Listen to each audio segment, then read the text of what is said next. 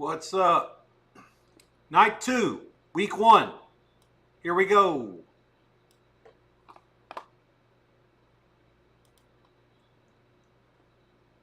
Gonna fire everything up here. Let's get the YouTube. Twitch, the main feed, and YouTube, the backup. But let's get everything here. Night 2, week 1. Let's not forget to mute the YouTube.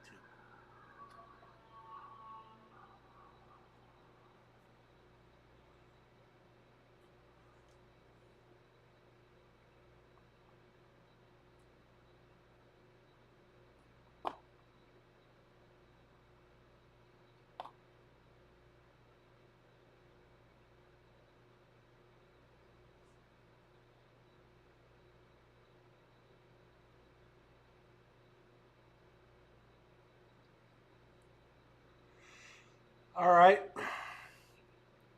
Pretty fascinating half at West Point. Army got the ball first. I believe Tarleton deferred.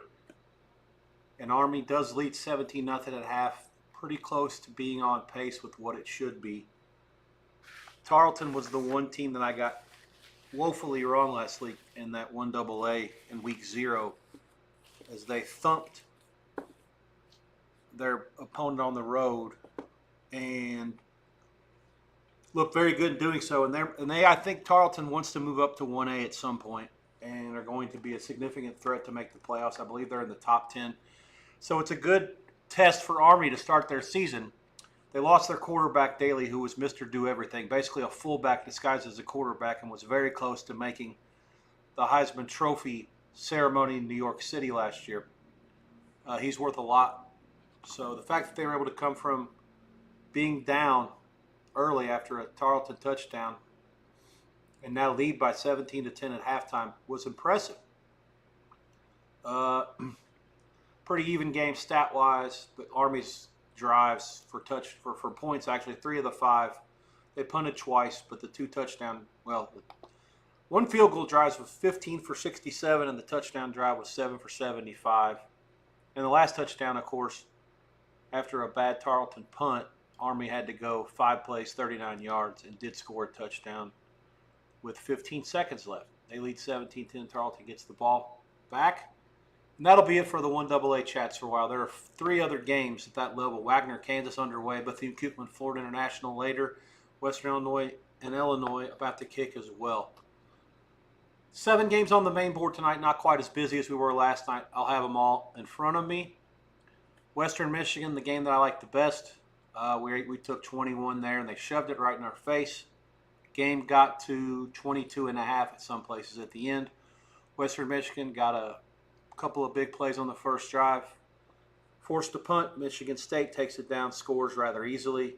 Western Michigan, a first down or 2 punts again. Now Michigan State with the ball again. Could not really be much of a worse start for what we're rooting in that one. The other games in progress, Appalachian State, UNC Charlotte, playing at Bank of America Field, I believe, where the Panthers play their home games. Appalachian's been much the better team to this point. The line of scrimmage is a surprise to many. That game opened earlier this summer, 8.5, and got bet all the way down to 3 at the very end. It was 5.5 at one point. Chuck Edel, the Iceman, on VSiN, and won Matt Humans' contest last year with an unbelievable record. I think he was 77, 44, and 4 over the course of the season. Lots of totals, but I respect the size as well. He was involved with UNC Charlotte there at a bad number compared to, relatively speaking, but at 5.5.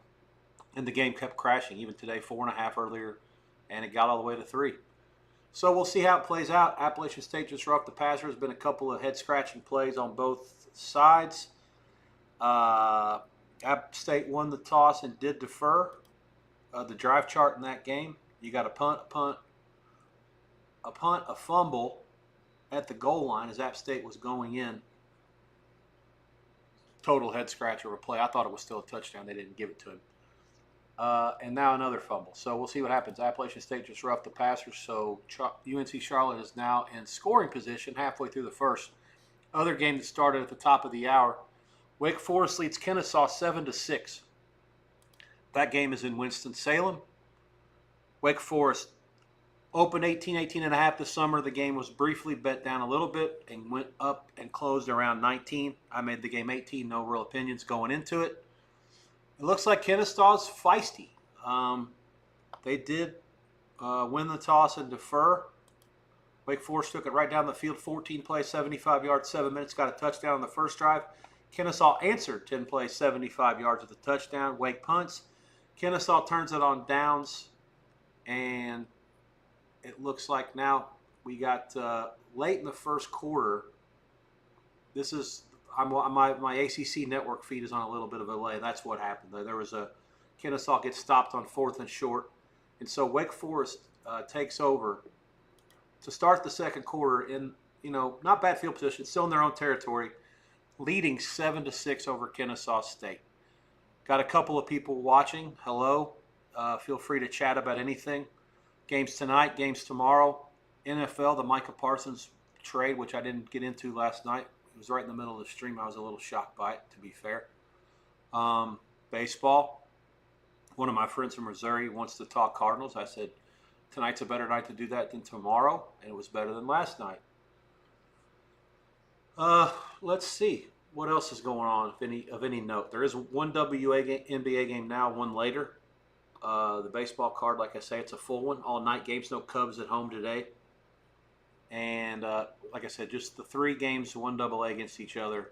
Those are all underway, and 4 games involving Army, Kansas, FIU, and Illinois against the opposition from that 1 AA level. 7 games tonight on the main card. My contest plays for the Westgate are in. I waited after last night. A couple of partners of mine had 2 plays. They won them both. Buffalo was a mutual play for both of them. They had Jack State and South Florida as well. My plays, I used Baylor plus 2.5. That game goes at the top of the hour. It's now 1. Auburn on top is a 1-point favorite, and Baylor's a pick. I briefly mentioned this last night. A little concerned by the fact that the whole world of some sharp and some pseudo-sharp people that I would book and not think twice about it and move the line only if they gave me a real big bet are on Baylor. And one of my friends that made an Auburn case, he's one of the few, made a good point that Baylor's quarterback really struggled against decent defenses last year and had put up gaudy numbers against bad ones. And Auburn's defense, you could say what you want to about their coach and maybe how they've executed sometimes the last few years, but certainly you never accuse them of having a bad defense. Talent-wise, they'll be as good as anybody Baylor faces this year. And, with the SEC defense on the road, I'm really concerned of Baylor's quarterback being a little rattled and maybe in over his head a little bit. But as long as he doesn't lose the game for them, I don't think he has to win it. I still think Baylor is a little bit better team. And I did make them a little bit of a favorite at home. Even on neutral, I have them a little bit better. So really a no-brainer to use them in the contest. I don't love them as a bet, but in the contest, I thought taking 2.5 would be good. I think it'll be funny if it goes to like 3 or 4 overtimes. And, the game can only fall 2. And at the worst, so you can't lose, the contest automatically if that happens. Let's see. Tomorrow, I'll explain those games a little bit more in detail later on. Anybody ask questions, I'll get into it a little bit as well. Ball State plus 17.5 in the contest. At Purdue, that game starts early, 9 a.m. Pacific, noon Eastern at Ross-Age Stadium in Lafayette. There are 2 Big Ten channel games at the noon hour tomorrow. One of them is on regular Big Ten, depending on what part of the country that you're in, and the other part is the alternate Big Ten game, and that is Maryland playing at home against Florida Atlantic. Purdue is pretty much 17-point favorite across the board. In the contest, we took 17.5. The bet, we also took 17.5. Kentucky against Toledo, laying 9 in the contest. This game, a lot of Toledo money from sharps. I don't agree with it. Made the game a little higher. Kentucky was as high as like maybe 12 this summer. Toledo, the MAC favorite. Kentucky picked to come in near the bottom of the SEC. Game got bet down as low as 7.5. And yesterday and today there was Kentucky money. And the game has been bet back up. And that's a good sign in my opinion, because a lot of the money that bet this early can't get down for significant amounts of cash. So it could have been phonies, could have been real bets, but not for any real money. And I like the fact that The Kentucky money came when the limits were higher. Means it's probably real. I don't have any word on who it was.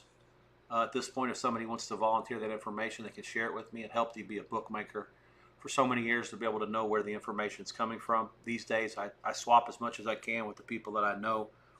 But UK, I think, is the right side. We'll see what happens. UCLA +6 at home against Utah tomorrow. That game has been bet down a little bit, but there's been some resistance.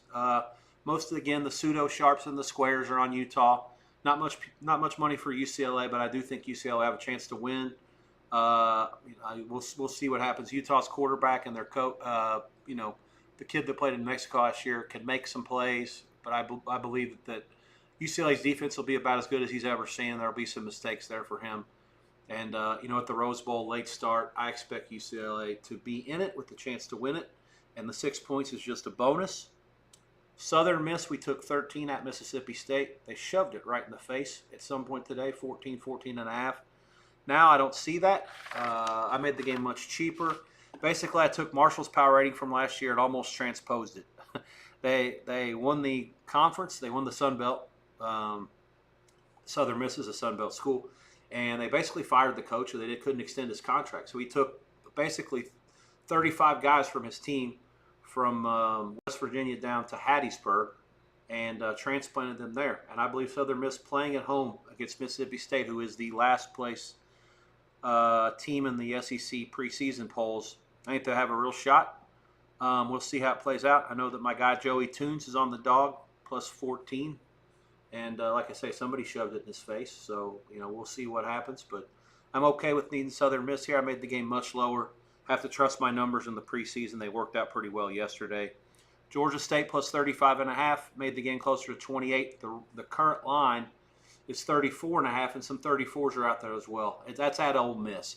I don't necessarily think that Ole Miss is bad. I don't necessarily think that Ole Miss is can't cover. I mean, they could. But I think that the downgrade from the quarterback that they had last year will probably be a little bit significant. And they also lost the receiver Watkins to the NFL as well.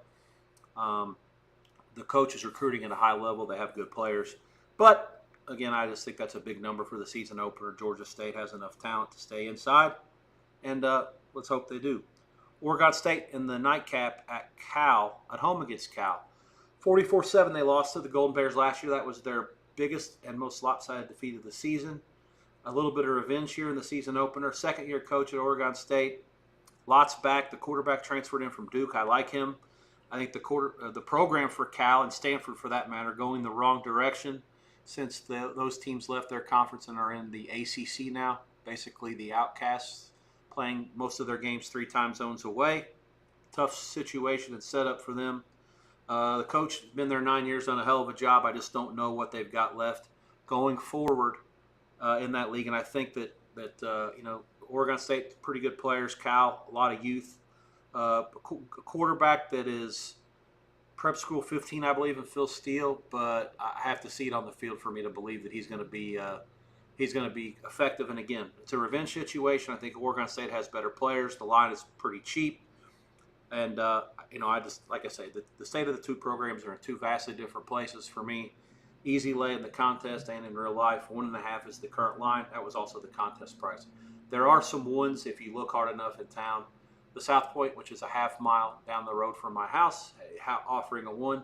The Westgate is a pick. I used to work at both of those fine institutions. I believe those numbers are wrong. The offshore prices are higher. And offshores we trust there. So that's that. Michigan State. The odds service is alerting me that they've scored again, which is no bueno. It's going to happen here pretty soon. So another meticulous drive right down the field.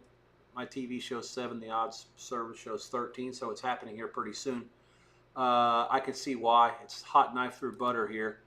I thought Western Michigan would at least be able to score some points, but this is back-to-back drives for Michigan State. Childs, touchdown pass this time, 7 yards to Marsh. This is 2 drives that have both matriculated right down the field for really no-brainer points. 74 and 75 yards, both 10 plays each, 14-0. Western Michigan actually lost it on downs on the first drive at the Michigan State 26. Still, 10:43 to go before halftime. Yardage 2-1 Michigan State, 133-67. Bad guys 14. Broncos 0. Have to hope the MAC side has a comeback in them. MAC side's performed pretty well last night. Akron, the lone loser, they lost outright as the favorite. They were the only favorite not to cover. Underdogs 7-1 last night, and unders were 7-1 last night. It's funny to say that though. The underdogs, despite going 7-1 against the spread, I think they only won one game outright, and that was South Florida. North Carolina State beat East Carolina but did not cover. Central Florida beat Jacksonville State, did not cover. Ohio U and Rutgers won, did not cover. That was a MAC loss, but cover. Cincinnati beat Nebraska, winner, not cover. I'm sorry, other way around. Nebraska beat Cincinnati, win and no cover. And then 2 Big Ten teams over 2 MAC teams, which is what we have here in this Michigan State Western Mich. Both were wins by Minnesota over Buffalo, Wisconsin over Miami O, wins and no covers. So hoping that Western Michigan can at least keep the back door ajar. That is one of the things that I'm trying to get worked on when I get my tech skills up to speed. Graphics work, logos, all that stuff. The old backdoor alert is going to be something that I can fire up and put on the screen when when needed. Somewhere in this area, near where my mic is, just put a little logo to alert people about the possible backdoor cover for those who are sweating such things.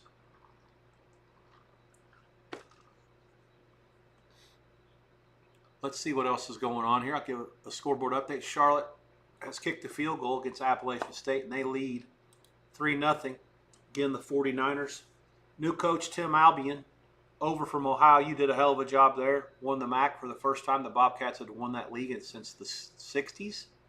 That includes some time that Frank Solich spent there, almost 20 years. So something to be said with his work. He also had a really good job. I really did a really good job before that. Won a lot of games at the lower levels before getting the OU job. So I guess an upgrade from MAC to AAC. Again, UNC Charlotte here. They were a 8.5-point dog earlier this summer, playing a pseudo home game, not at their home stadium, but at where the Panthers play in the Duke's Mayo Classic here. And that game was bet all the way down to 3 at the end. So let's see if the Steam gets it right. So far, they are on top of it. But again, Appalachian State basically gave away a touchdown with the fumble going into the end zone. Yardage is still fairly dominant, 156-58 for App State, but they have just punted, and the 49ers take over, 13:51 to go at their own 12. Nothing else to report in the football game score-wise. I'm going to alert my lines, clear my line screen out here. I see no questions so far. Feel free to chime in if you guys have any thoughts or wanted to ask about anything.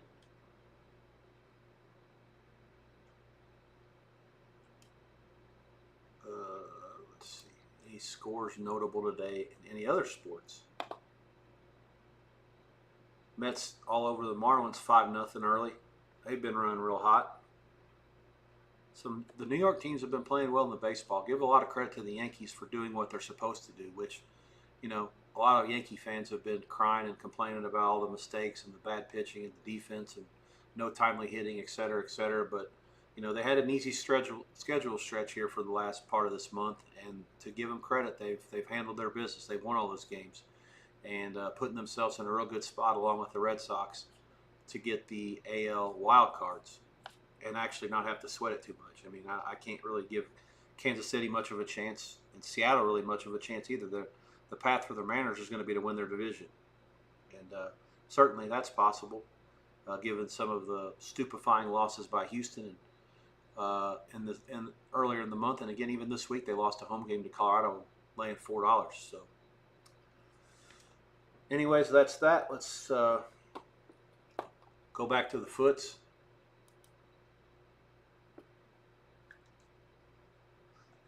Like I say, feel free to ask any questions about the games tomorrow. I mentioned the contest stuff that we're involved with. I won't bother to tell you guys about my partners and stuff because the deadline's not here. I don't want to. I don't want to set a bad precedent. I feel like if these guys run good, people are going to want to know what's going on by like week 8, and I'm going to be like, hey, I shared them with you in week 1, but they're going to say you shared them then. You got to give them to us now. Well, no, I don't. Going to wait until after the deadline And if anybody wants them, feel free to ask, and I'll be glad to share it. Hopefully, all of the teams that I'm participating in that $500 Westgate contest do well. The deadline to sign up is also in 8 minutes, so we'll have a final number on the entry fees for that contest, and then we'll know what it pays. I know that the sheet that I had outlining all that stuff, I believe the winner gets 40%, so that's what we're shooting for. Kennesaw State about to kick a field goal from 36, and it was so far above the goalpost I could not tell. It was like it went to the right, and it was wide. No good. Kicker got mauled. No penalty. Or he's faking it, one or the other. Either way, the refs aren't buying. So, 10:24 left before halftime, and the Deacons will take over, leading 7-6. This will be a fascinating game. Most people had Wake Forest down kind of low in their conference. I had talked to a couple friends that really liked what they had done with their offensive line, and the schedule, I believe, is kind of weak early. That can allow them to get a few wins and maybe build some confidence.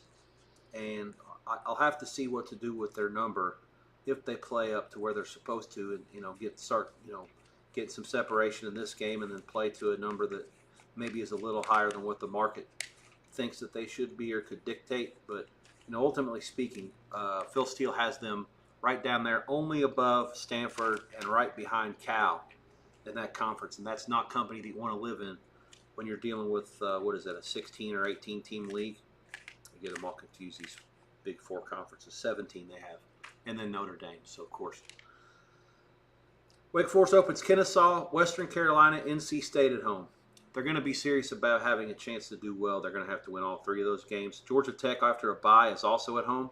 And the NC State game's on a Thursday, so they really have 16 days between NC State and Georgia Tech, and all those games are at home. Then they go at Virginia Tech, at Oregon State, games that are also winnable.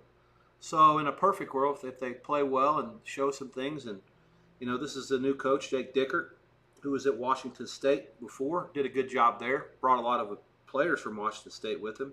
Have to see how they transition from being on the Palouse to coming to the Triangle area. But, I could see it being competitive. Wake was 4-8 last year. I think 6 wins is in play. It'll be fascinating if they get off to a 4-2 or 5-1 start. Their schedule really isn't hard at all. Even after the bye, it's SMU at home, at Florida State, who knows what they're going to be, at Virginia, North Carolina at home, Delaware at home, and at Duke. So there's no unwinnable games if they play to a number that's several points higher now or several points higher in the future than what it is now. Will be very interesting to see how that plays itself out over the course of the next few months.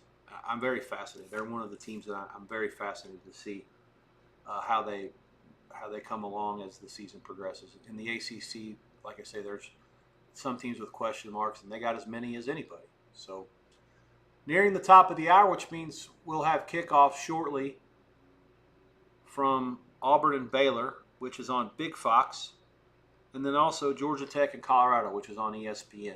Other games, if you're looking for them on the TV, Central Michigan, San Jose State is on FS1 later on after the Western Michigan and Michigan State game. Appalachian State Charlotte is on ESPNU. Kennesaw Wake Forest is on the ACC channel. And the other game later on, UNLV at Sam Houston State. That game is in an hour from now on CBS College or after the Army game goes final. One thing to look at that is going to be interesting, and we'll get into that UNLV Sam Houston game a little bit later, will be how UNLV responds after a very lackluster effort last week. Idaho State gave up 700 yards to a team last year, and not a good team in their conference in the Big Sky, a 1AA team. I think they won 3 games all of last year and somehow got 550 yards against UNLV's defense last week at Allegiant Stadium. They were ahead for good portions of the game. They led by double digits as a 30-point underdog. UNLV eventually came back and took care of business and got the win. Sam Houston lost 41-24 at Houchin Stadium. In Bowling Green against Western Kentucky, they actually had a defensive touchdown as well in that game. So Hilltoppers will probably significantly superior at the line of scrimmage. I sort of glanced at the box and the game was on. I certainly watched a whole lot of it last week. But both those teams played in week 0, so there's no advantages if teams see anybody else on tape or coaching edges. You've got obviously UNLV's coach, Dan Mullen, had been out of the game for a while. Sam Houston's coach went to Temple, so now they have a new coach too. So both teams kind of breaking in some new things last week. Sam Houston off a loss, UNLV off a win. This summer that game was 13.5, and it got bet down. Actually, it was 11.5. I made the game 11 earlier in the week, and it's down to 9 now. And that's basically money that's probably been bet against UNLV on the basis of what they saw last week. Sam Houston played to about their number, whereas UNLV, as a 30-point favorite, winning by just a touchdown or so and being life and death for a while, probably was dinged pretty good, and rightfully so. Curious to see what you get out of them tonight. Short week, traveling to Southeast Texas to face the Bearcats. So we move on here. Like I say, there's 3 games underway on the main board. 2 more starting at the top of the hour. That'll be the busiest part of the night. 3 out of the other 4 games going in the extras. The shit games, 1A against 1AA. And the only reason that Bethune-Cookman and Florida International has not started is because of the weather. Once again, South Florida in August, not ideal for afternoon starts. Pop-up storms, humidity. It affected things yesterday in Orlando as Jacksonville State and Central Florida were delayed by more than 2 hours with weather. So we'll see how it plays itself out. There have been no other points yet in any of these games. I'll give you a brief recap of what's happening with the down and distances and where everybody is on the field. Western Michigan drawing dead already. Not much we can do about that, I guess. Their third drive resulted in another punt after they lost 5 yards and went 3 and out. Michigan State in a Nazi-esque march down the field once again, just steamrolling their way, having their way against the hapless Bronco defense. Might have to white flag that one already. Let's see. Appalachian State, UNC Charlotte. Looks like the Mountaineers, who have thrown for 168 yards and have no points to show for it. Now they got a running play where the lineman won't get out of the way. First down in field goal range, in theory. And, yeah, it looks like total yards, 209 to 69. 12-minute mark of the second quarter. App State inside the 30 on 3rd and 5 now. Michigan State again on the move, first down, as I mentioned. Got a timeout in Kennesaw and Wake. Wake has a first down at their own 26. That's following a Kennesaw punt. Halfway through the second quarter, they lead 7-6. In-game line on that one is Wake Forest 10.5, laying some price. Total is 45.5, 45 give or take. No real thoughts on anything live yet. Good prosperous night with the end game last night. On those who followed, Jacksonville State was a good bet for the game, a good bet in game after the 2-hour delay. Leaned under there a little bit too. South Florida was good at halftime in the second half. Ohio U Rutgers over 62 was good. Buffalo, Minnesota under at all levels between 42, 42.5, 43, all the way down to 37. Although had to sweat it late with Minnesota having a really long drive at the end of the game, but just running up the middle basically and getting first downs and running the clock out inside the 20. To win, not cover, and keep the game, everything, all parts of it live, well under the total.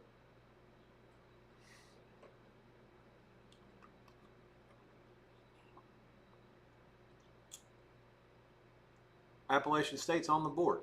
Touchdown, Mountaineers, and they take the lead in Charlotte. This is Dubinian. 9 plays, 81 yards, 318. And they've now outgained UNC Charlotte 237 to 69. And, listen, nothing's decided yet. But once again, the steam that's shoving these games multiple points, 3, 4, 5 points, appears to be incorrect. Again, not too late for the 49ers to turn things around, but Appalachian State's really having their way, and they really should be up 14-3. The line is now 7 on the end game at some places. I would recommend a lay if you can get 7 even. Also good at 6.5 up to -115. I wouldn't lay -120, but either one of those top two worth a look. Hang on a second. I'm going to talk to one of my buddies. I don't think he's on here yet. He's in charge of getting involved with this stuff.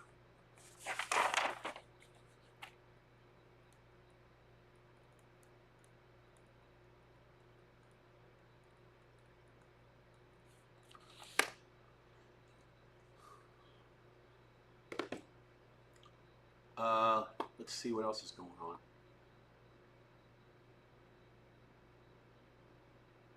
Michigan State. Hey, the Broncos force a punt. Moral victories. We'll take them. First good thing that's happened since about the third or fourth play of the game. Michigan State leads 14-0. Unfortunately, the punt has backed Western Michigan up to its own 2 on a 51-yard punt. No bueno. The Broncos are down 14-0, 5:46 to go before halftime. I would really like the score to go in 14-0 or some sort of a variant of the game just sitting 14 at the half. We've also got a punt by Wake Forest. It is downed by Kennesaw, throwing 26 midway through second quarter, 7-6.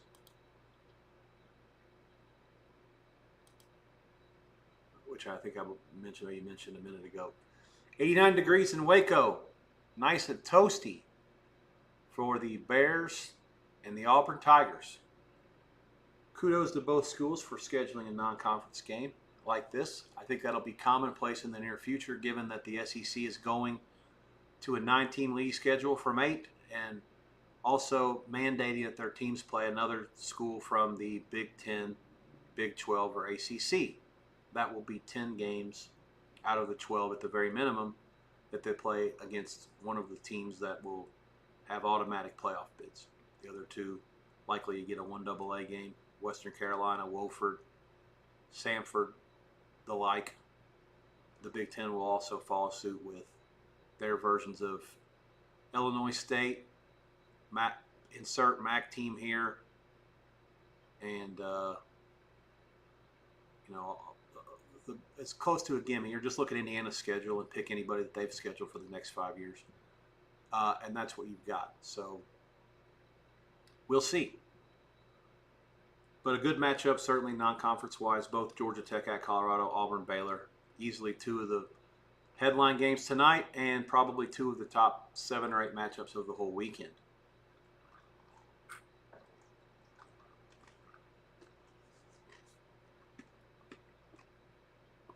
Ball is on the tee in Waco, and I'll chart the Tigers as kicking. This is a game that I'll have a good feed on, a good stream, be ahead of you guys. I mentioned it last night. I'll mention it probably every stream for a while. Fox, NBC, ABC, CBS, CW for football. And then, of course, insert the Mexican channels here, Telemundo, Universo, Unimas, all that stuff. Those games, those channels are on my antenna, and I have a fast feed on them. The rest of them, watching on my boxes, are on a delay via the stream, sometimes between 35, 45, 65, 70 seconds on some of them. Just depends. Which, when you're sitting there looking at the box scores for help, and then you're looking at the TVs and they're 3 plays behind, it can be difficult. And that's why I won't be giving a lot of live betting advice on games that are not on the main channels. Tomorrow, Ohio State, Texas will be easy because that's on Big Fox, and I'll be ahead of you guys and be able to see what's going on and kind of steer the way. And it's easy to give live during the commercials of those kind of games. It's a little bit harder, but not impossible to give live updates and live lines and thoughts during the commercials of the other games that are on. I mean, generally speaking, the commercial timeouts are 3 minutes and some change. So if Western Michigan, Michigan State go to a commercial, if I'm on top of things, even on my commercial on my stream, and they're still doing a commercial for another minute or two in real time, I can still give you my thoughts and information, momentum, line of scrimmage, injuries, anything that's going to play into what's happening out there, still be usable. Certainly halftime when you've got 20 minutes to from when the teams go in to when the ball's on the tee for the second half. Plenty of time to make adjustments, see what the lines come up at, where they get moved to, and what my thoughts are, what is correct, and what you should do. I'm here to inform, entertain, and educate.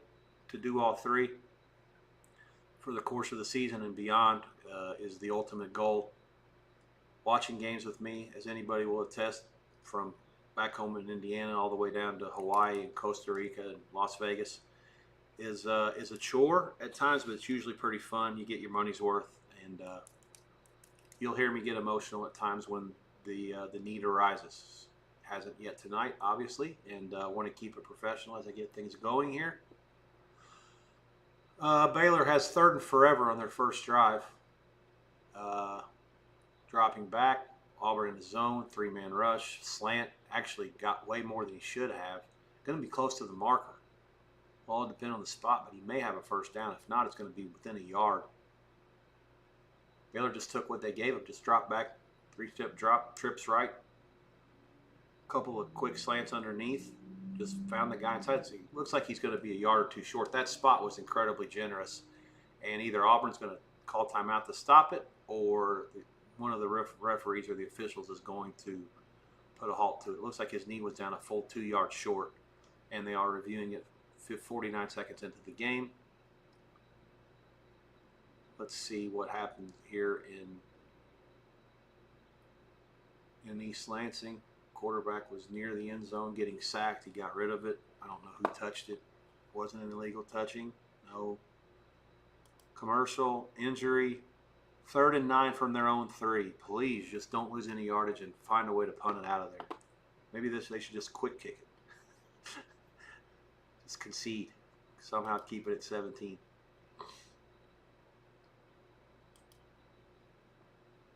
Let's see. Pulled up the wrong box score there. All right. Georgia Tech and Colorado are underway in Boulder. I missed the coin toss there. Let me see. I can write down that information in a jiffy. No chat yet. Don't be shy, folks. I'll talk about anything. Let's see. Who won the toss? It won't let me. It's freezing me.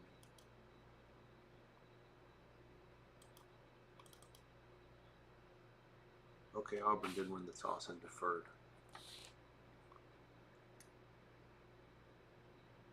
And Georgia Tech, Colorado. The reason I chart the coin toss is I need to know who has the ball at halftime, obviously for second half and live purposes, and I like to keep an eye on it for future references to know who has it for the first half. I know a coach likes to take the ball and another coach likes to kick, then you have a good idea who's going to get the ball first. Colorado won the toss and deferred.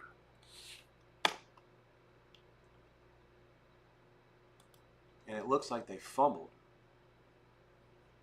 Yeah. So Georgia Tech on the second play from scrimmage has fumbled. I am woefully behind here according to what the box score is saying. Yikes. This will be a fascinating game. The whole lot of the Western world was on Georgia Tech in this one. Colorado lost a plethora of talent. Georgia Tech has a great coach, really good quarterback. Yeah, so my feed looks like it's a good solid 2 minutes behind. I'm going to have to do a better job of maybe, let me do a little TV maintenance work up here and see if I can do better than this.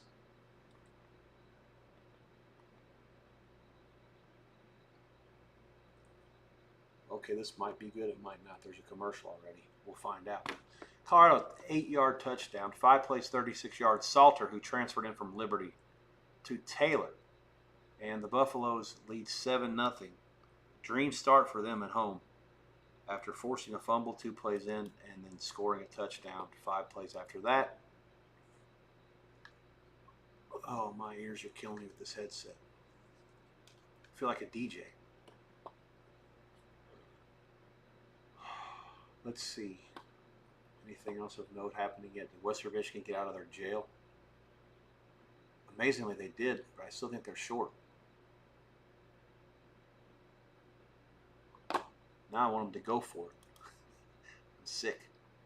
No, they punt. All right. Oh, it was an incomplete pass. Okay, even better. Okay, actually not bad. So they punted. What was the punt? I'm lost here.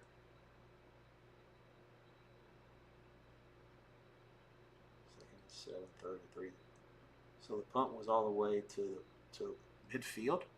So they have a 50-yard punt from their own goal line. I'll take that. Maybe they can just keep this thing to 17-0 or maybe 14-0 if I'm lucky. So Baylor is on the move against Auburn. I missed what happened. Did they actually go for it on 4th and 2? I'm trying to keep up the speed on this game a little more because I do have a good feed. The rest of them are on tape. So me being negligent on that one is a bad job by me. I'm certain that you may have questions, and if you don't, I'm still going to try to do a good job to be able to. Yeah, okay. So they spotted a 34, ran for 3 and a first down, and they also got a first down on 3rd and 1 for 18, and are on the move. 2nd and 10 at the Auburn 36. Here's another run. Nice cut, breaks it outside, and that is first down yardage for Knighton. Inside the Auburn red zone. 3 minutes in, dream start for the Baylor Osos. If you speak Spanish, you do know that that is the Bears. Commercials in Charlotte and in Winston-Salem, which will allow me to give you updates on what's happening in those two games. Kennesaw punts, and my box score is woefully slow. Got too much going on here. Got a $3,000 laptop, and this thing won't move for whatever reason. It's first down for Wake. Where is the ball in the field? Touchback? Okay, so they'll start in their own territory. Leading 7-6, 4:11 to go before halftime. In Charlotte, App State leads 7-3, and they are in their own territory. They've outgained Charlotte 239 to 98. Again, first live recommendation of the night there, -6.5, -15, -7 even. The current live price is higher than that now, 8. Lay money and going that direction as long as they've got the ball. I really think that UNC Charlotte's going to really struggle to score. Harrell's just 5 for 12 for 35 yards. Stokes has ran it 13 times for 45. Long play for Charlotte on the ground is 9 yards. Auburn's defense gets a stop here. Both kickers in this game are pretty good if memory holds. I did the research on that about a month ago. It's 4th and 10. Clock stopped at 10:40, and the Bears are about to kick a 37-yarder. Hawkins.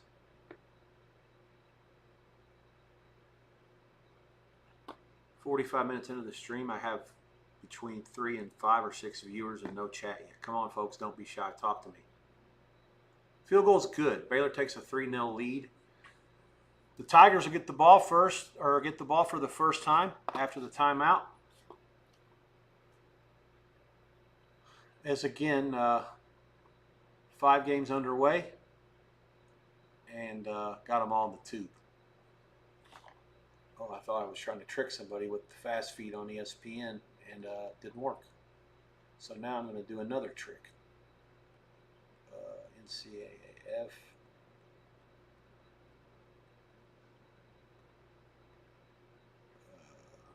Wait a minute, what channel was that?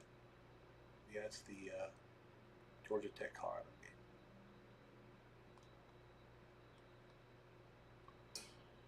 game.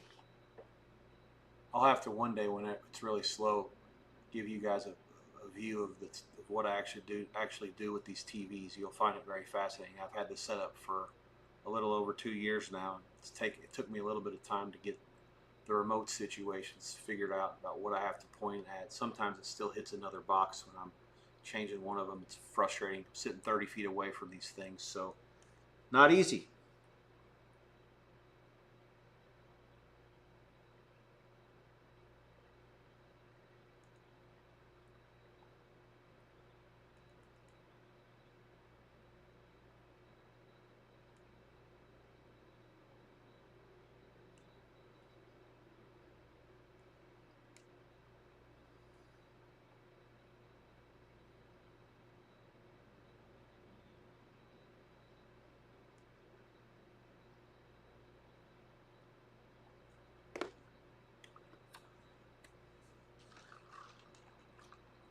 No other points to this point. As I told you, Colorado dream start in Boulder against Georgia Tech. 2-play and a fumble for the Yellow Jackets, and then a quick answer for Colorado. And then Georgia Tech is fumbling again, and Colorado has recovered it again. Less than 5 minutes in, 2 lost fumbles by Georgia Tech and only 6 offensive plays, 38 yards gained. Colorado takes over near midfield, 10:22 left. Keaton Salter back on the field. Colorado going into this game, again, catching 3.5 at post. The game was also 3.5 most of the summer. Good two-way game. Most of the people that I respect ended up on Georgia Tech. There was certainly good money for Colorado as well, which is why the line closed about what it opened.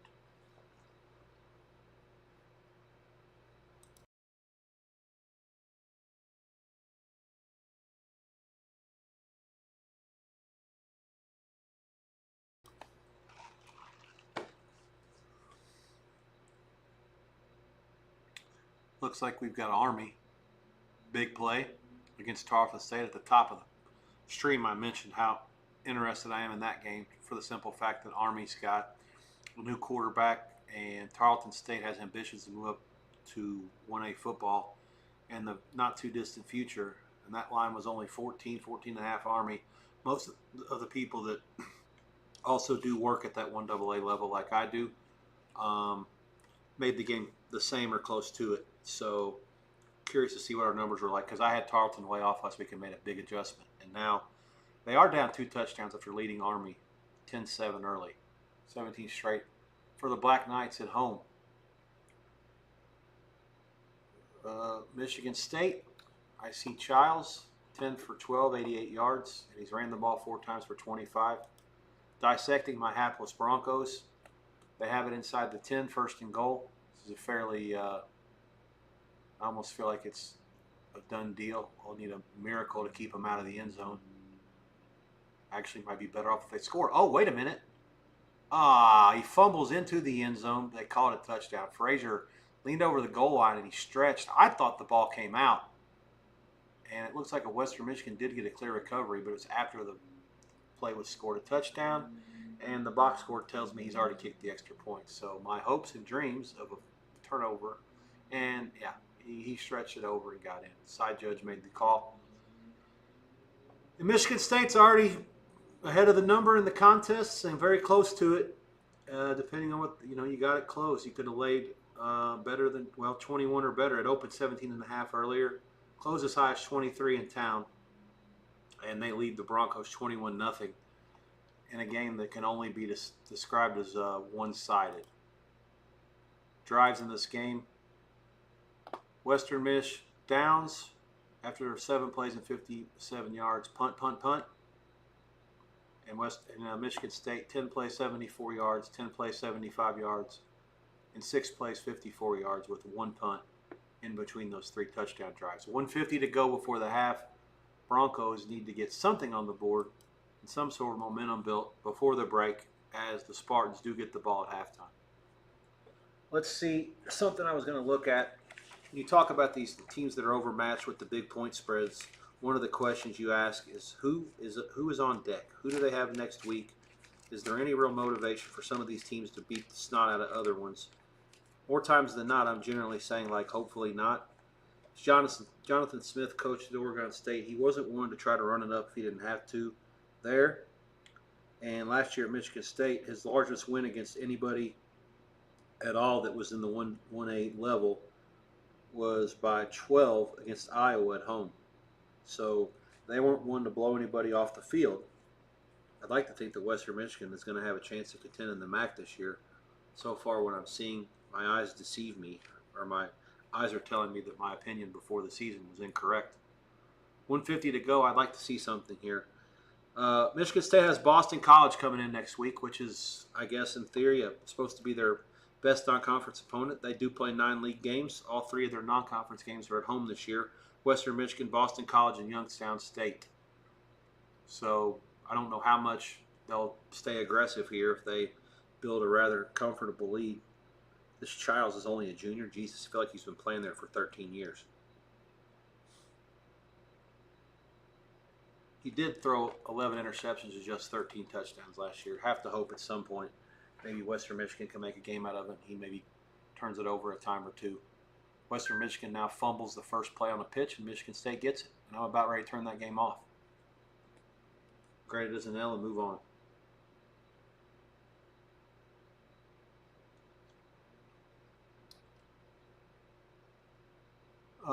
Let's see, where are we at here? Nothing to reset. Baylor kicked the field goal. Got a couple of games at halftime in the 1AA. Got a girls basketball game at halftime. Most of the baseball is underway. Looks like there are 4 games. Well, a Colorado game and then 3 others out west in Los Angeles, Sacramento, and San Francisco that will start a little later.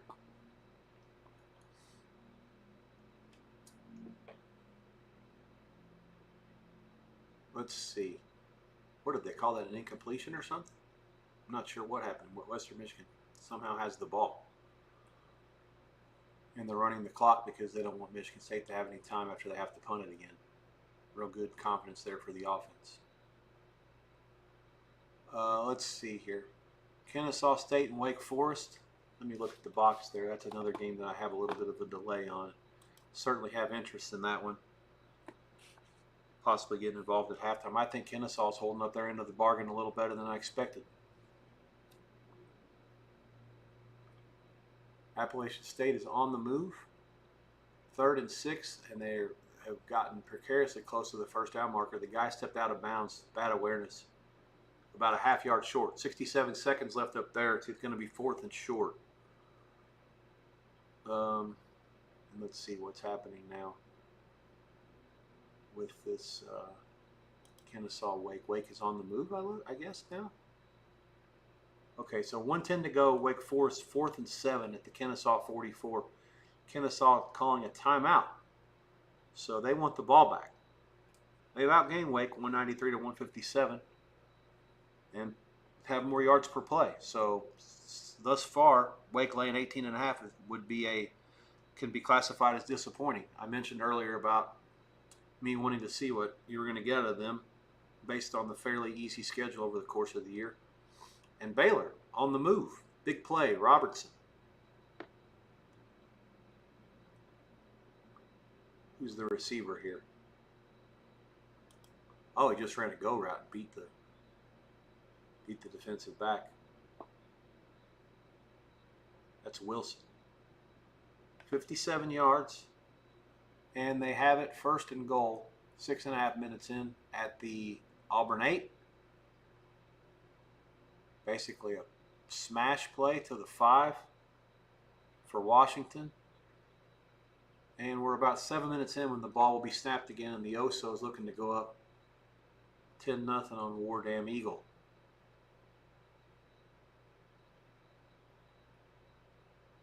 Georgia Tech running a little razzle-dazzle. Colorado hitting a little harder. The defense has come out and been pretty impressive. Obviously, what Georgia Tech giving the ball to them twice in the first 6 plays on fumbles helps. But let's see if Georgia Tech can settle into the game now.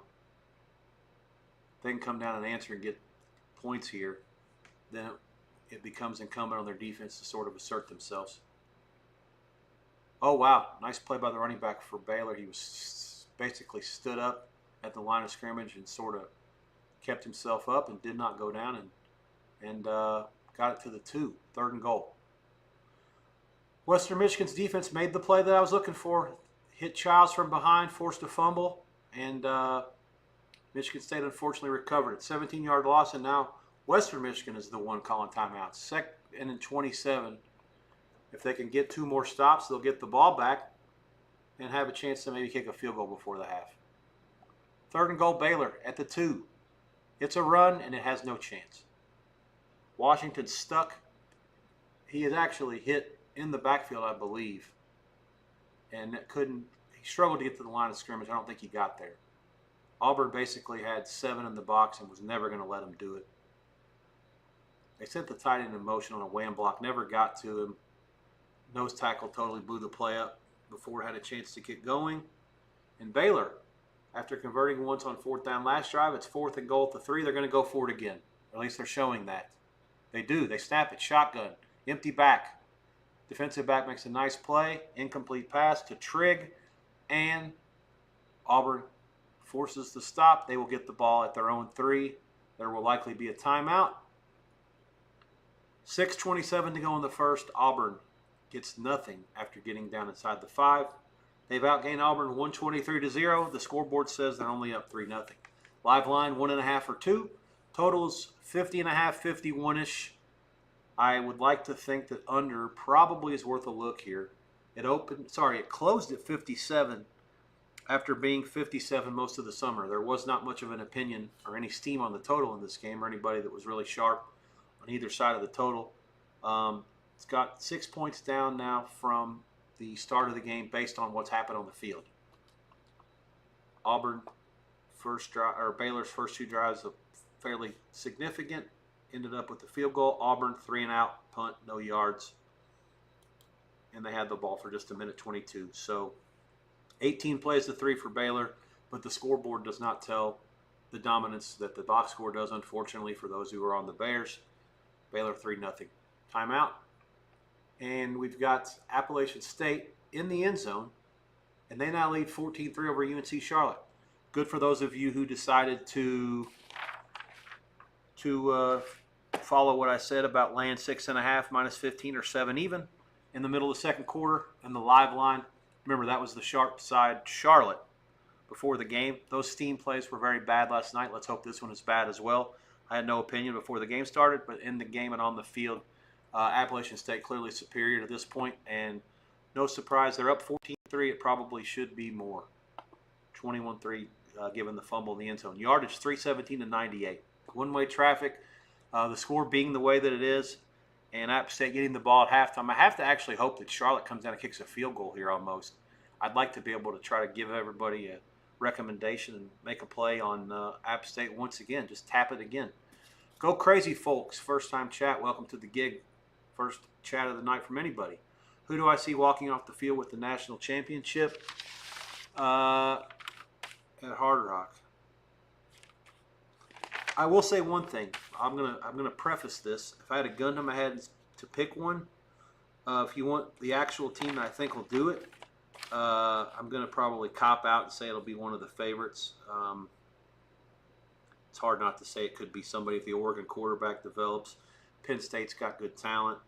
Alabama's coach, shows a second year of improvement as they always do. If Georgia's quarterback gets better, if Brian Kelly can win games tomorrow that he's found a way to lose over the years and get LSU to 10-2 and win some games in the playoffs, those are all live. I don't like Texas much. They're getting a lot of respect tomorrow. I think Ohio State will be a live team, especially if their quarterback comes around. Notre Dame, great coach. Probably a better team than last year. They made it all the way to the last game. All those teams can win it. I'm not going to give you one. If you force me to pick one, I guess. It's more important to look for value, and it's been many, many times over the years. I've been doing my own numbers for 20 years or more, and it's almost like clockwork every year before now. You could literally take about 6 or 7 teams and just say, okay, I'll take these 6 or 7 teams, and you can have everybody else. And the field would have no chance. The other teams are just power rated so much higher than the rest, and that's not the case anymore. The first few teams are just not that much better than everybody else, and I think it opens it up. Now, I'm not going to go out on a limb and say someone like Houston's going to win the national championship or Tulane, but those teams are not so far out of it that they're not drawing dead as they would be in prior years because of obviously the portal and the NIL, the salary situations for everybody. All that stuff has made things a lot closer. I don't say everybody has a chance, but there's more parity for sure.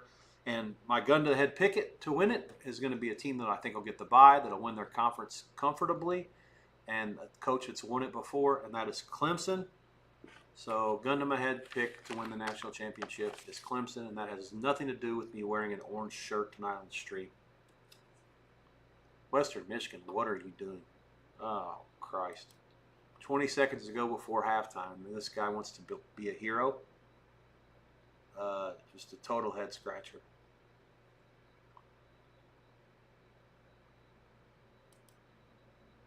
I was wanting to get in 14-0. How greedy must I have been? So they had it at their own 19, sorry, their own 12. They completed one pass for 7, and then the next pass was picked off from the 19 to the 28. Michigan State has 3 seconds and 1 timeout after the first play was a complete pass short, and they will kick a field goal, and that will likely end up the halftime score being 24-0. It's actually not a gimme. It's a 45-yarder. We'll see how it goes. 21-0 Western Michigan, or Michigan State leads. About to go into the half at home against Western Mich. FS1 is the spot for that game. Drive summary.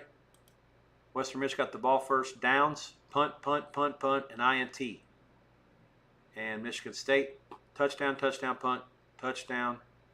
And on their 5th drive, they will have a field goal attempt to end the half, and it is no good, according to the box score. I've not seen it on my stream yet because I'm on delay. Yardage is 205 to 89. Average yards per play, 5.7 to 3.7.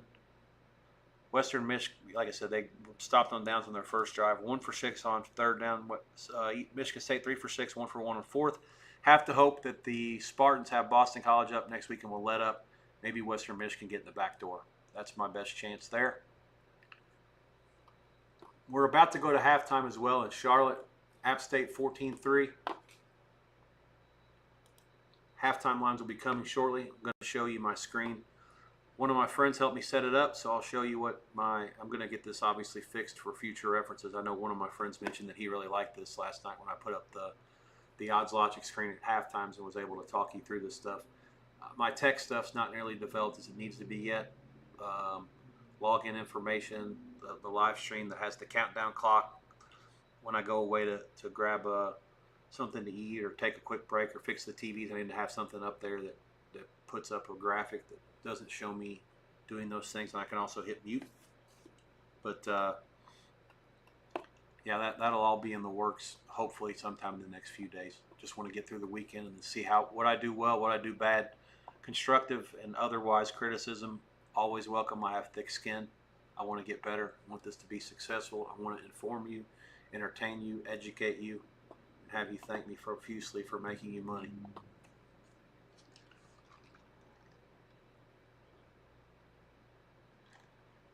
Michigan State leads 21-0 at the half. Halftime line 10. Total 22. I have no qualms with either of those prices. I agree with both. Not much to do there. With my Western Michigan ticket, going to have to get lucky. Not interested in either side. Georgia Tech has had the ball 3 times, 2 plays, 4 plays, 6 plays, 13 yards, 27 yards, 38 yards, fumble, INT. It's just going to be one of those starts today where they have to do the best they can to just weather the storm. They have basically done everything they can to shoot themselves in the foot up in Boulder so far. And I think that you can call them fortunate, to say the least, that Colorado only has 7 points after all that. I'm going to do a quick look at the drives. And there's a pass interference on Colorado. So Haynes King. So let's chuck it from the end zone on 1st and 10 from our own 1. And it works. The throw to Canyon is interfered by Parks. That'll be 15 yards to the Georgia Tech 16-17 automatic first down. So yardage-wise, Georgia Tech has actually outgained the Buffs 73 to 45. Yards per play, 6 to 4. Total plays, 13 to 11. So 12 plays before this drive started, and 3 turnovers. Kind of hard to do worse than that. Colorado, as I said, their drive chart, drive summaries, 5 plays, 36 yards for a touchdown. They started at their own 48 from the second turnover, 3 plays, no yards, punt. They started at their own 43 after the third turnover. Sorry, their own 34, and 3 plays, 9 yards, punt. So Georgia Tech has basically gifted them the ability to possibly be up 10, 13, 14, 17, nothing, and somehow the score is only 7.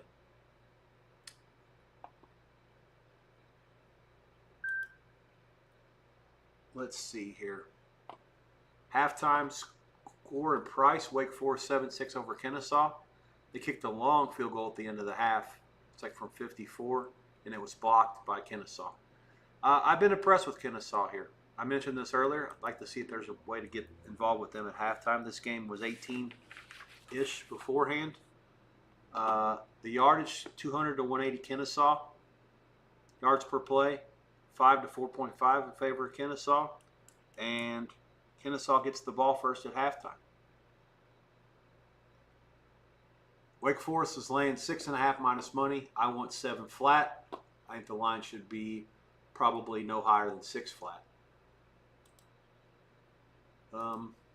Let's see. Total 24. I think that's a smidge high.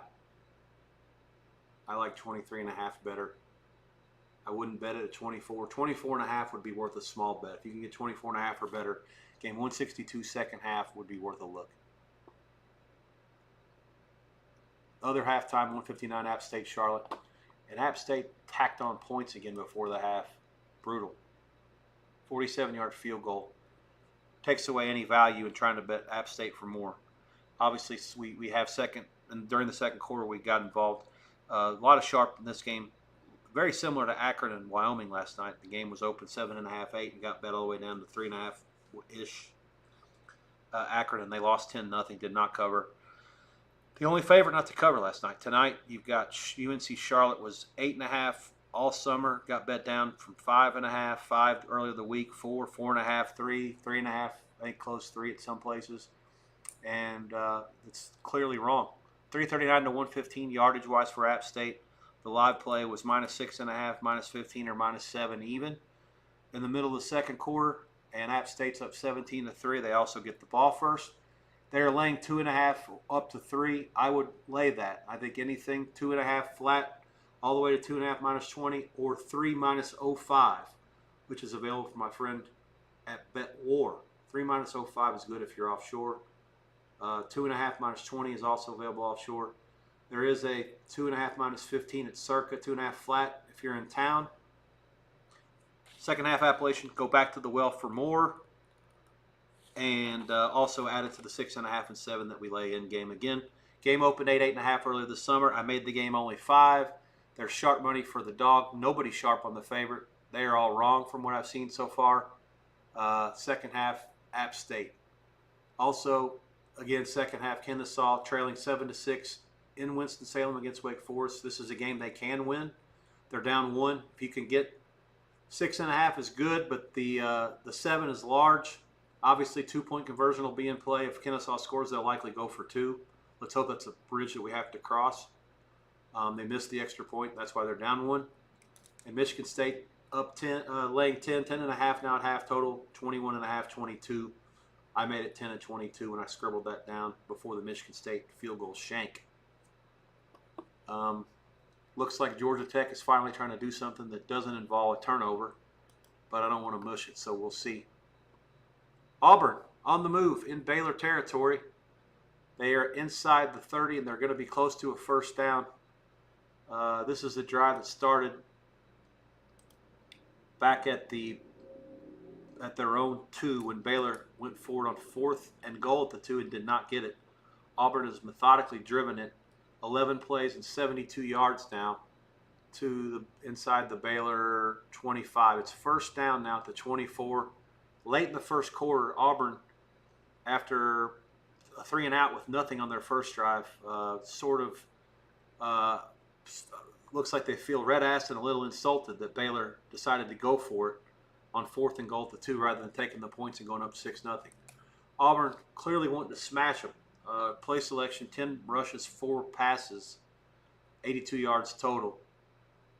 And Georgia Tech is going to end the first quarter in Colorado territory. First and goal inside the 10, about the 7. This may be a time to go on Georgia Tech Live if you think that the turnovers will eventually stop. This might be a good time. We're at the end of 1, and I'm going to go ahead and signal that green light as well. Georgia Tech down 7-0, -3 in the turnover department, has put together a good drive here. Let me check something else to make sure I'm not missing anything. Yeah, this has been impressive. 9 plays, 88 yards. They started it from the shadow of their own goalpost after the last Colorado punt. King is 4 for 5 for 38 yards and a pick. And again, as I said, they've lost 2 fumbles in the first 6 plays from scrimmage. But they've now ran the ball for 106 yards.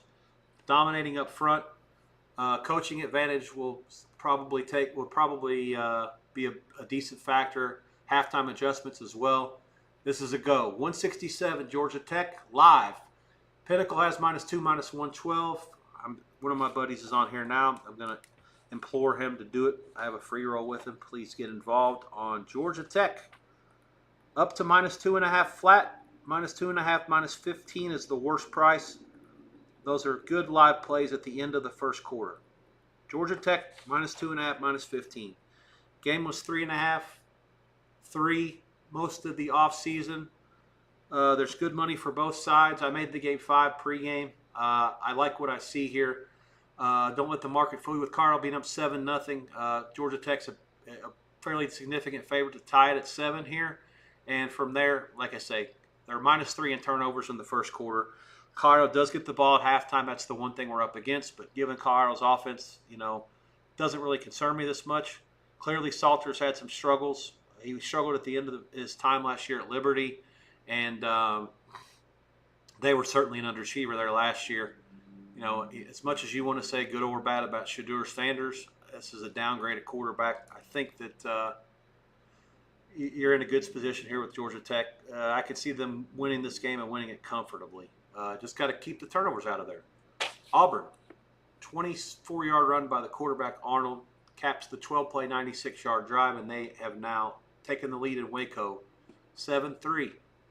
So 3 and out on the first drive after Baylor had a field goal and then another drive inside the 5 that got nothing. Auburn has now taken the lead, 7-3. They are now a 4.5-point favorite in the live prices, and I cannot say that I disagree with that. Baylor's going to have to answer, and I don't think it's going to be easy. Clearly, this is one of the things I talked about pregame.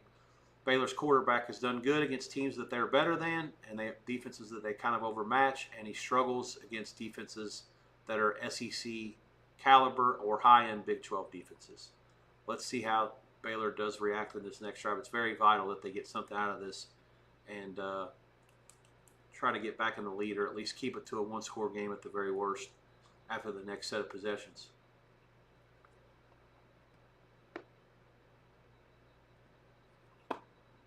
One hour and 15 minutes in here. Looks like I got a record high number of viewers from last night and today. Welcome to the gig. Don't be shy. Feel free to chat about anything. Ask questions. That's the best way to communicate with me, obviously. When I've got 5 games going on, and I'm also trying to keep my eye out on the other 4 games at the 1AA level. Army leads Tarleton State 24-17. Kansas leads Wagner shortly before the half. That Army game is on CBS College, by the way. That game is about 45 minutes away. The next game after the Army game is going to be UNLV and Sam Houston. That'll be a fascinating watch tonight to see how each team progresses from their Week 0 games. UNLV, a very unimpressive winner against Idaho State, a 1AA team. Sam Houston State loses by 3 scores at Western Kentucky. Florida National, late start against Bethune-Cookman. They lead 7-3 in the first. That was a weather delay that slowed things down in the Miami area. And Illinois 21-0 over Western Illinois. That game is 20 minutes old in Champaign. Second quarter about to start. Hopefully you got some Georgia Tech live, as I mentioned here. 2.5 was available. Anything up to 3 was good. And the Yellow Jackets, right on cue, called for a hold. This is brutal when you're watching on the delay. Remember, I mentioned that I have, if I got Fox like I do with Auburn Baylor, I'm going to be ahead of you guys.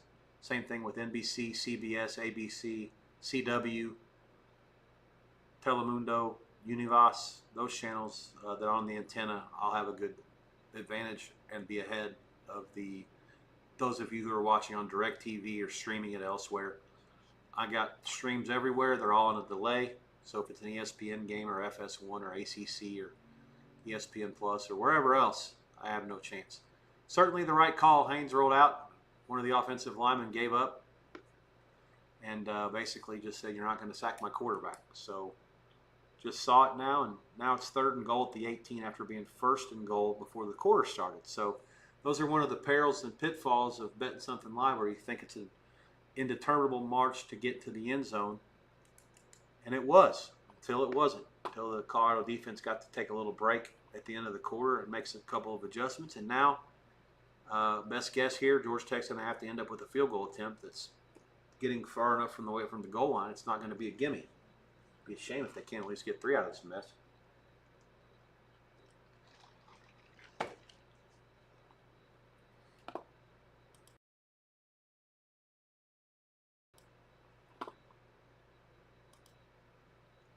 Let's see what else is happening here, if any note.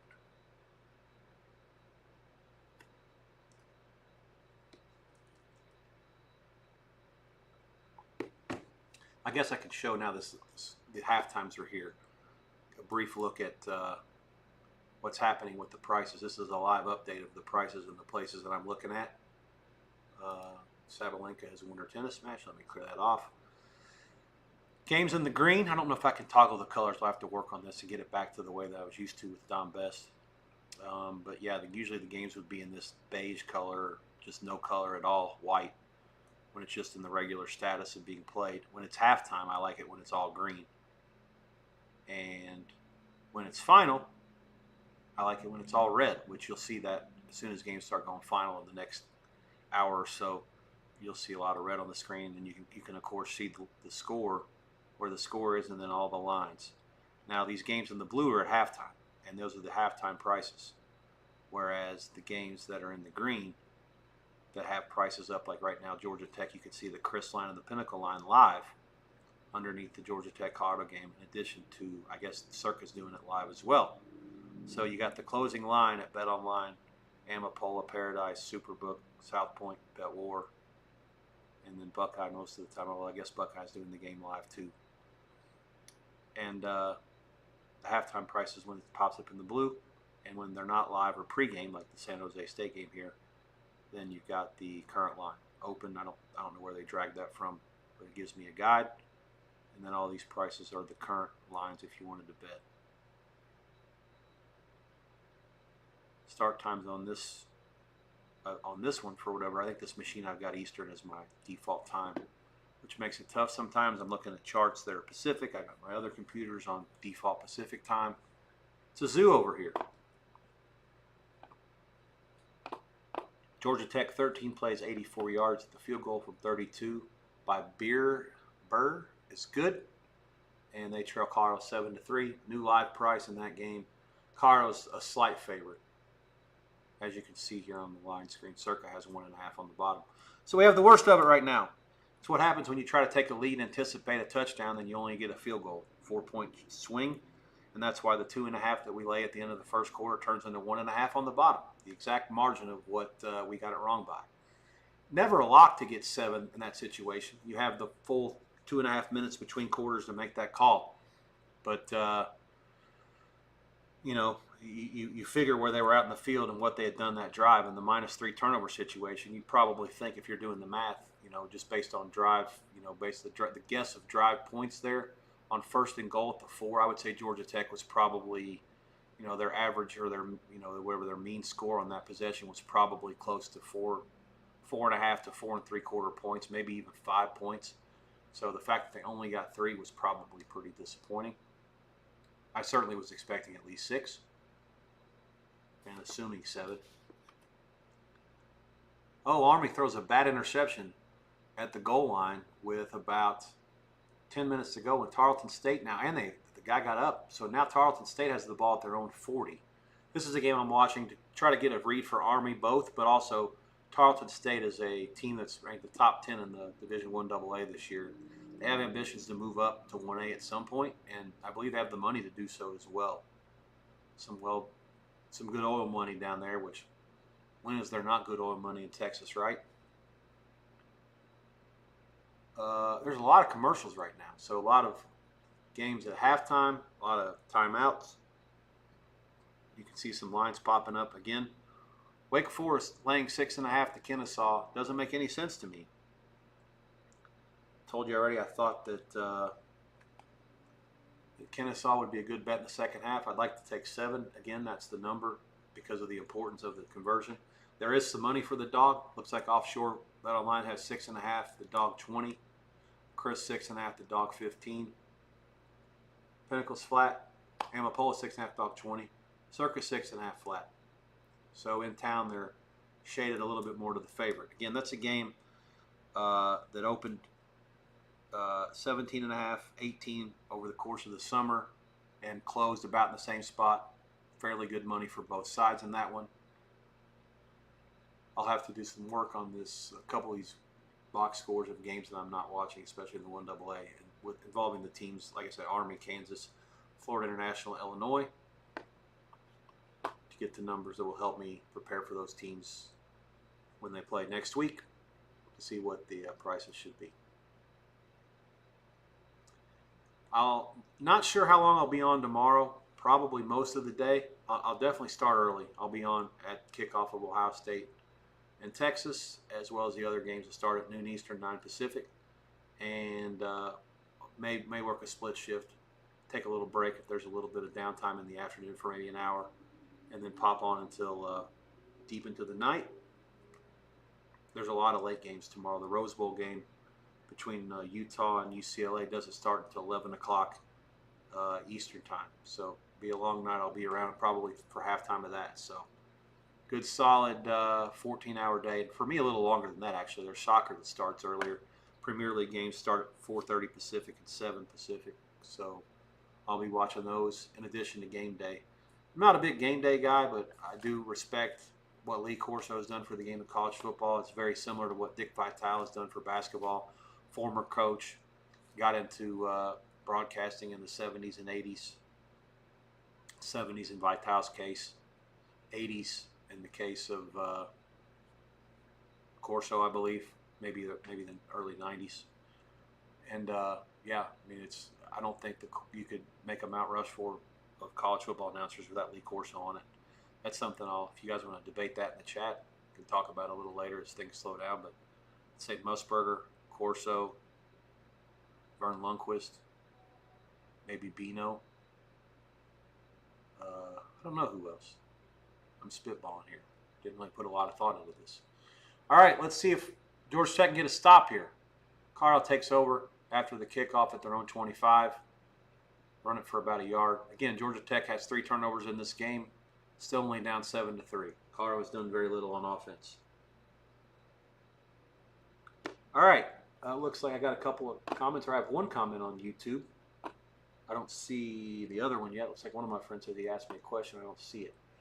What's up, Rex? You know anything about Bet 125? I thought they were supposed to be for sharps, but they only have $100 limits for second half football.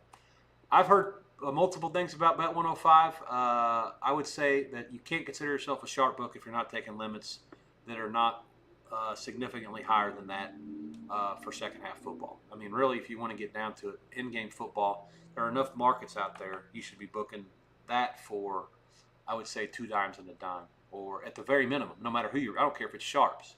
If it's for squares, of course, infinitely more. But if you're booking 105, of course, you want to be careful about, what you're, the people that are betting into 105 lines to begin with are inherently supposed to be smarter. They understand the difference between minus 110 and minus 105. You're getting a discount going in. You do not have to win 52.4% of your bets to break even when you're laying minus 105. Auburn just took it right down and smashed it right in. Clearly dominating up front. The first drive was maybe a facade. Baylor, big trouble in Little China early.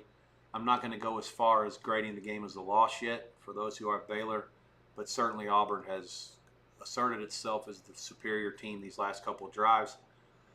Can't say there's anything to do in game at this point. Keep your head on a swivel. Let's see what happens with the next drive for Baylor. Obviously, it's going to go a long way in seeing what happens here because ever since the stop on, 4th and goal at the 2, Auburn's last 2 drives have been have basically punched Baylor in the face. They're going to have to see if they have an answer here at home. So to answer the rest of your question, Dave, yeah, $100 limits is, I don't know if you have to check and see if that's your profile. I would reach out to their customer service. Or if you're dealing with an agent, I don't know. Reach out to the agent. But if it's not that, certainly find out what's going on. If it's a post-up account try to ask them, like, why are the limits so low in the second half? So that's not acceptable. 100 grocery dollars is not an acceptable limit for a second half price in college football. It's actually not even acceptable for high school, to be honest, but I would understand it. I mean, even, 5 dimes deal in high school second halves, I think you get a nickel and 250, when the proprietor of the operation, RIP, was alive and doing his thing. So the last 2 drives in this game, Auburn 12 plays, 96 yards, and 7 plays and 65 yards, both for touchdowns after Baylor went 3 and out and lost 2 yards on the last drive after Auburn scored the first touchdown. Real issues here, and Auburn now laying 11 and a half live. Can't say that I argue with it. As you can see on the line screen that I have in front of me here. I don't know if my mouse arrow shows up there or not. God, it's slow. Yeah. Circling the score here. But yeah, so there we go. Okay. Is there anything happened score-wise I need to update on? All those games are outside the half times. So, back to me full. I'll even try the headphones again. It's super hot on my ears.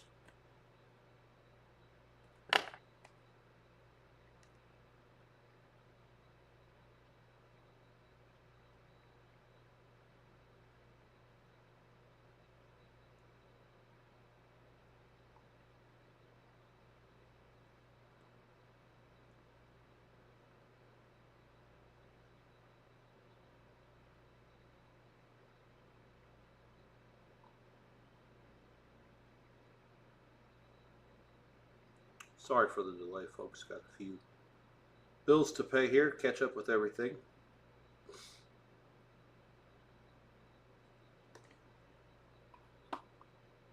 Reds have tied things up at home against the Cardinals. That is muy bueno. 5-5. Have a Reds investment minus 117 there. That game closed minus 140. So we got the best of it. Just have to win it now.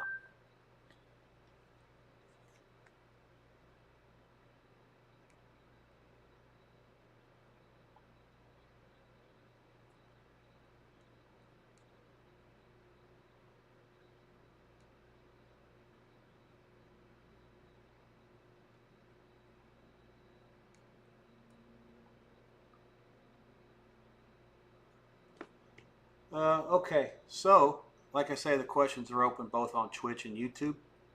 I have to do a better job of getting to the YouTube questions. I have an idea here. I'm going to move my screen off of the monitor that's closer to the main monitor. I did this yesterday and it worked out well.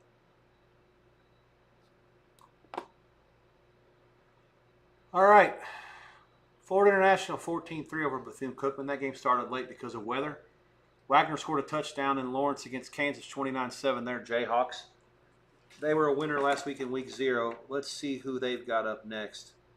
I certainly wouldn't think they're laying a big number that they're going to try to stay on the gas today. They've got at Mizzou next week, certainly.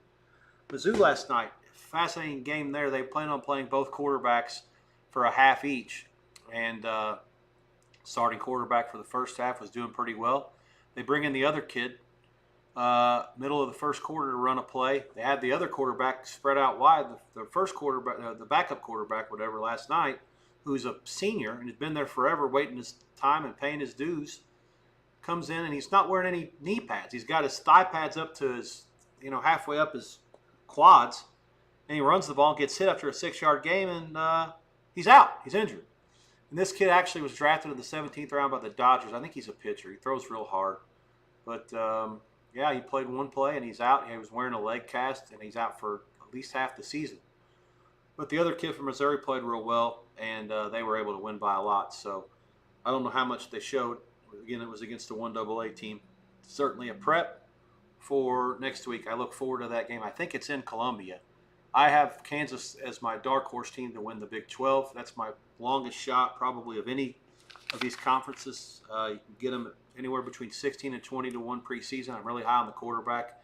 I think he's only about 22 or 23, and he's been there for like 7 years, maybe 6. But I really like them. I love their coach. So next week will be a good test for them. If they can win that one, I really think that the playoffs are in play. And if they can go 10-2 in that conference, with the win over Missouri, Missouri ends up having a decent season. It'll look a lot better. Big drive here, 3rd and 3 for Baylor. Robertson only 5 for 10. He does have 93 yards, so there has been a big play in there. Michigan State is going to have to punt. Good news for the Broncos to start the second half. Let's see if they can do something to get back in this thing. Oh, no, they had the ball. What happened here? Did Michigan State turn it over?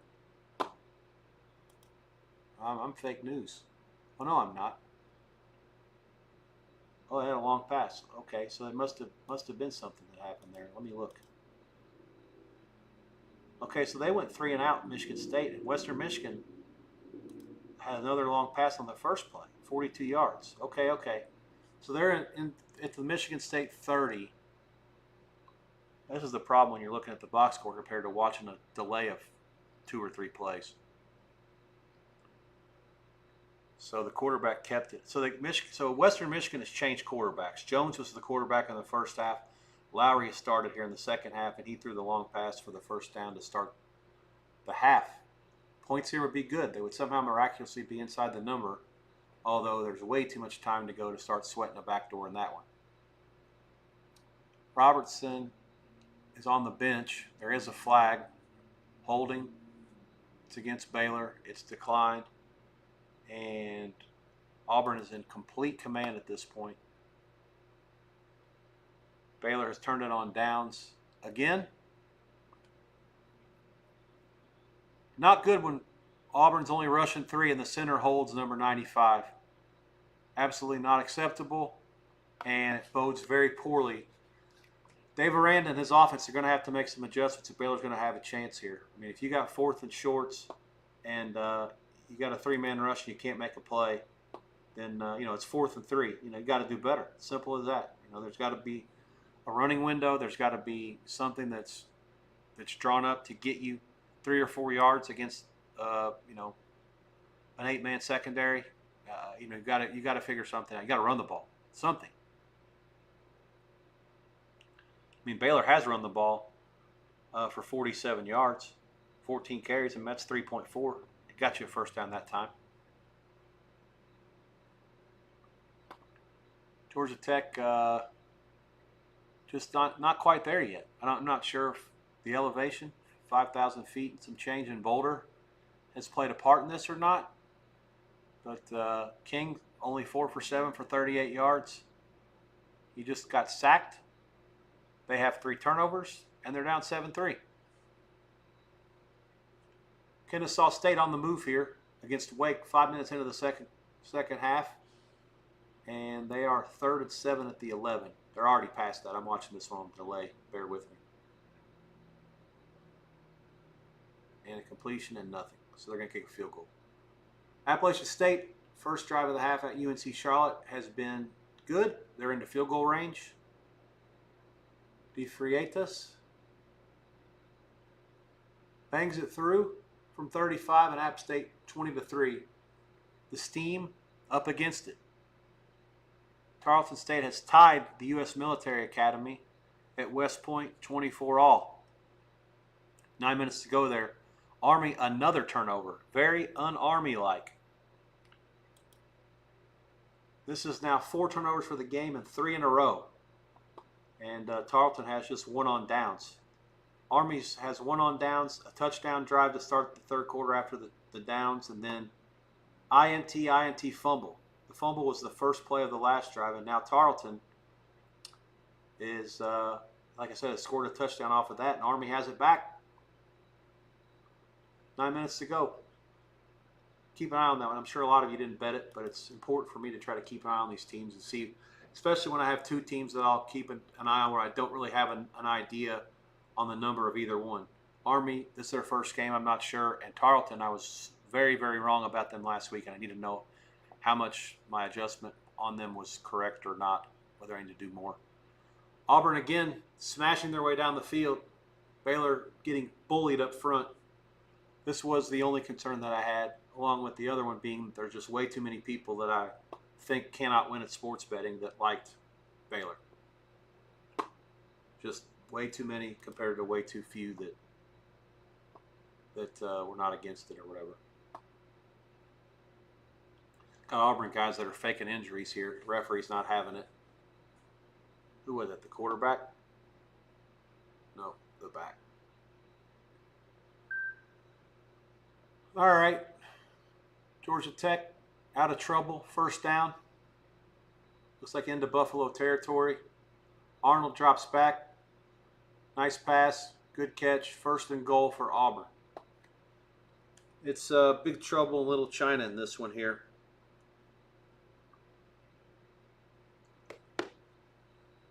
Kennesaw's kicked a field goal to take the lead in Winston-Salem. They lead 9-7 as an 18-point dog. Again, the recommendation there, second half, Kennesaw was worth a look. Wanted 7 flat or better. It was only 6.5. Begrudgingly passed. The other second half stuff, Appalachian State -2.5. They're now ahead of the number.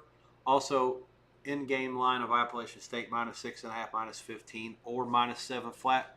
Both recommended middle of the second quarter. Up 20-3, looking good.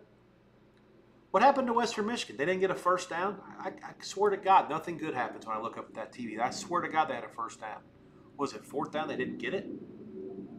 Now I have to go to the box and see what happened. She's driving me nuts. When I get a game so wrong, it really pisses me off. Okay, plays. Third quarter. Okay, 14:05. It's 4th and 12. So 4th and 12 they got 11. I thought it was 3rd and 12. 4th and 12 gain 11, so the spot was short, and I don't even know if they measured it or not. So Michigan State gets it back now. And look at Childs running for first downs already. This is brutal. 3rd and goal for Auburn. Crucial stop here for the Bears. Inside of 7 minutes to go in the first half. Got to hold them to 3 here and come down and get points. Really, no other alternative. Oh, this Western Michigan's outclassed. First down, Michigan State into Western Michigan territory. 4 minutes into the third, they lead 21-0.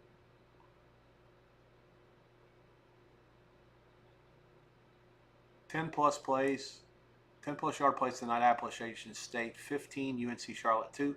That tells a big story about what's happening in this game. Auburn gets it inside the 5, but short of the end zone. They will likely kick a field goal. Given the fact that they've dominated up front for the last quarter or so, can't say that I blame them. Take the points, add on, and force Baylor to do something offensively to beat you. First down, Georgia Tech. They're on the move. Let's see if anything else is happening score-wise before I refresh everything over here. Yeah, it looks like the upset alert is out in full force with Kennesaw playing in Winston-Salem. I mentioned that Wake Forest's schedule is something that would allow them to have some success this year if they're as good as they could be. A couple of my friends were high on them and that follow that league. But clearly Phil Steele was not one of them. He has them sandwiched between, on the 17-team league, he has them sandwiched between the California team, Stanford and Cal, at the bottom of the barrel. And even with a very forgiving schedule this season, it looks like it's a big ask for them to do much. And Kennesaw is one of the worst teams in the country heading into the season. I mean, they're certainly better than Kent State. After that, I don't have them better than anybody. I mean, granted, it looks like even before this game, I would have had them better than Akron after what I saw last night. But I don't know how much this is Kennesaw being better than what were expected or how much it is that Wake Forest just isn't really very good. We'll find out more later, that's for sure. Let me look up one other thing about Wake Forest here. This is imperative I look this up. It's by far the only big upset alert that we've got going from last night or tonight this late into the game.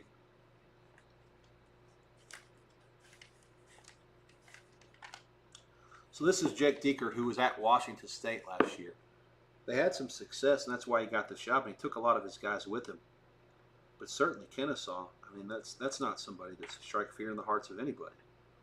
Conference USA is the worst league in the country, and Seals got them right, tied with Delaware and Missouri, or Southwest Missouri State, or whatever you want to call them, as the last place team in their league. And to be fair, those are the two teams that are just coming up from 1AA to 1A this year. So if you're expected to be that bad when you can't even beat the two teams that are getting promoted to your division this year, then that's no bueno.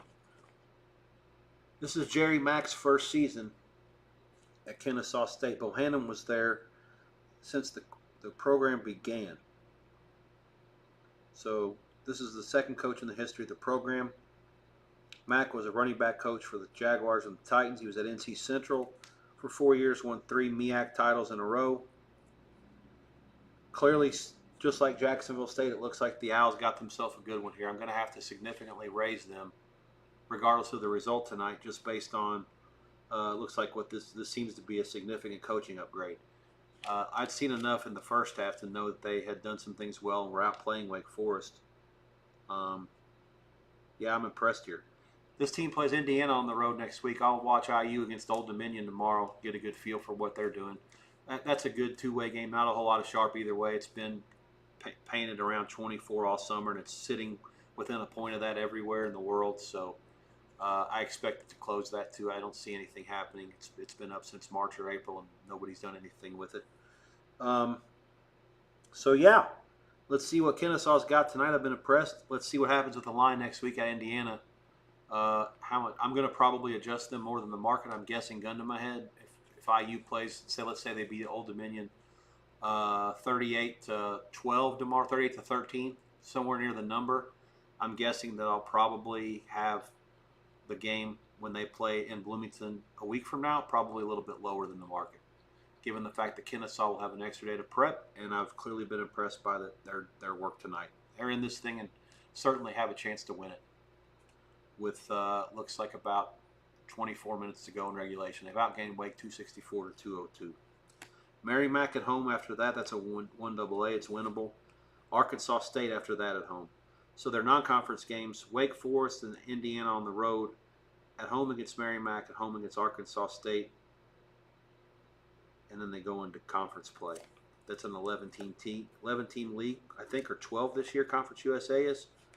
Yeah, so they play 8 conference games and 4 non-cons. They don't play the whole conference either. I'll have to do some more work on Kennesaw State. That was not somebody I looked at much other than seeing them down near the bottom of the barrel before the season. They are clearly not one of the worst 3 or 4 teams in the country. I've seen enough. And I'd be concerned about Wake Forest, but I'm not pulling the alarm yet. Remember, this is a first-year coach for them as well. And coming from the West Coast and bringing a lot of his guys with him, a lot of adjustments have to be made. But, let's see what happens. Let's see what they can do to progress from here. Baylor, a first down, and they're now out near midfield. 5 minutes to go before halftime. Oh, a nice draw play. Another first down, and they are into Auburn territory. 5:15 to go before the break. I got another question here. How old were you when you made your first sports bet? Let's see. I don't know if you want to talk about like with a bookie or talk about like with a friend. I mean, it could, we're talking a few years old. I started betting horses when I was like 12 or 13. Sports had to be somewhere in the same time frame. I wasn't really acutely aware of the point spread until I got maybe closer to high school. But, being from Southern Indiana, gambling's everywhere.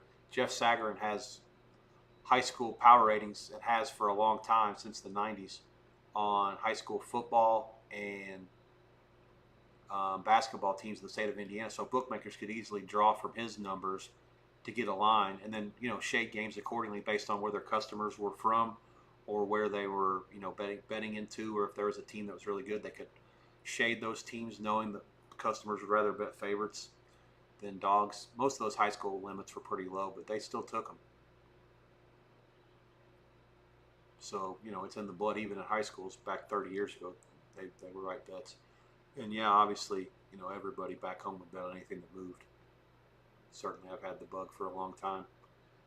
Before I went to, I was betting, when I was at Ball State, I was betting as early as my freshman year with a few agents, I guess they call them now, bookmaker types. All right, so Michigan State leads 23-0. Let's see how this happened. Safety. So they punted Western Michigan back to the 1. and then they got a sombrerito. Well, I almost feel like I'm stealing something given the fact that Western Michigan was backed up to the 2 in the first half and didn't get a safety. This is brutal. The thing about it is it's not completely impossible to get inside the back door. They're just going to have to find a way to get a couple stops. Michigan State has the ball at their own 42. They haven't done much on offense in recent drives. Baylor 3rd and 9, throwing the ball down inside the 10, and it's broken up. And they are now probably going to try to kick a field goal. Nope, it looks like they might be outside of field goal range. So 4th and 9 from the Auburn 33. Now this kid got a leg. He can kick a field goal. 50-yarder, unless he just can't. They have to try to get some points here. Baylor is 1 for 3 on 4th down. Given the fact that Auburn's beating them up front too, that's not a good sign. They actually are going to go for it, so the kicker's not good enough. Back to pass. There's a hold that's not called. The guy's wide open. It's a touchdown. So Baylor has tied the game if they don't call a hold on the left tackle. There's no flags. Everybody's dancing. 17-9 point pending. Kobe Prentice. Hallelujah. Robertson put it right on the nose. This time Auburn did not rush 3. They brought some extra blitzers and had to pay for it dearly. That's what I said. Good deal. Let's go. Osos vamos. Not totally drawn dead yet with the host Bears. It's been a horrible stretch of time here, dating back to the stoppage on downs inside the Auburn 5 when they were up 3-0 early in or middle to mid-late first quarter. Michigan State 23-0, Auburn 17-9. No other scoring updates anywhere in the football on the main board.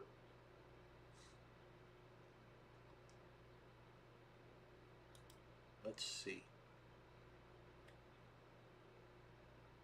What's happening here? Georgia Tech. I see rumbling and bumbling and stumbling. No, I'm looking at Kennesaw. They're the rumblers and bumblers. Oh, what happened to Georgia Tech? They're on the move. Oh, they scored. Okay, so 10-7, good guys in Boulder. That game is nearing the half.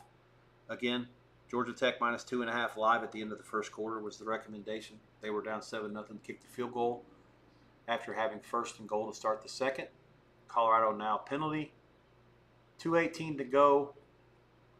Now I'm on the TV feed. I'm switching over because that game's on ESPN, so I'm on a delay.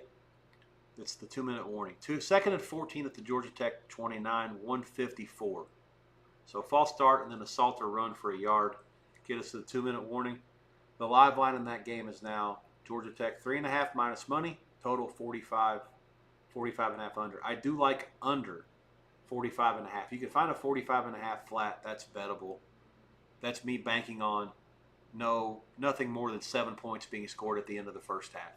You get a touchdown from Colorado, it's probably in trouble. But if you get a field goal, or even better, a missed field goal and nothing the other way, then you're talking about a second half line at 28.5, which it won't be that. The game line was 57 to open, and it got bet down every sharp person on earth. Chuck Edel was under 53 even later. The summer line was clearly bad, and it got down to 50 at the end. A lot of people were following sharps. I think that there was a couple of touts. Maybe a syndicate group also. It's the whole world on that side.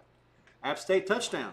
And those who follow me to freedom, minus 6.5 and second half minus 2.5, should be very pleased with that result, as I am as well. Let's go. Keen eyes so far these first 2 nights with live and halftime stuff. That's what I do best. That's what I do best.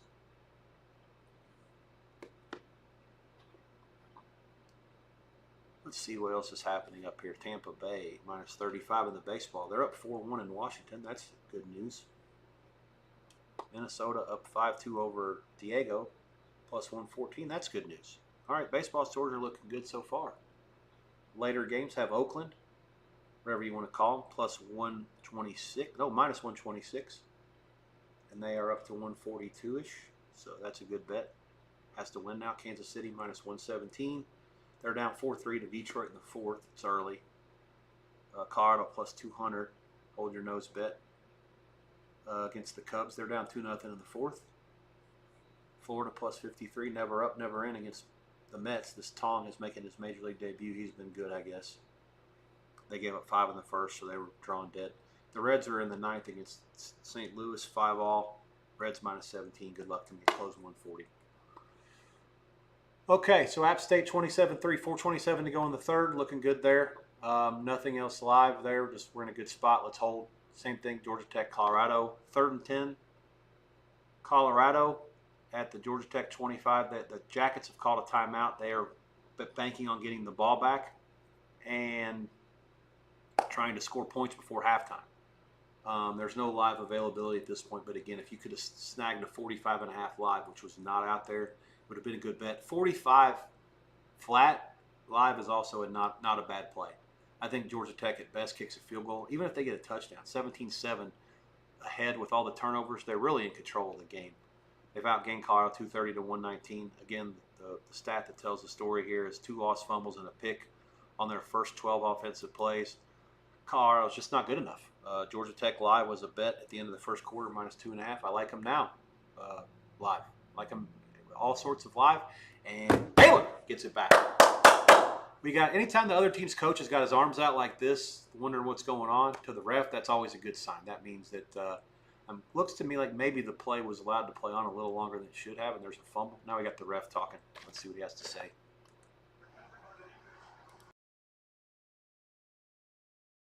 Jason Benetti's on the call here. 17-10, Auburn. Baylor has forced a turnover.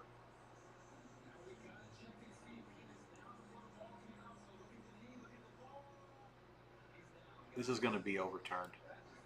I don't need to hear the announcer tell me that. Yeah, it's a catch by 87 for Auburn, and the ball hit the ground afterwards. I think it's a completion and a knees down. They'll review this and turn it back over to Auburn.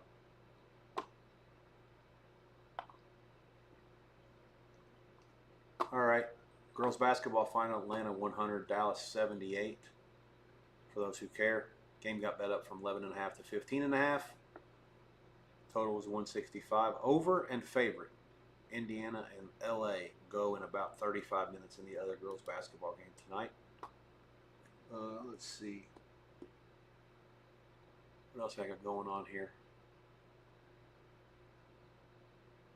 Mike Pereira's on my TV. Welcome to football, I guess. Western Mich got it back after the Sombrerito, and they are on the move. This is where you really hope the back door's open. Michigan State has gotten themselves out to a comfortable lead. It would really be good if Western Michigan had points here. When you need the dog, you'd like to be working from a position of not a shutout, for the simple fact that the defense a lot of times will take pride in keeping shutouts. That isn't necessarily the case as much as it used to be. Good example of that was last night. Missouri led Central Arkansas 61-0.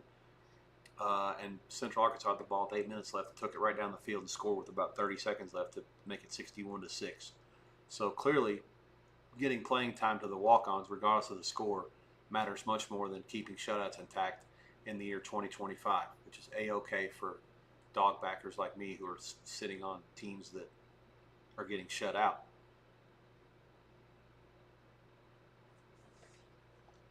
Grab a sip here, boys. I'm going to mute myself. A little parched as we are now nearing 2 hours of the live stream tonight. Probably going to go for another 90 minutes or so, give or take.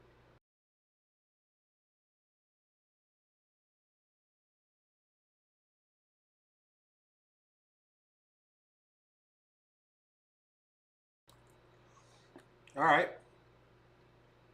Western Michigan out here running trick plays now. That play will work in the MAC, over pursuance and not as much athleticism. Michigan State had a guy that stayed home, and actually had another guy that stayed home. They couldn't even come close to breaking contain. They had the guys to block them. It just, there's Jimmies and Joes and X's and O's.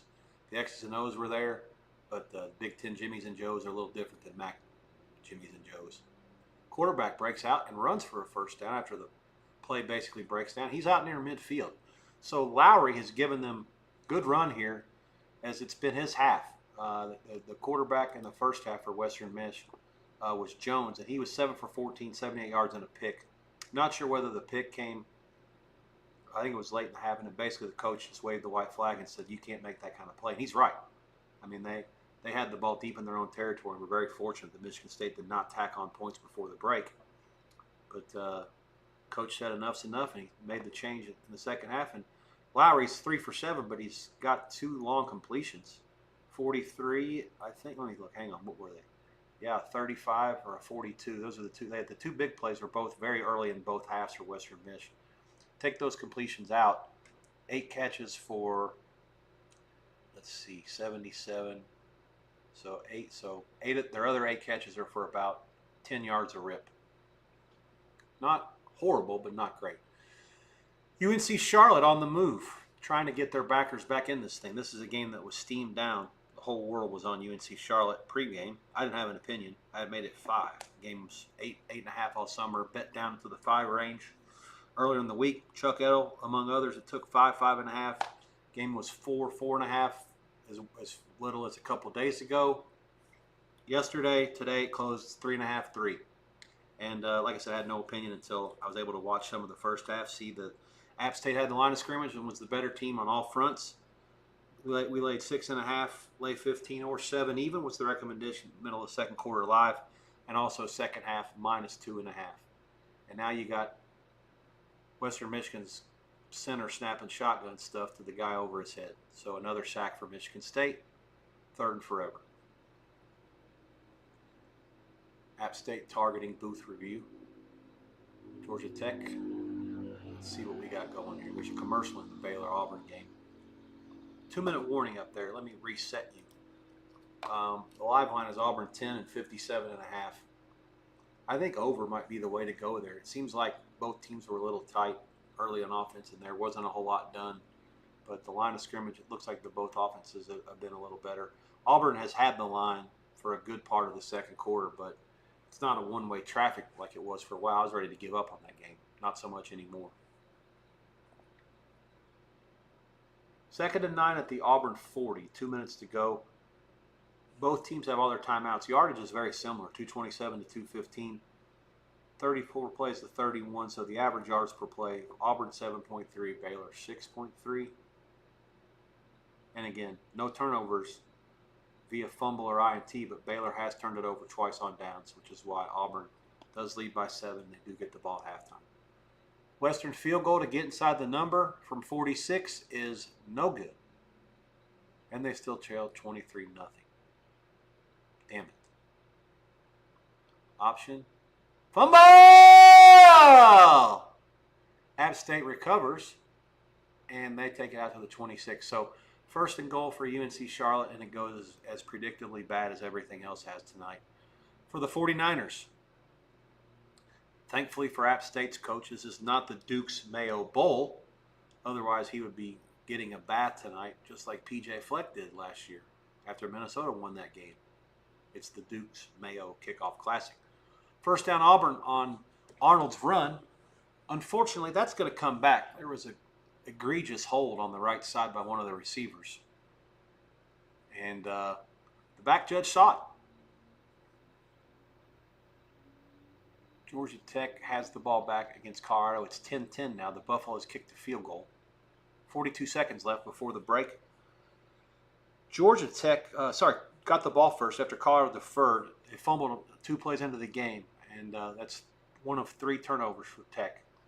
Drive summary for the visiting team in this game, who end up closing as a 3.5-point favorite. Fumble, INT on their first 12 plays. Since then, a 13-play drive for 84 yards and a field goal. They had 1st and goal at the end of the first quarter. That's when we went live on them, -2.5. And the touchdown on 10 plays, 80 yards on the next drive. This is their 3rd drive since then. Buffs, touchdown on the short field after the turnover. Punt. 3 plays, 5 plays, and then a field goal. The last drive was 8 plays, 51 yards to get points before giving the ball back to Georgia Tech here late in the half. Arnold again running the ball, and he had the ball for an hour.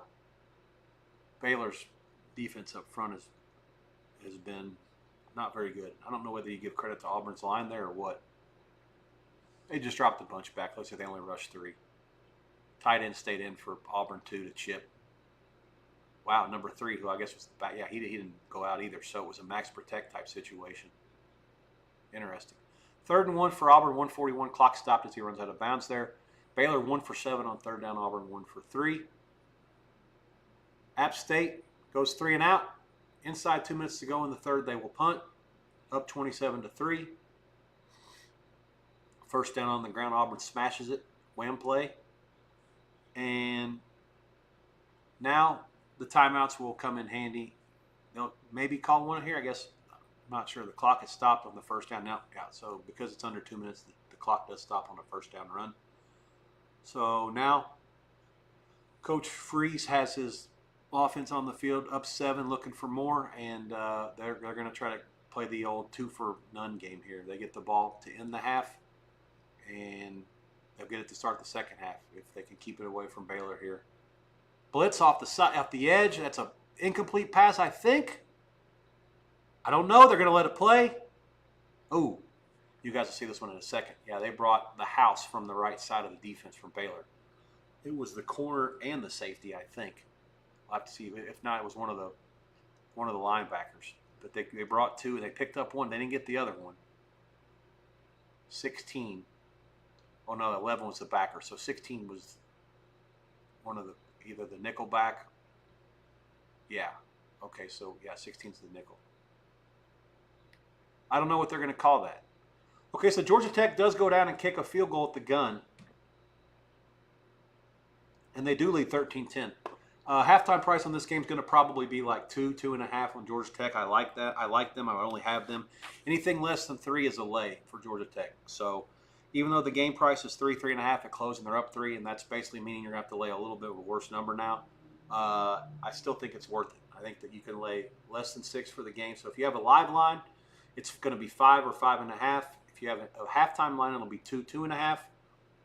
Anything less than 6 live or anything less than 3 on the second half price is a bet. Georgia Tech minus 2.5 second half. And this is tacking on to what we have for the live line for the game. I call it a medium play here. Let me send the order out.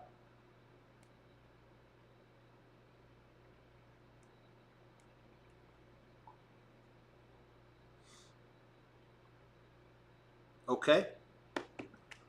The free roll play has been sent. I'm waiting for confirmation. Let's hope we get it in. Yeah, it looks like it's coming up 2.5, pretty much painted. This will be the first of the 2 games at 8 o'clock that go into the half. The rest of the games, there were 3 of them earlier gone. You got a 9:30 and a 10:30, so 7 total games on the main board tonight. The other 4 are all 1AA against 1As. Army and Tarleton State. Inside a minute to go, 24 all. This UNLV game against Sam Houston State's about to kick off within a minute or 2. So looks like that one's going to stream on the CBS Sports app at cbssports.com/CBSSN. As I call it, CBS College Sports, which is what it used to be called when they opened it 20 years ago. All right, 3rd and 20. They did call it a fumble for Auburn, and they got him. And now Baylor will call another timeout. They were going for the strip. They had the strippers in there trying to make a play on the running back. Didn't get it. So 47 seconds, and now Auburn will be forced to punt. Baylor has enough time to maybe get some points here. It'd be like almost stealing something, given how that drive had started. Auburn had gotten the first down with 90 seconds or so left at midfield. Looked like they were the ones that were going to get some points out of this. Kennesaw State now down 10-9 at the end of 3, and they had 3rd and forever and are going to be forced to punt. I thought they were in field goal range. Am I missing something here? So Wake scored a touchdown the last time. Penalty. They had it down to the Wake 29, and they got a hold. And then they got another hold. So it was 3rd and 30, and they lose 3. So, yeah, quarter's over with, and it's 4th down. I think they're out of field goal range. I think they have to punt. So now the yardage is 306 to 253 at the end of 3. Wake leads 10-9. This is a game I was really close to telling you to pull the trigger on live on Kennesaw. Sorry, at halftime, wanted to take 7. It was only 6.5. Game is 3-3 at the end of 3-3 for both teams in the 3rd quarter. 10-9 Wake at home as an 18-point favorite. Life and death with lowly, or so we thought, Kennesaw State. Baylor has the ball, and there is a castigo, which in Spanish is flag. Let's see what it is. Illegal procedure, false start, something. Now we have an illegal shift. We have catch interference against Auburn as well. First down. Okay. I don't see it live, and I have no volume. Makes it tough. Oh God, I've seen that's a better slide than you see into home plate sometimes. So the flag comes out. Baylor has it with 38 seconds left, and they just need about, I don't know, maybe 35 yards or so at the most to get into field goal range. Michigan State has the ball at their own 43, 3rd and 7, end of 3. Can we get some points somehow out of the Broncos to get in that back door? Come on, boys, let's go. They say timeout. Why would there be a timeout? Quarters. I show no time left. Let's see. Do I have any questions on the chat? Nothing. Guys, feel free to chat away. Going to be around another hour. Some change. UNLV Sam Houston still hasn't started yet, according to the odds screens. Nope. Now it says it has. Let me look at the box score. That's the ultimate truth seller. NLV. Yep. Let me see what happened here. So it looks like Sam Houston State won the toss and deferred. UNLV has the ball first to start things. This game is being played also, by the way. Sam Houston doesn't, I forgot to mention this earlier, but they do not have a home field this year. They're in the middle of renovating their stadium, I believe. And they'll be playing their home games at Shell Energy Stadium in Houston. So I believe that campus, somebody can correct me if they know the right answer. It's in Huntsville, and I think that's about maybe an hour away from Houston, give or take. Calandra is the starter tonight, the former Virginia quarterback for the Rebels. Of Dan Mullen, who are 1-0 in a very uninspiring victory over a 1AA Idaho State last week. As a 30.5-point favorite, they were down by double digits in that one at home. Game was originally scheduled for, I believe, week 4 or so, but there's a boxing match at the stadium that weekend. I think Terrence Crawford's involved, and they said that's far more important than UNLV football, so you guys got to go. It might have been Cinco de Mayo weekend, I'm not sure, but either way, they rescheduled the Rebels and Idaho State for week 0, and I think that actually is going to end up being a good thing for UNLV. I would imagine that this game tonight would not go well. It may not still, but it certainly would not go well with having no tape on yourself and no ability to self-evaluate playing against what you consider to be probably an overmatched opponent, like Idaho State should have been last week. 3rd and 18, Baylor throwing 27, and now there's enough time left that they don't do much here. Auburn has a chance to maybe come back and get points. Crossover in the middle, and missed tackle by Auburn. It's only about a 13-yard gain. They're going to have 4th and maybe 4, and they're in their own territory with 20 seconds left. I'm guessing they'll punt, and I'm guessing that Auburn will probably be happy to get out with the 17-10 lead, getting the ball at halftime based on the amount of time that's left. We'll find out shortly. End of 3 at Bank of America, home of the Charlotte Panthers of the NFL, and App State leads Charlotte in the Dukes Mayo Kickoff Classic 27-3. Muy bueno, I say. What's happening with Army and Tarleton State? It looks like the Army has a first down with 11 seconds left. Rooting for that to go final so I can get UNLV on. This is killing me not to have a first half read on this game. Part of the reason I'm hanging on this stream is to give you thoughts on the second half of UNLV and Sam Houston. Certainly a game I wanted to watch. One that I made 11 and one that got bet down from 13.5 this summer down through 10, based not on what Sam Houston did and their loss by 3 scores at Western Kentucky, but how bad UNLV looked last week at home against Idaho State. Army with a field goal attempt, and it is not even close. I mean, not even close. Army was out of timeouts, kind of between a rock and a hard place. They're kicking a field goal from, looks like 42 maybe. Yeah, wide right. I mean, I at least got to the end zone, but it was wide by the length of the goalposts. Baylor did have a first down. How did that happen? I missed it.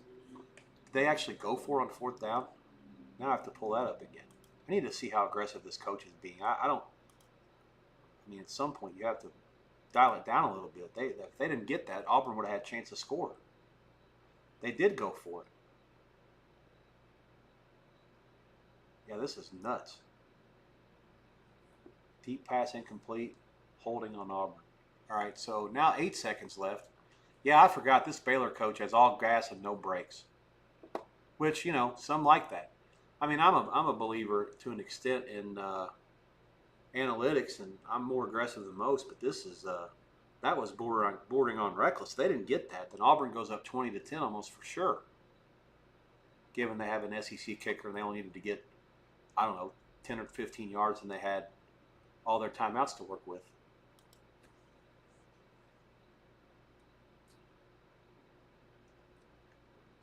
One thing I forgot to do, and I can't tell if you guys noticed, you can let me know. Usually I had the lights on last night before I even started, so at 2 p.m. or 2:30 p.m. I had the lights on. Today I forgot to turn them on, and it's nearing sunset out here, and I've got all the blinds drawn and everything, so it's getting a little bit dark in here. I need to make a couple of television adjustments anyways, and I'm going to grab myself a refill on my iced tea, so be ready for a short break here in a minute after I get through the Baylor-Auburn halftime and the lines settle up. Then I'm going to take maybe 3 or 4 minutes. UNLV has wasted very little time going right down the field and scoring in Houston against Sam Houston. 5 plays, 68 yards. The touchdown was Jaden Bradley, 43-yard catch from Colandra. Drive summary, short completion for 13. Short completion for a loss of 1. Short completion for a gain of 7. Short completion for a gain of 6. Deep right pass to Jaden Bradley, all from Colandra. 5 passes, all complete. 1 touchdown. Rebs, 7-0.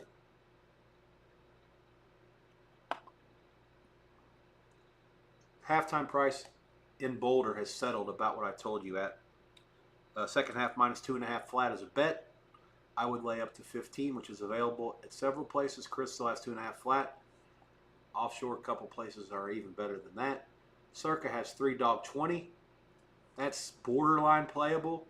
The half point's probably worth a little bit more than 10 cents, if you know your math. 3-dog quarter at Paradise Wagers, that is bettable. It's not worth 15 cents in a 3-point game, meaning that 6 is in play. In a college game with a total, even though it's bet down from 57 to 50, college total around 50, though, the whatever, on and off 6 is not worth 15 cents, a little bit less than that. If you have questions about my math or what I'm explaining when I say stuff like that, don't be afraid to ask it in the chat, and I'll try to do a better job of explaining when we're a little bit slower, maybe doing some math lessons, what the values of half points are, and baseball totals, the values of half runs. Obviously, they're different when it's 8 to 8.5 compared to 9 and 9.5, or 8.5 to 9. A little different story now since the Ghost Runners, and they still haven't taken that Ghost Runner away with extra innings. But yeah, games are much more apt to fall in odd numbers than even, especially if the home team is batting in a walk-off situation, which those who bet baseball know what I'm talking about.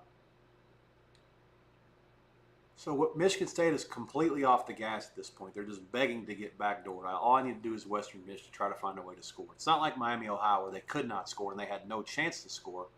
Miami, Ohio could be playing Wisconsin right now, 24 hours into the game, and they still wouldn't have scored.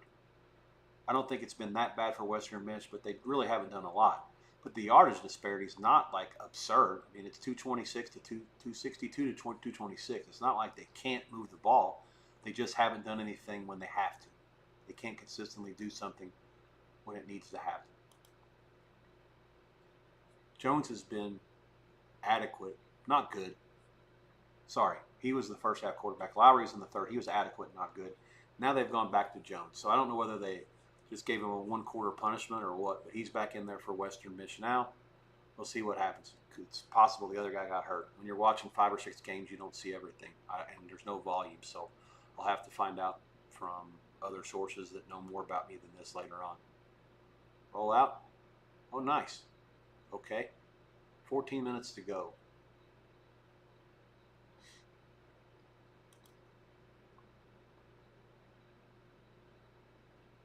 Okay. That's the sweat. Obviously liked Western Michigan really good going in. Okay, so Auburn and Baylor 17-10 at the half. Auburn, small favorite. I can't argue with it. I would have made it a pick. They have Auburn a half on top. I'm going to pull up the line screen for you right quick to let you see what I'm looking at. I'll do this when there's a barrage of halftimes tomorrow, so be ready for it as well, so that way you guys can kind of follow along. There are going to be situations. It won't be that bad tomorrow. It'll be really funny in college basketball.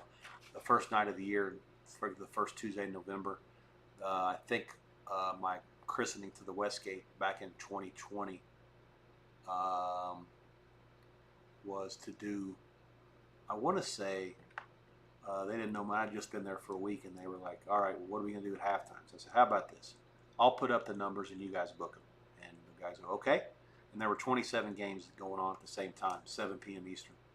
And they all went in from between, anytime between 7:43 and about 7:55, give or take, so 12 minutes. I had to put up 27 halftimes. I was looking at box scores, pregame line, what the line should be, and just started putting them up. Some games had markets, some didn't. I know what the lines were supposed to be. I've been doing this long enough. And the guys, once I got through about 7 or 8 of them, I think Ed looked at him and said, you heard him. You guys adjust him accordingly and book him, but let him do his thing. So obviously I have a pretty good idea of what's going on based on pregame prices and what's happened in the game. You've got to pay attention, obviously, to any sort of freak things that have happened. If one team's shooting 70% from the field, that's not sustainable, especially if it's a bad team. Same things happen in football. Georgia Tech had 3 turnovers. That's not sustainable, I don't think, given the talent they have on offense. Just a little bit of a freak start. And that's the reason why I was so interested in them in the second half at -2.5, and liked them live -2.5 and second half -2.5, because I believe that they're a superior team, and the turnover, even if Colorado doesn't turn the ball over, I still think Georgia Tech, as long as they don't turn it over, are going to win by 3 or more.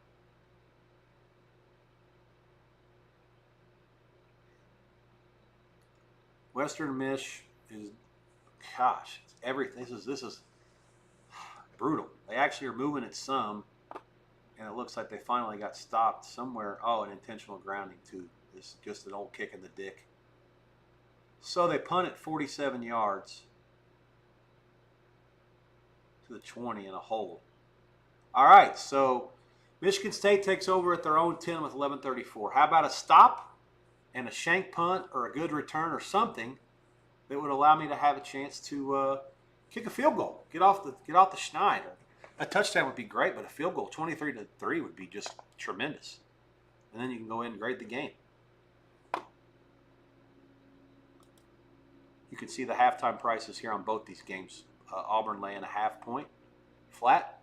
I told you I made it pick, but there's not much of a disparity between 7 and 7.5, or pick and a half in this situation to make it worth a bet. Again, total 27.5. There's been some over money come in. Circa has 28 under 15, which is the high number. Very close to the equivalent of 27.5 over, which is -120. That half point's worth roughly 15 cents,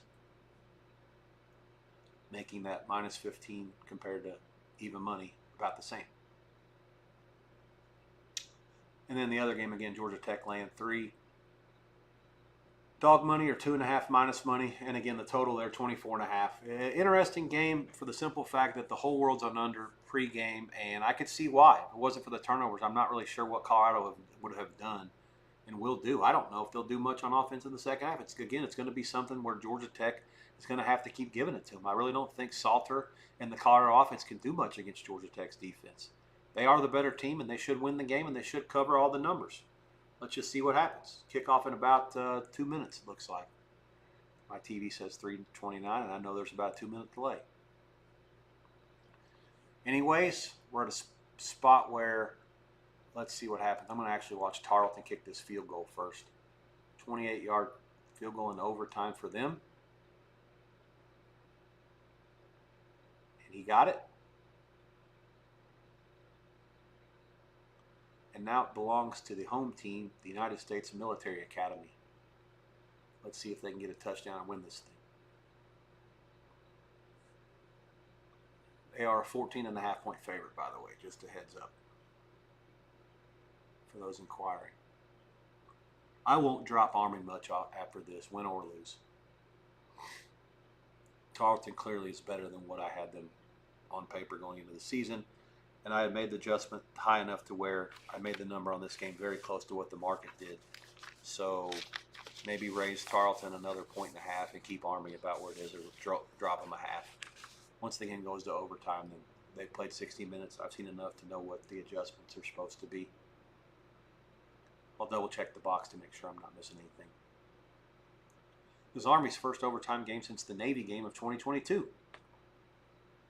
where they won 20-17. I think that was the first time a game had gone over in that series for like 15 years. They'd played totals that were getting bet down from 43 all the way down to like 32, 33. And I think one year it got to 30. And it was just under every freaking year. UNC Charlotte has scored a touchdown and gone for 2 and gotten it 27-11. And the Dukes kickoff classic. We have App State -6.5 and -7 live, and second half -2.5. So, given that's 10-8 in the second half, that puts us behind in the second half. And I knew that was possible, so we're a loser at this point. After the 2-point conversion completion, they even actually reviewed it. That's tough. 10:25 to go. Let's see if App State can score some more points. They may not try. Let's see who they have next. May get backdoor here on the second half. Live's good, looking good. I'd like to scoop the whole thing. App State, Lindenwood at home, so 1 AA. No reason to hold anything back. At Southern Miss after that, and then a bye. Then at Boise. Oregon State at home.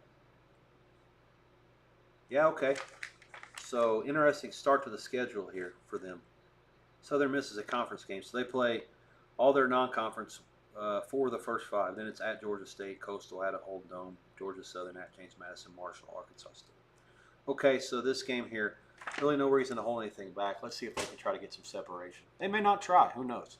Again, the whole world was on Charlotte in this game. It started 8.5. It closed 3. Let me get this out of there. You guys have nothing to see on the line screen here. I'm moving the mouse too fast. Okay. Sam Houston has retorted on their first drive against UNLV. Army kicks a field goal. Is that what happened? So now it's 27-27, another odd. And more time for me not to get to watch UNLV. Great. Sam Houston's drive was as follows. 8-yard run, 4-yard run, incomplete pass, review, stands, 1-yard loss on 3rd and 11, incomplete, offside UNLV, so 3rd and 6, run for 7, first down at midfieldish, 9-yard gain, no huddle, completion, rush for 4, first down, incomplete pass, pass interference, first down at the 24, incomplete. Pass complete for 18 yards, first down at the 6. And then our 6-yard touchdown run. Sam Houston going no huddle and hurry up as well. There are going to be a lot of points scored in this game if this pace continues. The game opened 58.5 and got bet up to 60, 60.5. 61s were out there. 7-7, 6 minutes and 18 seconds in at Shell Stadium in Houston.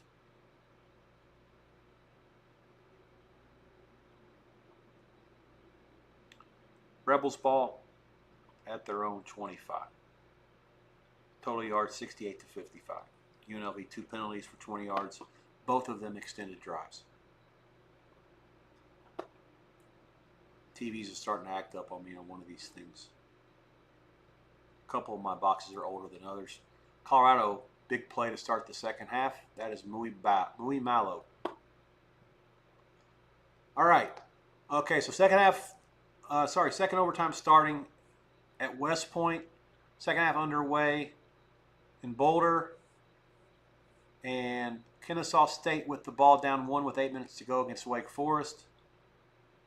Georgia Tech second half, I was asked a question here. Is it better? What am I looking with? G-Tech second half, prefer 2.5, 3, 3.5. Okay, so it's gone now. And I'm going to explain this to you when I get back in just a second. But basically, with the game sitting on 3, that means obviously the the math, if some people have options not even to bet half times anymore. A lot of the European books have gone away from that altogether, and they give you only the live option, which would be 5.5, 6, or 6.5, based on the total and based on the score being 3. So the second half being 2.5, 3, or 3.5. It depends on what the juice is. The equivalent lines, if you're talking about all three, say for example 3 flat, let's just work off of that, minus 110 both ways. That half point is worth about 13 cents, maybe 14 cents, math-wise. So if you can lay 2.5 minus 123, that's the same as minus 3 minus 110. If you can lay 3.5 and you can take plus 104, give or take, that's also the same as minus 110. So you're talking 13 or 14 cents different working off the 3. Meaning if you like Georgia Tech and you're not worried about the game falling 6, you can lay 3.5 and you can get a better price. But if it does fall 6, you get hooked, meaning it falls 3 in the second half. But yeah, that's just a math thing, and it's some people that have more outs, meaning they have more options, and they can sort of shop around, which is very vital to have a chance to win at sports betting. And with those outs and with the ability to try to, get the numbers to work in your favor, you can sort of pick and choose what you like. But ultimately, they're almost all the same thing. If you have minus 2.5, minus 25, minus 3 flat, and minus 3.5 plus 0.5, those are all the same thing, give or take. They're within 1 cent or so apart. And there are some people that will nitpick with me about what the half points are actually worth, and it certainly matters based on what the totals are. A low total means the points are worth more because there's fewer of them scored. So they're at a premium. Army just missed a field goal, and now Tarleton State has the ball in the second overtime with a chance to win. Odd screen show minus 2.5, around minus 15. Yeah, so that's perfect. That's my example of what I'm saying. 3.5 plus, okay, so 2.5 minus 15. So instead of being a quarter, I basically take the words that I gave to you and extract them back out, drop 10 cents. 2.5 minus 15, minus 3 even money, minus 3.5 plus 15 are all the same thing. Give or take, it's a matter of whether you prefer let's put all the stuff together. Georgia Tech minus 3 in turnovers. Colorado won the toss and deferred. The game's sitting 3. All that plays into, wow, Colorado had 3rd and 2, and they were running the ball, and then they threw it, and then they don't go for it. That's weird. So yeah, all those prices, those 15-cent increments that you're talking about in the chat, they're almost the same. 2.5 minus 15, minus 3 even money, and minus 3.5 plus 15. Those are virtually equivalent. I mean, if you think that half point's worth 15 cents, then those are all the same. Just a matter of your preference or your money and your outs. Say you're beating one book to death and you're losing to another one. Either you can chase with the book you're losing to, or if it's a post-up situation, you certainly want to bet with the one you got more money in. And that way it doesn't, like I said, in that situation the prices don't matter. Math-wise, you're just betting. You have 3 different options. Any of the 3 bets are all the same, is what I'm trying to say. I hope that I was able to bumble through that and you understood it good enough. UNLV on the move quickly into Sam Houston territory. 3rd and 2, close to field goal range, and Tarleton State has a field goal attempt now to win the game. I'll be back in 2 minutes, maybe just a smidge less. Going to fix a couple of things. I want to hear your thoughts, if you can tell a difference when I turn these lights on in a second, and then I'm going to throw a little ice in my iced tea.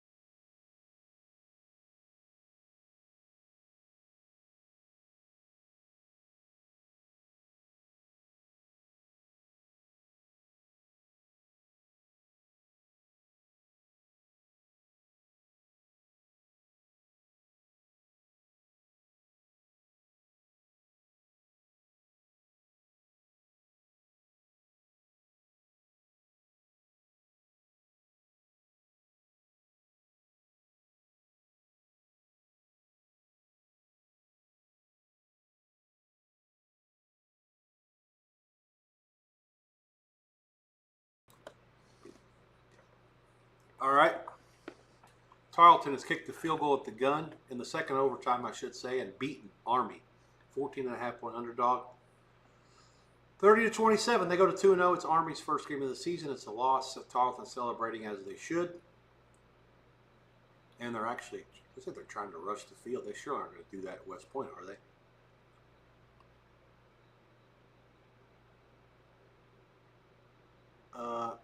I have to fix one TV. I'll be back in. I got to fix this situation where I need a screen that says "Be right back."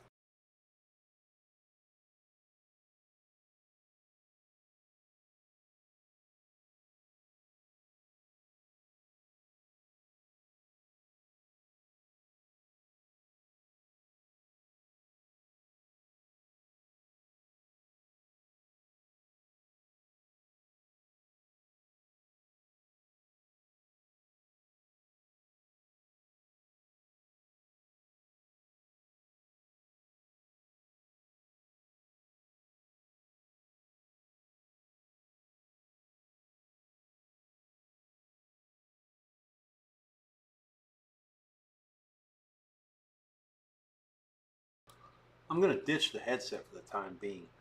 I feel like I'll need it when I start doing interviews or talking to people while I'm working, but as long as I'm me talking to myself, I really don't need that. 2.5 hours and some change into this thing tonight. Hopefully all are entertained. I'll probably go for at least another hour. I won't be up all night. There's no reason to do Central Michigan and San Jose given the quantity and quality of games tomorrow. Certainly will keep us busy. It's week one. I'm excited to see and hear from a lot of you tomorrow as well. Looking forward to some feedback from those that have me on WhatsApp, Signal, or Telegram. By all means, feel free to tell me what you think, good, bad, or indifferent. I always appreciate it.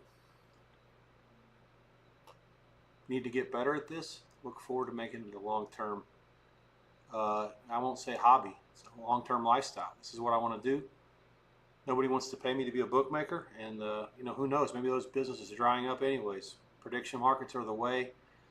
Young kids that work for a lot less and are good at quants and don't know that much about sports, but they know a lot about math, are taking over or have taken over. So hey, it is what it is here.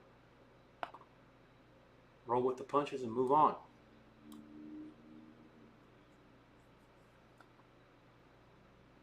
All right, so Wake Forest now has the ball, and they're trying to bleed the clock out against Kennesaw State. They lead 10-9.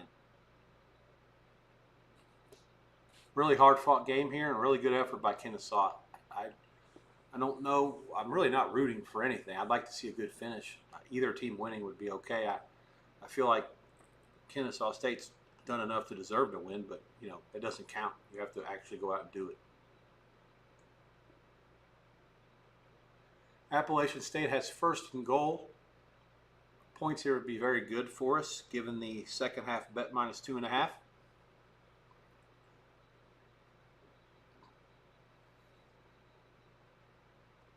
Wake Forest has run for another first down. They are inside the 35 and the 30 and the 25.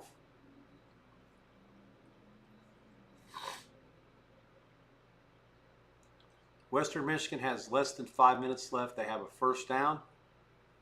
Lowry still in at quarterback for the Broncos. He worked the first 2 quarters and had a bad pick right before the half.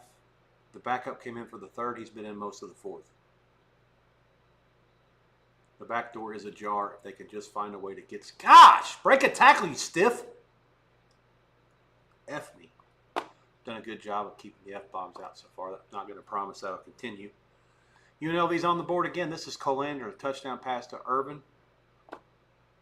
32 seconds left in the first quarter. This drive for the Rebs has covered 75 yards, 13 plays. 8:10 they took off the clock, 14-7 late first in Houston. And this game is available now that Army went final on the CBS College Sports Network. 14-7. Friends and family only at this one. Yikes. Not a whole lot of fans in this one. That was in the end zone, so let's see what happens when they show the sides.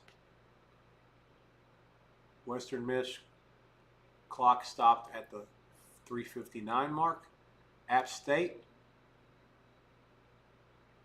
has thrown a touchdown pass. Excellent. Let's go. 34 to 11, point pending. 33 to 11, point pending. 4 minutes on the nose to play. Novak Djokovic has beaten Norrie in 4 sets. That's the second match in a row he lost a tiebreaker in one of the early sets and then won the other ones without much trouble. Tarleton Army was your first final tonight. That's one of the 4 games of the extra games on the screen, you would say. The shit games, I call them also. 1A against 1AA. The added games, or the FCS tonight, 3 of those games. Rhode Island beat Campbell 31-20. There are 2 other ones. I'll report those when they go final. They're both in the 4th quarter. 7 main board games tonight. Central Michigan at San Jose starts in about 25 minutes from San Jose. The other 6 games are either in the 3rd or 4th quarter outside of this UNLV Sam Houston, which is underway and just about has more points already than Kennesaw Wake Forest. Western Michigan punts with 3:14 left to the Michigan State 24. I would sure like them to somehow get a stop and find a way to score any points. Some points, any points would be welcome to slide in the back door. Halftimes are all gone everywhere. Auburn has the ball 2 minutes into the 3rd quarter at midfield, first down against Baylor. They lead 17-10. They were close to a pick 'em, anywhere from a 1-point favorite at the end or pick, or as high as 2.5. All summer, most of the money that I respected was on Baylor, and I used Baylor, or I have friends that are on Baylor in contests, I should say. Did I use them too? No. Still rooting them. Let's go. Vamos Osos. Oh, I did. Baylor plus 2.5. Yes, Baylor, Ball State, Kentucky, UCLA, Southern Miss, Georgia State, Oregon State. All right, now I'm really rooting Baylor. I don't like our chances, but we haven't lost it yet. Colorado down 13-10, but driving. Salter hits a receiver in stride. They're at the 30, and the pile is moving them. 10 minutes to go here. Is this the first drive of that half? I swear Georgia Tech had the ball a minute ago. No, they had 4 plays, 25 yards, and then Georgia Tech only got to the 28, and they punted. So Colorado took over at midfield. Short field here. They're already down in Georgia Tech red zone. Not good.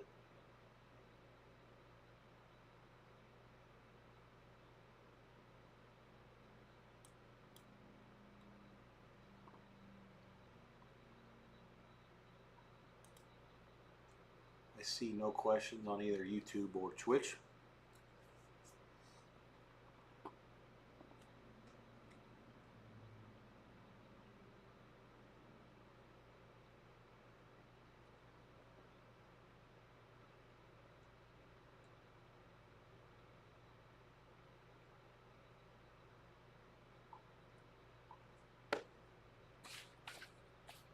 What's happening here?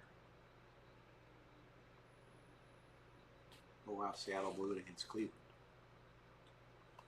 Let's see. Grade a couple of these baseball games. Reds lose, Florida loses. Colorado's in deep doo-doo. I'm going to grade that as a loser. Kansas City's in bad shape. Oakland hasn't started yet. Yes, they have. Tampa Bay winner. Minnesota looks good. I haven't won anything yet.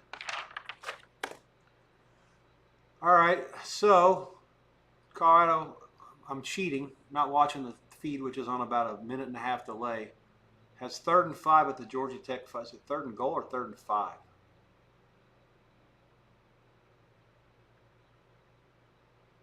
Yeah, there's a penalty on Georgia Tech for roughness, so it's going to be automatic first down. That's what set them up. Okay, I see it now.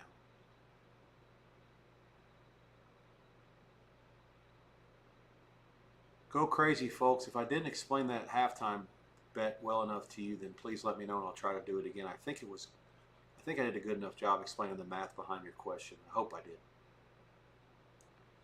Auburn is punted. Hey! Western Miss, I see a touchdown.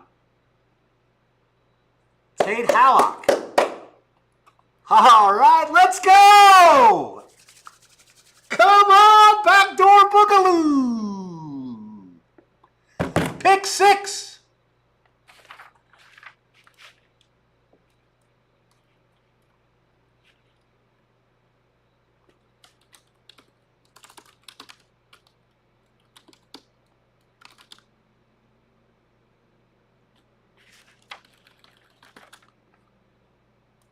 I had to let my boy Sammy P know. He said Western Michigan pick 6, important for some.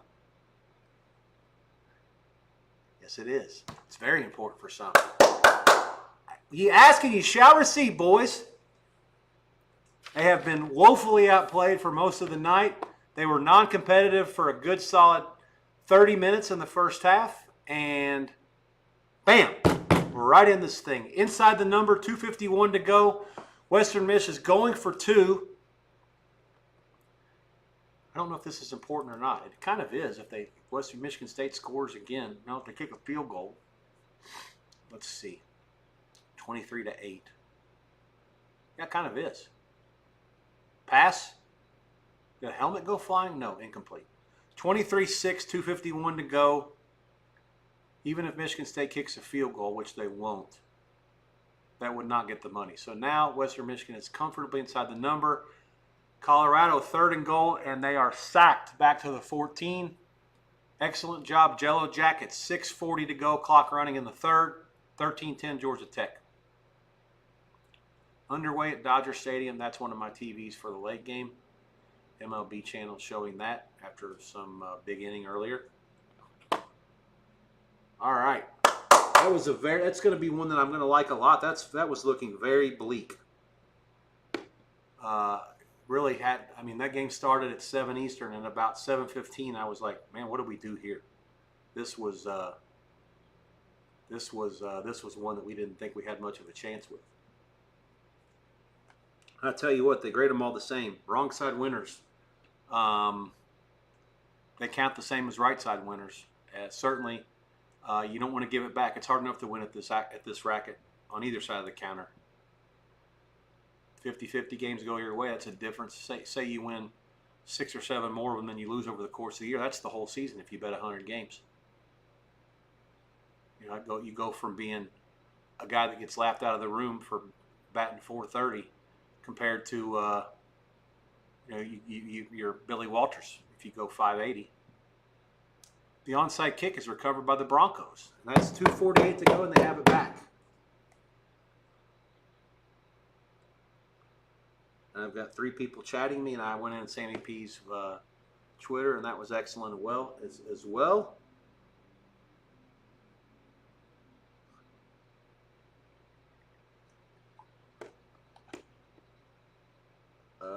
Let's see. One of my friends has informed me that the Auburn punter, his name, let me look this up. I don't want to get it wrong. It's sacrilegious. His name is spelled Hudson, last name Kaak. He's Australian, and his name is pronounced Hudson Cock. Hudson Cock. I'll bet he does well for himself with the chicks if he's at least somewhat attractive. Western Michigan's quarterback, not very good. Why don't we run the clock out, boys? It's onside kick and stuff leads to potential pick 6. Sure hate to lose it that way after we found a way to steal victory from the jaws of defeat here. Be curious to see what Michigan State does in prep for their next game. Remember, they have BC coming in. They didn't want to show a whole lot, I don't think. It's part of the reason why this backdoor is going to come, hopefully. But certainly when the adjustments are made here, I'm going to drop Western Michigan a significant amount. And I'll probably raise Michigan State a little bit, despite the fact that the final score is not going to be over the number. Remember, just because the score on the TV and the score and your betting accounts tell you one thing, the box score sometimes tells another story. And the yardage isn't there, but the bottom line is that this game is not one that Western Michigan should be getting the money. Simple as that. But again, I'm not giving it back. Haven't won it yet, though. Intentional grounding, clock's going to stop every single freaking time. How many? They have 1 timeout left? Yeah. All right, quick slant. Michigan State stops them. Inbounds. The strippers are coming in. No strippers! Jesus, that's the worst. Open field strippers lead to fumbles and runbacks. Coaches do such a good job now of teaching, and this happened all the way back to Ray Lewis's time at the Ravens. You have a guy that gets to the ball, they rush him. You have one guy that holds him up. The Bears were good at this a few years ago. Hold him up, and another guy comes in and starts trying to go for the strip. And then, the defense rushes and swarms and does everything they can to try to get it, to make a play and force a fumble. Wake Forest has held on and beaten Kennesaw State. That is a final score from Winston-Salem, 10-9. Wake Forest escapes as an 18-point, 19-point, whatever you want to call it, favorite in a game that opened about that, and my line was about that as well going in. And it did not move all summer. It did not move this week, from my recollection. And good win for any win's a good win when you're Wake Forest and you're probably trying to play to get to a bowl-eligible situation, preseason 16 and a 17-team conference. But good effort from Kennesaw State. I will certainly evaluate them, and as long as they come out of this somewhat healthy, have to upgrade them a decent amount going forward, because a lot to like there, holding Wake Forest just to 10 points. Know that I believe that coach comes from a defensive background. 6 minutes to go in the third. Georgia Tech, Colorado, 13-all. Sure would be nice if the Jello Jackets take it down the field and get me some points here. 6 would be better than 3. Anything's better than nothing or a turnover. Slant, first down, Tech to the 40. Clock moving. UNLV up 14-7. This game is in the second quarter now. And the Rebels have broken serve and have the ball. The first quarter went by quickly. We missed some of it because of the Army game going into overtime. But the fact that UNLV had the ball for 8 minutes and 10 seconds and ran 13 plays on their second drive makes the time go by exponentially faster. Those long drives, with the way the clocks are in college now, it means the clock runs a lot quicker.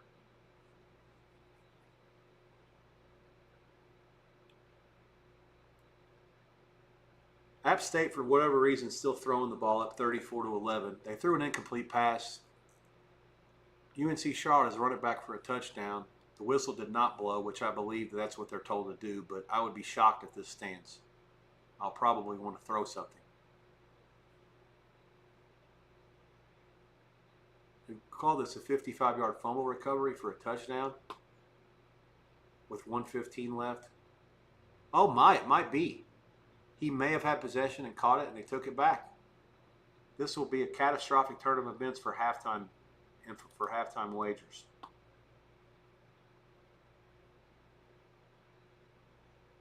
Yeah, it's sitting 17-14 with the point pending.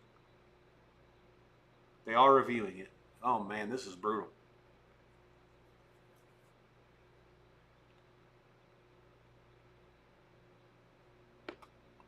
ESPNU, for those who want to sweat it with me, as again we are involved.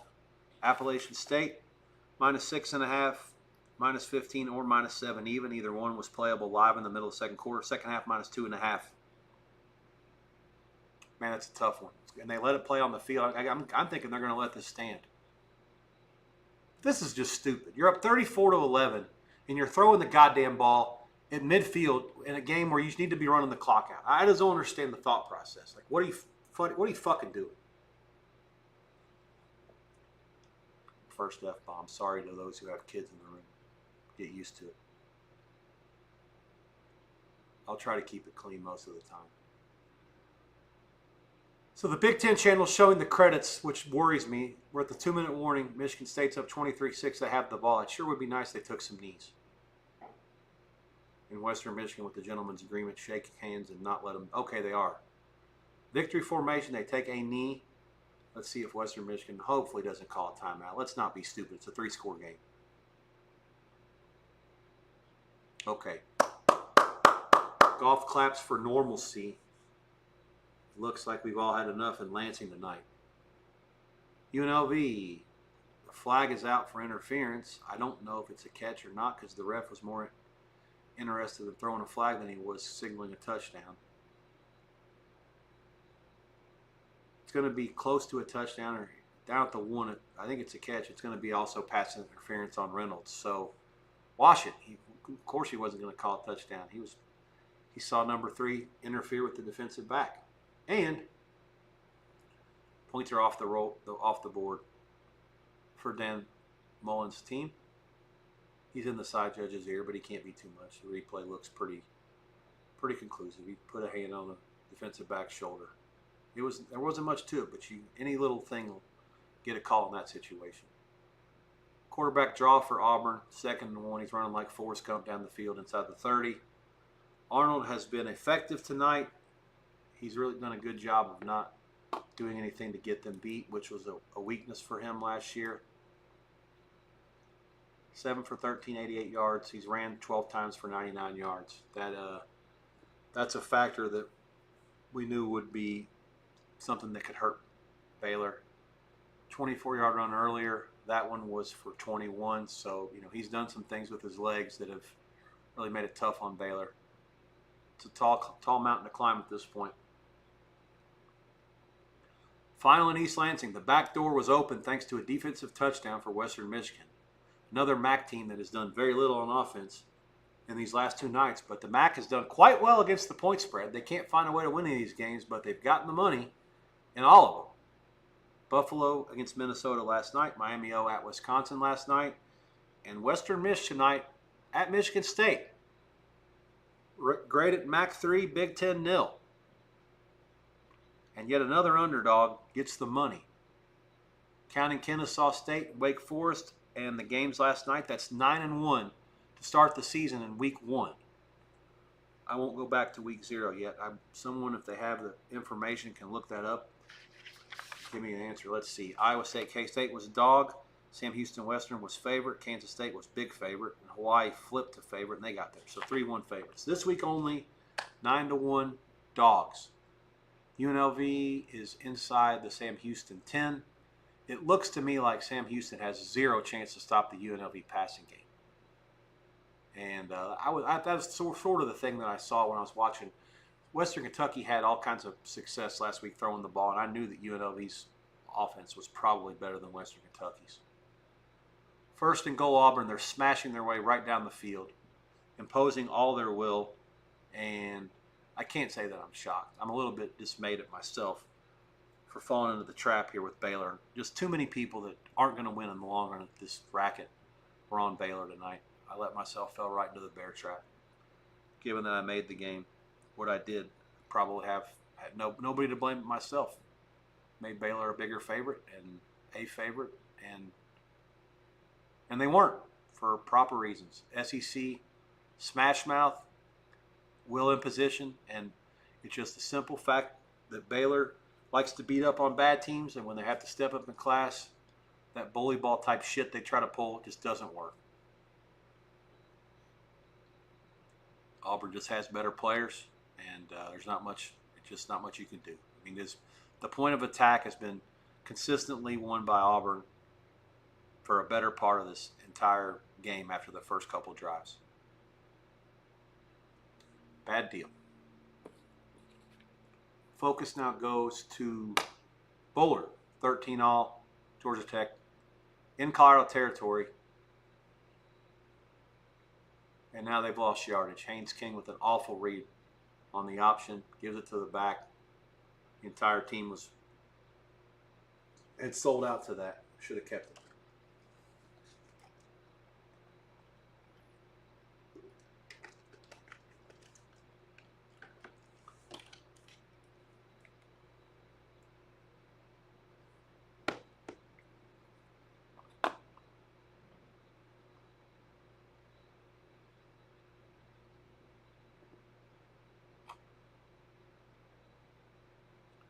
Let's see what I can get here. 9 plays, 70 yards for Auburn. They have now outgained Baylor 339 to 258. Baylor has only run for 54 yards, Auburn for 240. Story of the game. Quarterbacks ran for 99, Alston for 76, Cobb for 55. That's an average of 8.3, 5.8, and 5 per carry. That is just basically saying We're going to do this, and you can't stop us.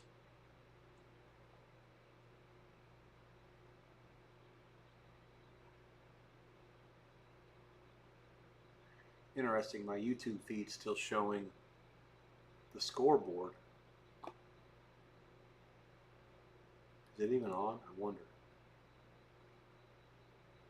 And maybe it's not. Yeah, okay. We did it live. There we go. All right, still no chats there. No chats anywhere else.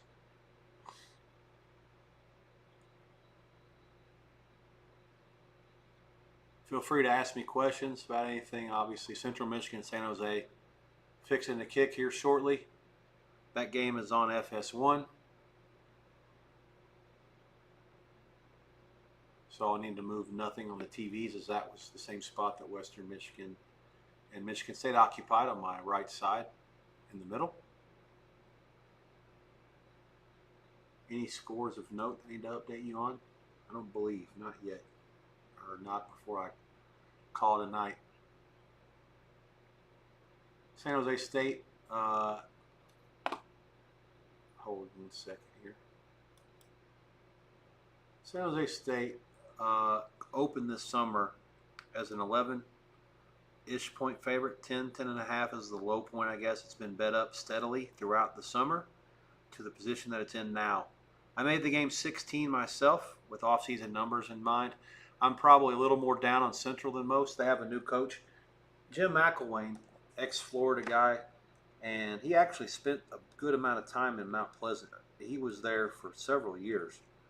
I think he was on the hot seat at some point, but in the end, he announced that he was going to retire at some point last year. Ended up calling it a career in the sometime, I think either before the season or close to it last year. Matt Drinkall is the guy who's there now. He was the OL and co-OC at Army, and his offensive line coach last year, and they won the Joe Moore Award for the most rushing yards for anybody in the country. He was also head coach at Kansas Wesleyan, 42-17 last 4 years there. The OC was at Eastern Washington the last 3 years, and the new DC was also Army's D-line coach. They are going to run, and run. The total on that game opened this summer at 51. It's going to close around 51. There's actually some 51.5s out there. The fact that San Jose State's offense is probably going to be pretty good is the reason why it's so high. I foresee that game being a low-scoring game. If I had a gun to my head and had to bet one total tonight, I liked under in that game better than any other one at that 51.5 number. That is a key price in college football, NFL too. 51 is a really, really important number. There's so many games that can get to that score. If you work backwards, 27-24, 30-20, 21, 31-20, 28-23, 27-24. Sorry, I'm working the wrong way.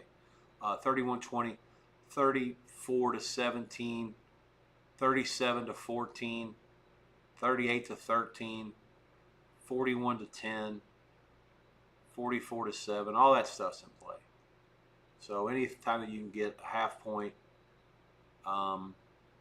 better of the 51, either way, if you're over or under, vital importance. Vital importance for the long run. It doesn't necessarily matter in a one-game scenario, but remember, you want to make sure you get the best of it, shot for the best numbers. And the 51s are basically offshore, and the 51.5s are in town.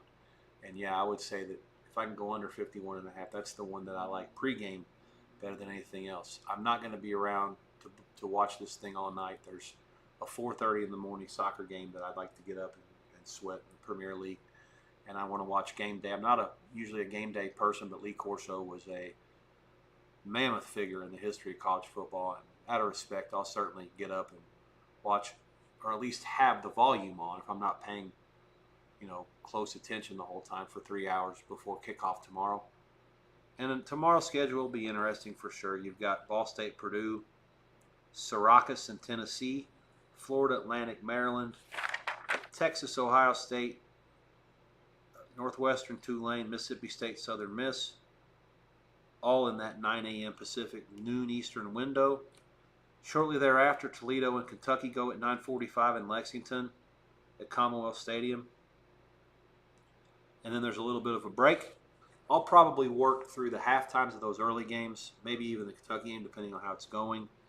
I'll take a little bit of a breather, come back probably around 3 Eastern, and that'll get us through the end of those early games. And the 3:30 kickoffs Eastern time, that's Nevada, Reno, and Penn State. Yikes. Temple, UMass, Marshall, Georgia, Alabama, Florida State.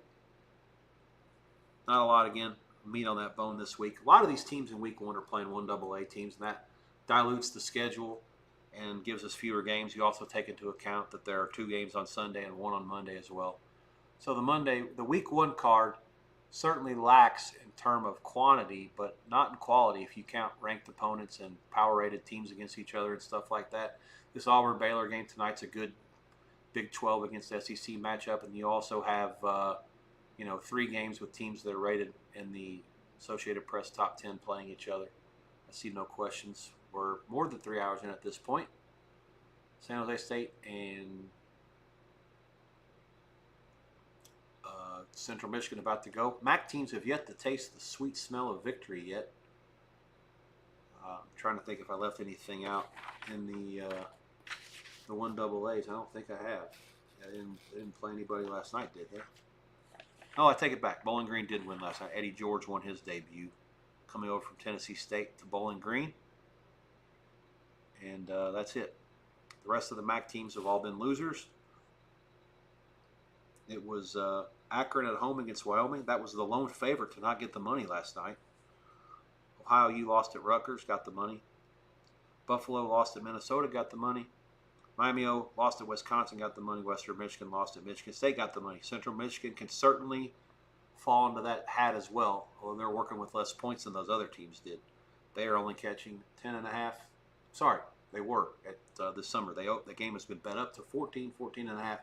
And again, that can fall anywhere from 1 to 14, and they will be in the same boat as their MAC brethren. They will lose and still get the money. Let's see. Again, that one's fixing to go FS1 in the next couple minutes.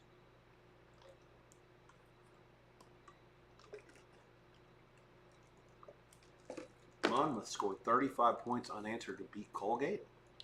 Have to look at the box and see how that happened. Monmouth was actually a 14-point favorite in that game. What did that make it? It's going to require some work when it's 17.5. Yikes. Interesting.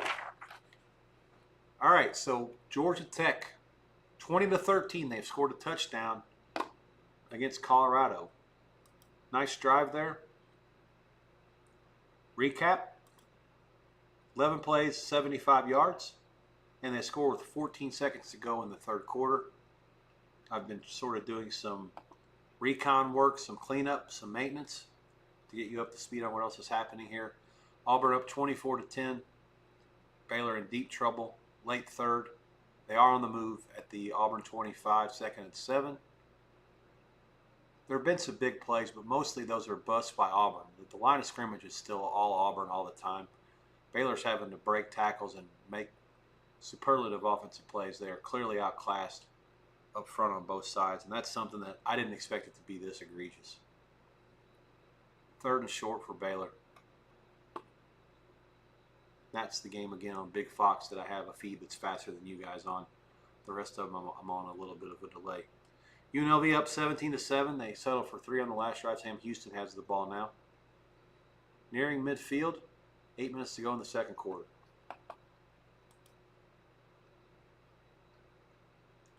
Baylor, we got an interference on Auburn. Terrible call. One-on-one coverage. It looks like the quarterback telegraphed the pass, and number 4 for Auburn, Lee, was there in time to try to make a play on it and pick it. And the ref said, nope, that's interference. Don't agree. And we have Baylor, so not a homer. Need to chart the coin toss on this San Jose game. Central Michigan. Wow, I'm on a super delay here. The box score's already got at 12:22, and I'm getting to watch the first play. Yikes. That is what you call a bad deal. Remember, I really think that Central Michigan's going to do what they can to try to run the ball, and that just is affirmed already by looking at the box. They have ran 5 plays, 36 yards, and all runs.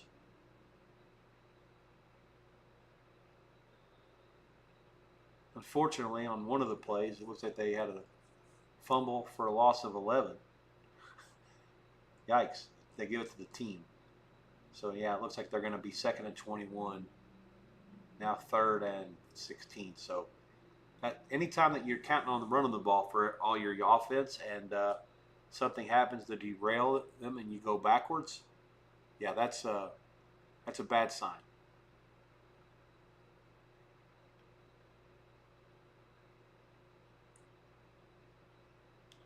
Flores is the quarterback for Central Michigan. Something to note. Baylor has 2nd and goal. Swing pass way behind the line of scrimmage. He does get some yardage from maybe the 8 to down to the 3. And Baylor's been extremely aggressive so far in this game on 4th downs. This is certainly 4-down territory, barring an act of God. That was the first snap that wasn't under center, and it flew right over his head. He was the QB there, and Labas is the other QB for Central Michigan. So looks like that Flores was in to throw it, and Labas is their running guy.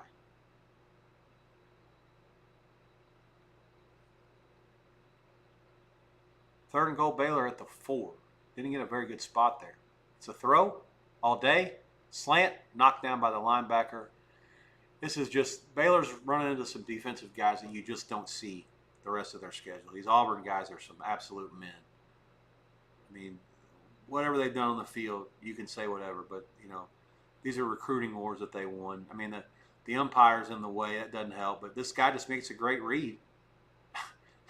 I mean, you'll see if you're watching it live, you'll see it in a second if you haven't already. It's just they're just too good. They're too good. I mean, and the field's too short here for me to expect Baylor to score. Fourth and goal at the 4. I hope for the best. I expect the worst. Another swing. They need a block. They get it, and they're in. All right, we're not drawing dead here, boys. Caden Knighton, who is our stud, takes a lot of balls to throw swing passes on 4th and goal at the 4 where your back catches it at the 10, has to make – yeah, he got a block. I mean, the lineman got out and made a nice block. But was that the tight end? Yeah, great play. The tight end had to get out and seal. He did. The tight end got out and sealed the edge. 24 for Auburn bid. He had to force the play back inside. Kind of a bad job by him to let him get outside and break contain. So, 24-17 with 58 seconds to go in the 3rd period. Baylor back in it. Wrong side, but that drive was impressive. If they can get another stop here, like I say, I give their coaching staff a chance, and they certainly still believe, but they got to get a stop. I mean, they got to find a way to stop the run, and they got to find a way to be better up front. But they're in it. The Rebels are in again. 23-7. Let's see how that took place. 52-yard touchdown pass. Aramis Brown, the kick by Villela is good. The drive. Oh, this is a pick 6. Sam Houston threw a pick 6. All right, so 7:15 to go in the 2nd quarter. UNLV 24, Sam Houston 7. The Rebels, for the first time today, are up ahead of the number. Take it back. Close 9. Yeah, a lot of this anti-UNLV money. I'll tell you one thing. The good thing about playing a 1AA last week is it gave Mullen a chance to really chew their ass. Central Michigan, a 51-yard field goal on 4th and 10, and it is not even close. It barely made it to the end zone. I mean, MAC teams are renowned for having good kickers in the past. This effort tonight, this is abysmal. 4 minutes in, no score, and San Jose will get the ball for the first time. Central was able to get 42 yards. I am extremely far behind on that game. I'm going to have to find a different feed. I'm going to look for it right now. Give me just a second here to make an adjustment. What game is on the ACC channel? It's Kennesaw and Wake, and that's final. This is me going to try to thread the needle here with the remote.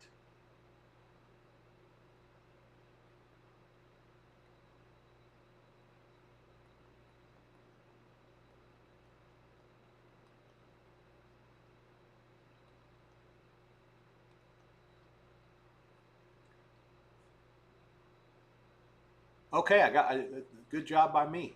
This feed's extremely much faster. I've already got. Oh wow, San Jose State's right down the field.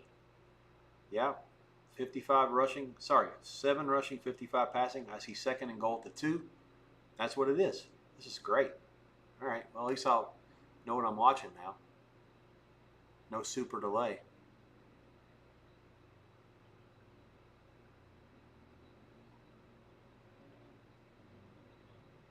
There are 4 games in progress, 3 final in college football.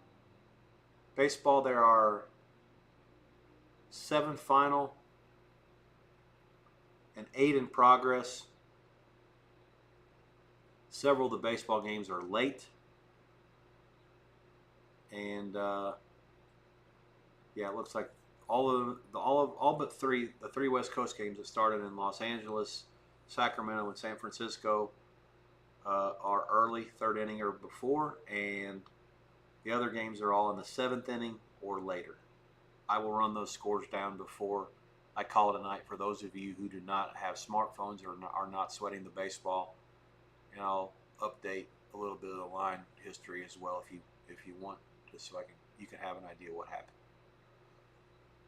Colorado just threw a pass. There was a significant hold on one of the offensive linemen. I don't know if they called it or not. No, they didn't. Crazy. Just a blatant hold. He grabbed the guy's jersey and was in the camera. Kickoff return for Auburn. He's running like Forrest Gump, and he is going to score. Barring no flags. Auburn was up 24-17 until the kickoff, and now it's 30-17 point pending. 43 seconds left. Just when I asked politely for a stop, they fucking couldn't do it.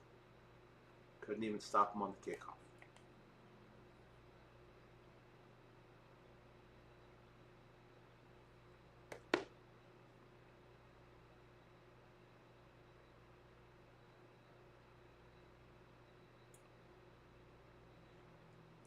Deep sigh. San Jose State, 3rd and goal at the 2. Clock running inside of 8 minutes.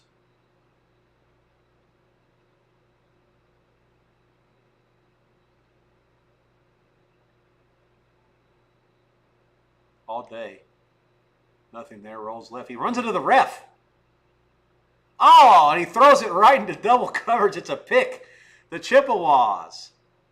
Good start for my under 51.5. 7:42 to go in the first quarter.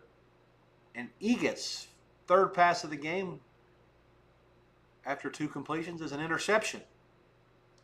And the Mac Invaders will take over at the 20 after the TV timeout. FS1's got the coverage of that one. No score. No punts, no points. Rayshon Pleasant, 98-yard kick return. He was at Tulane last year. He ran 2 back when he was at Tulane. That will draw the attention of SEC money. It got Auburn's money. Just like Tulane's quarterback drew the attention of Duke and got their money.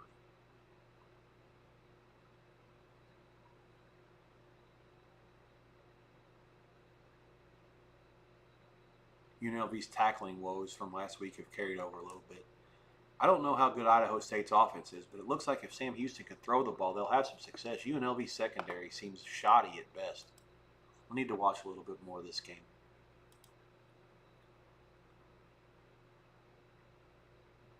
They have athletes. They can pursue, but the actual art of tackling seems to be a bit lost. UNLV averaging 8 yards per play, and they have a 52-yard interception return in there. Did they punt it? I don't think so. No. 3 drives, 2 touchdowns, and a field goal. Sam Houston, TD, punt, pick 6.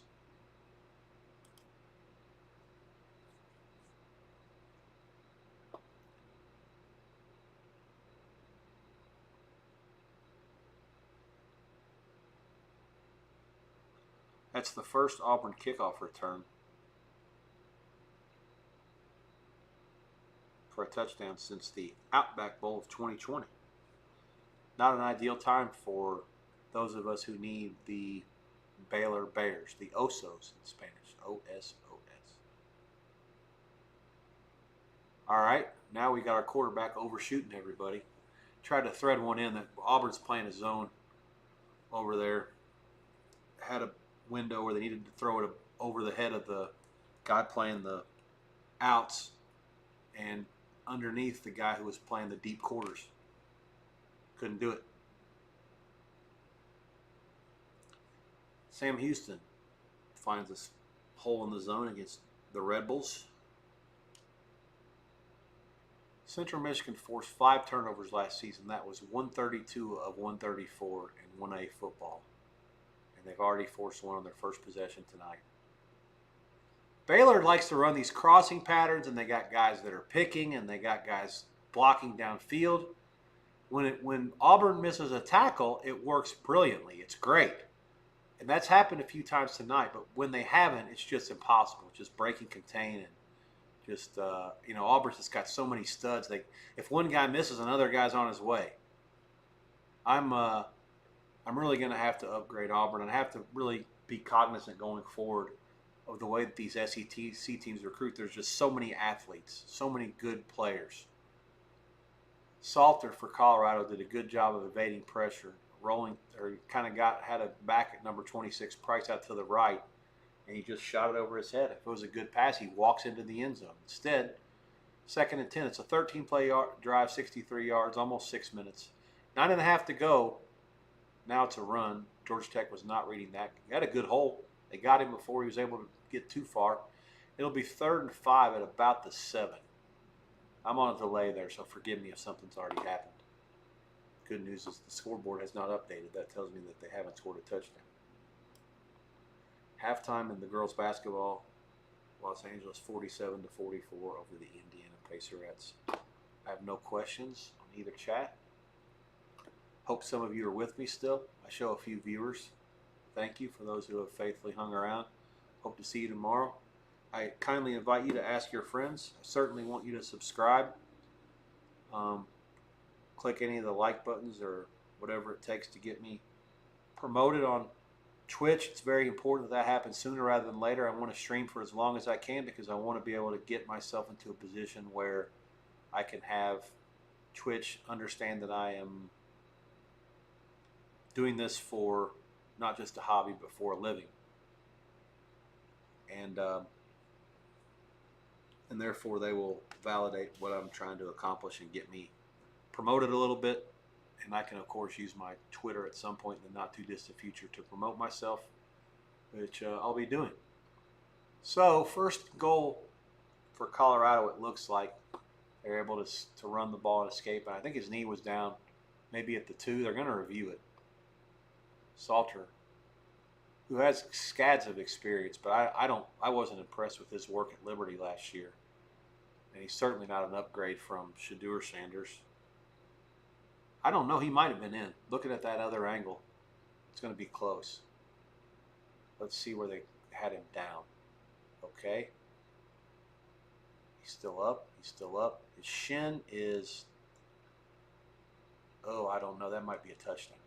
They caught him down at the 1 on the field, I think, or maybe inside the 1. And it looks like it might be tough to overturn. End of 3 in Waco. It's getting late early for the good guys. Auburn, 31-17.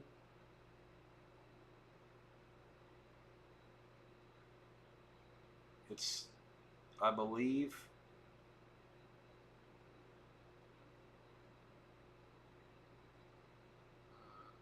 let's see, what am I talking? I'm talking to myself here. 48, 27 yards. Yeah, I don't know. We'll have to see where they're at on the field. The box score was very inconclusive here. The wording of the box is very confusing. Baylor actually has more yards, but the box is kind of lying in this game. The one stat that stands out for me, obviously Baylor has some yards after catch that doesn't show up. I'll have to look and see where to find that later. But Baylor has ran the ball for 60 yards on 20 carries. Auburn has ran it for 241 on 38.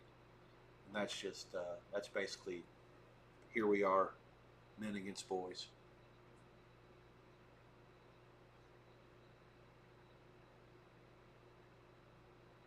And Central Michigan, starting from the 20, taking it to San Jose territory, and they have a first down. 3rd and short, inside of 4 minutes to go in the first half.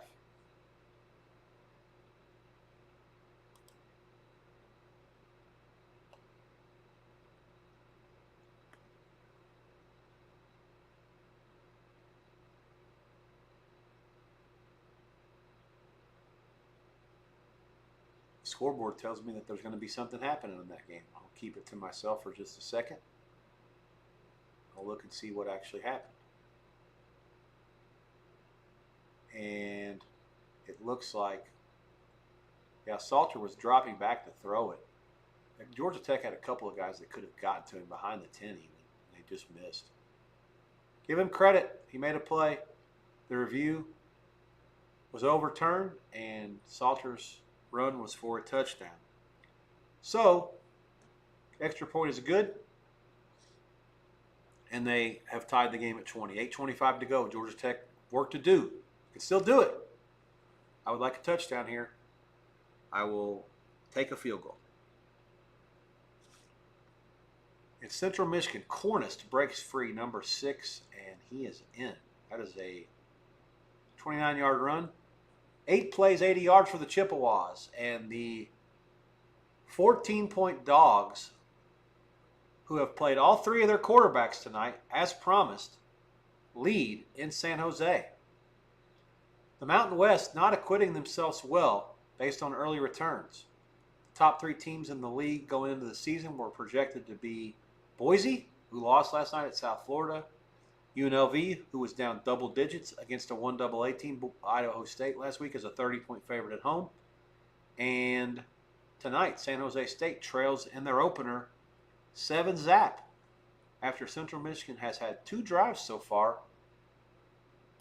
starting at their own 25 and their own 20, and they've gone 42 and 80 yards for a missed field goal and a touchdown. I'd like to, if you guys haven't seen earlier about what happened on San Jose State's drive, they really, like I said, they took it down to the 2. They think first and goal at the 2 or the 3. An interception was ill-advised, but my God, the quarterback literally ran into the ref. All right, so Baylor now has it 3rd and 2. They're up down 31-17. They're in Auburn territory. A touchdown is vital here, and to be honest, they can get one. I actually think it's a better situation than what happened before the last one, because Auburn hasn't had the ball in a while. They scored a touchdown on the kick return the last time. Lob pass, and it is complete. Absolute shove by Wilson, and they didn't call it. I love it. Certainly we have the whistle in this game. I'm speaking as a Baylor partisan. But, we have Robertson's pass was a fadeaway with guy right in his face. That's a good pass. He dropped it right in. I thought we pushed off. Maybe we did. And definitely, I use this word. It's funny. I always get on people when they start saying we. I'm allowed to say we when there's an investment. If there's no investment, unless I played for the team, like Ball State's not a we just because I went to school there. But Ball State against Purdue tomorrow is a we because of the investment. That's the rules. The extra point by Colorado was actually deflected, and it still went in. To be honest with you, given the situations and what we are on there, second half Georgia Tech -2.5, and the live play -2.5, -15 at the end of the first quarter is actually better that happened. Georgia Tech by 1 would be absolutely no good this late in the game for sure.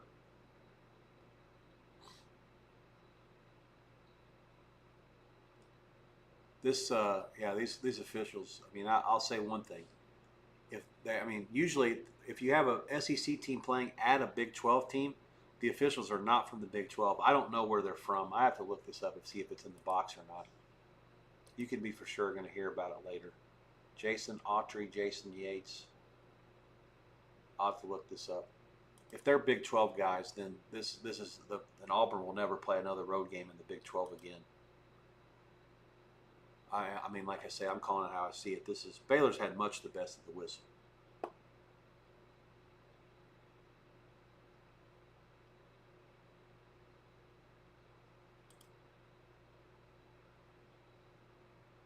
Auburn trying to run it now in 2nd and 8. I'm sorry, Baylor. Got a good push. They're inside the 5. And certainly this is 4-down territory. We all know the rules here. 3rd and maybe 2 at the 4. Georgia Tech now, we are inside the last half of the 4th quarter. 7 and some change left. And they have just crossed midfield. Clock moving. 20 all. Points are important here. 7 of them would be better than 3.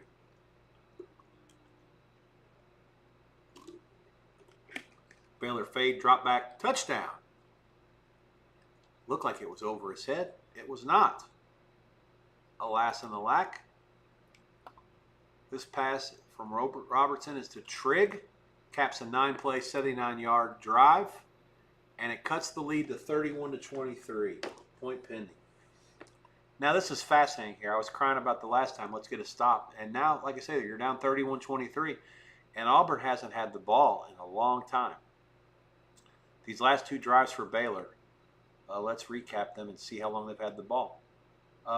They ran, 10 plays, 75 yards, 9 plays, 79 yards. Total time possession, 442 and 349 is 8:31. So 19 plays, 8:31, sandwiched in between the kickoff return for a touchdown. Auburn in the second half got the kickoff. They ran 7 plays, 26 yards, and punted. And then they ran 9 plays, 71 yards, and scored a touchdown to put them up 24-10. And since then, that drive ended at 5:40 to go in the 3rd. They have not had the ball since. So 11:48 left, and Baylor has ratcheted the pressure back up again by cutting the lead for the second time consecutively to 31-24. Now, how about we can get, instead of a kick return for a touchdown, how about this guy fumbles this time? And then we can get Baylor to find a way to score and tie this thing up. Vamos. Here we go. Going to be halftime in Houston. Rebels 24, Sam Houston State 7. Let me look at the box score here before I give you some halftime information. I'll tell you what I should make the game. Let's see. Calandra completed a pass. They were in their own territory. Okay. Any turnovers? Sam Houston missed a field goal. This has been a very fast half. 32 plays for UNLV. 31 for Sam Houston. Yeah, both teams only had the ball. Sam Houston had it 4 times. UNLV had it 3. Then they also had a pick 6. And that's the reason why. So they got the ball first. Yeah, Sam Houston deferred. I made the game 11 after the narrow escape last week. Before the season, a little higher. Everybody else the same. Bet it down. No fault in that. Getting it down below 10. UNLV superior here. I see much of the same going forward.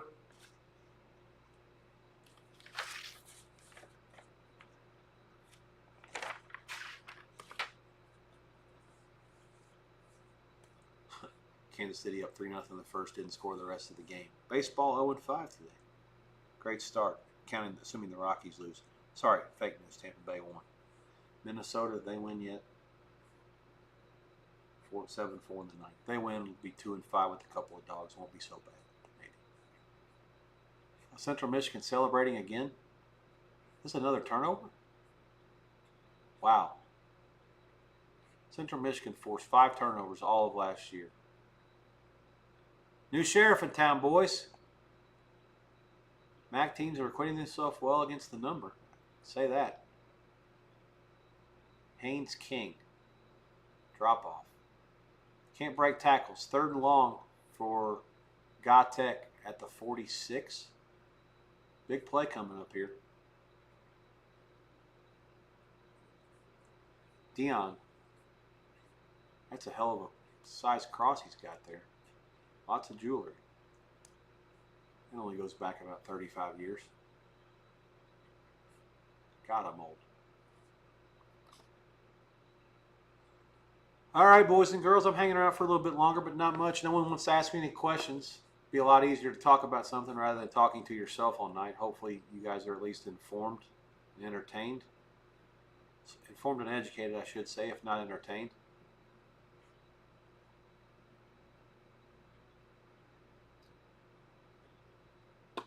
I will again, as I said, go over the scores and what the results were to the line and all the football games.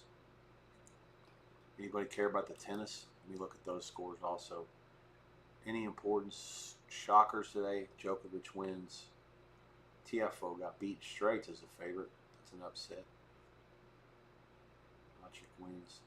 Taylor Fritz has split the first two sets against a pretty big underdog. He was laying between 15 and 18 to 1. Coming back around 9 to 1 on the dog. Shelton retired against Manarino as about a 7 to 1 favorite. Most people grade that, considering it happened after the fourth set, as a win for Manarino.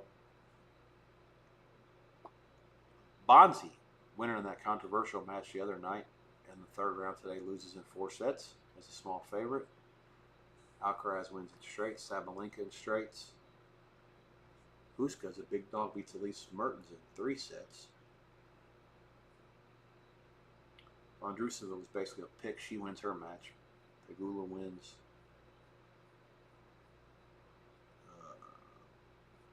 Andreeva playing the nightcap. And the girls are on serve against Townsend. Townsend won the other night. An upset. She's the #1 doubles player in the world. I'll have the tennis on for spells tomorrow, but there's just too much football to worry about most of that. All right, big drive here, Baylor. Auburn starts first and 10 minutes to go. Arnold 11 for 17 for only 108. Can we please put another man in the box and force them to throw the ball? I mean, really, at this point, if they're going to beat you with their passing game, then just let them do it. Shake their hand. Do not let them run the ball up and down the field again. It's been 3 guys, 2 backs and the quarterback that are just ruining us. But a lot of that's being done up front. 40 carries for 248. Last year they averaged 34 for 168. Georgia Tech was forced to punt. Colorado will get it at their own 10. 5:20 to go. Need to stop at a score before this thing goes to overtime.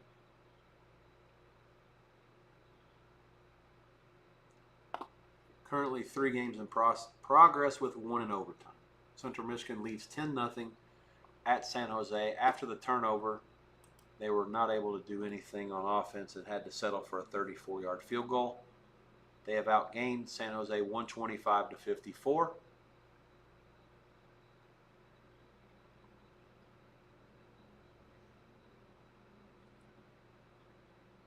Quarterback keeps it. That was an option play. The Cobb probably would have done better. There is a flag on the field. Baylor got him in the backfield. I didn't see what happened. Eyes were a little late scrolling from TV to TV there. God damn it. Holding against the defense? Kiss my ass. How is there holding against the defense on a read option? Someone please explain that to me. And of course, when I'm talking to you guys, I don't have audio on the games anyway most of the times. Listening to announcers is negative EV. Their IQs are generally lower than mine most of the time. No, they didn't give me the fucking replay. They show it for like 2 seconds. All right, Auburn has the ball past midfield now. New set of downs, 8.5 to go. Second and about 7. It just gets real sickening when the other team just takes the ball and runs it up your fucking ass the whole game. I mean, can we show a little pride and stop that? Man, I know they have 3 and 4 and 5-star players and we don't. But I mean, Jesus Christ, buck up. You know what they're going to do. Just fucking stop it once or twice.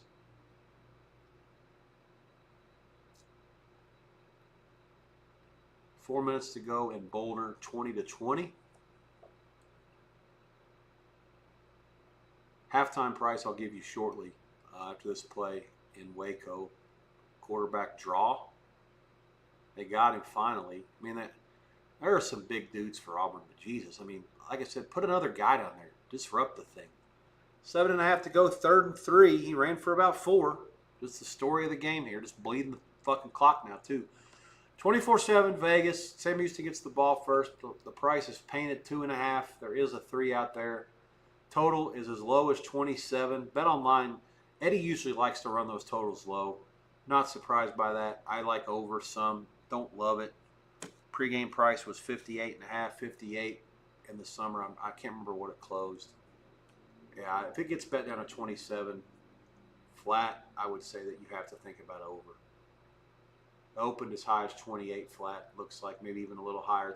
They're hammering under. I'm guessing this is, given the fact that Barry Horse is friendly with the bet online guys, I'm guessing this is probably a Barry Horse under. 27 over would be the play. 24-7 is 31. Yeah, I would go over 58. I would say one thing. We would have been a lot better off in this game if Arnold somehow got hurt. He is absolutely killing us with his legs. And that's the difference in this game. Let's be quite honest. He's not doing it with his arm. He's just killing us with his legs. Making good decisions, good reads. He's actually ran for more yards than he's thrown for, or the same. 11 for 17 for 108 through the air. No touchdowns, no picks. 14 for 107 on the ground. Give it to Auburn for the balance. They have 45 carries, and 3 different guys have 14. Arnold, Austin, and Cobb all with 14. 14 for 107, 14 for 78, 14 for 66. All told, 264 yards on 45 carries. 5.9 a rip. Terrible. 2nd and 7, they're bleeding the clock inside the 33. Run again to Cobb this time. He stopped, but he still gets 3 or 4. And now we got 3rd and 3 or 3rd and 4 again. It's like a goddamn instant replay out here. It's the same shit every freaking set of downs. If you miss one play, just watch the next. Colorado punts. Georgia Tech, gosh, damn it, get out of there. I thought he had a chance to house it. They're out to the 38. And this game has gone over the allotment of time, and Scott Van Pelt's about to come start talking shortly. Therefore, no TV timeouts from here to the end. So Georgia Tech will take over. Looks like about 2.5 to go. So chance to win it here. Any points? Get us the cash. Okay, Auburn ran the ball, Austin, and he stopped short of the first down. It'll be 4th and 1. Have a feeling they'll go for it, but it's not a cinch. And that at least opens the door for a possibility of overtime. Let's see what happens. On the line, it's, oh wow, this could be a possible brotherly shove. 20 seconds, and now we got a timeout. 4:40 to go, and Auburn calls the timeout. This is fascinating because it looked to me like they have all the time in the world, and they had the personnel out there that they wanted, I think. So now, and plus they could have waited all the way down and run the clock down 20 more seconds. Another situation where you have to deal with the possible ineptitude of Hugh Freeze. 3rd season back at Auburn. Well, he was at Arkansas State, Ole Miss, and Liberty before, so at Auburn. But this he's not being he won't be portrayed in the brightest light. If they somehow find a way to lose this thing, as much as they've dominated Baylor on the ground, I will consider myself to be a very lucky man. This is a game that we really don't have much of business winning, if you want to get right down to it. And somebody on Twitter up a good point here. Admire the toughness. Jackson Arnold can't take this much punishment for 12 games, can he? I tend to agree with that.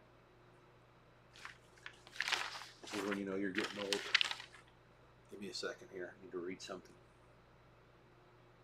10 starts, 1984 last year. He was at Oklahoma. Yeah. Yeah, so this kid ran the ball some at Oklahoma too, I guess. All 4 QBs from last year's roster departed. Jackson Arnold, PS5. Ashton Daniels. He was a Stanford kid. Deuce Knight, another quarterback, dual threat. And that's just the Hugh Freeze offense. They like to find kids that can run it and throw it. But They really want to run it.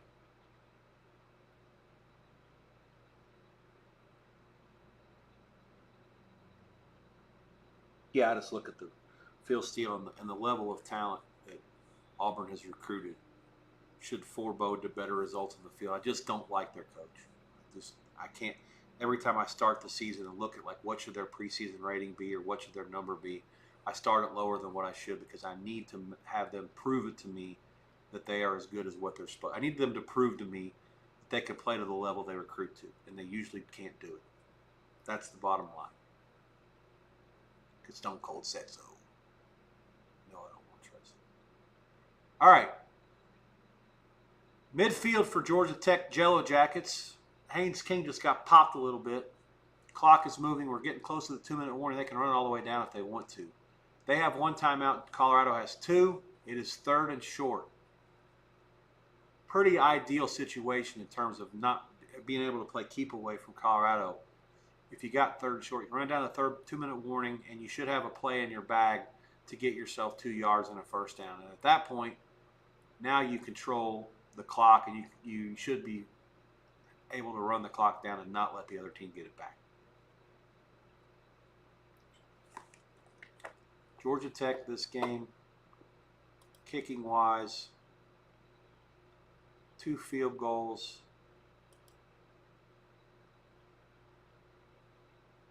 I don't think they missed one. No, they didn't. They're 2 for 2 field goals.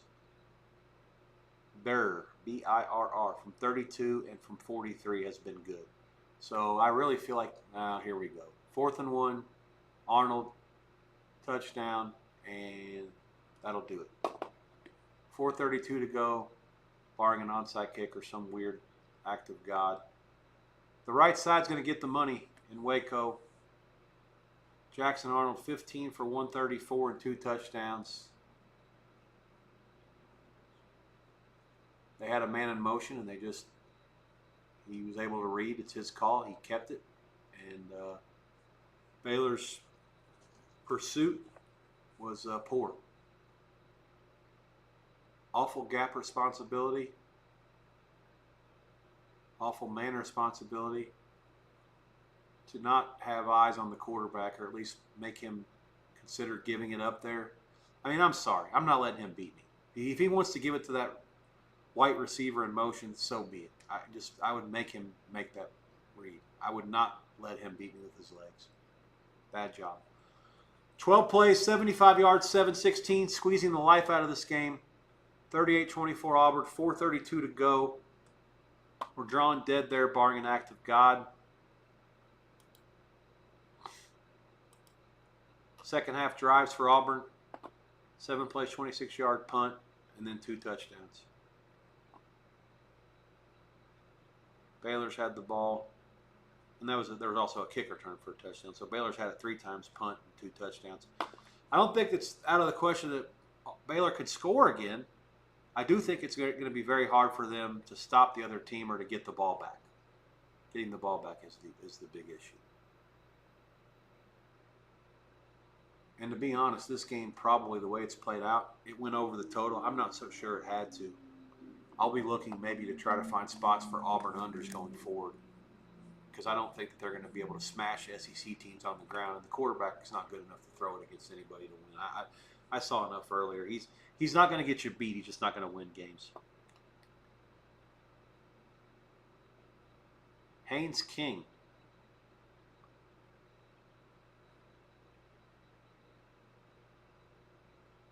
Dan Lifshatz, my good friend from Boston. Good night, Aranda Ass.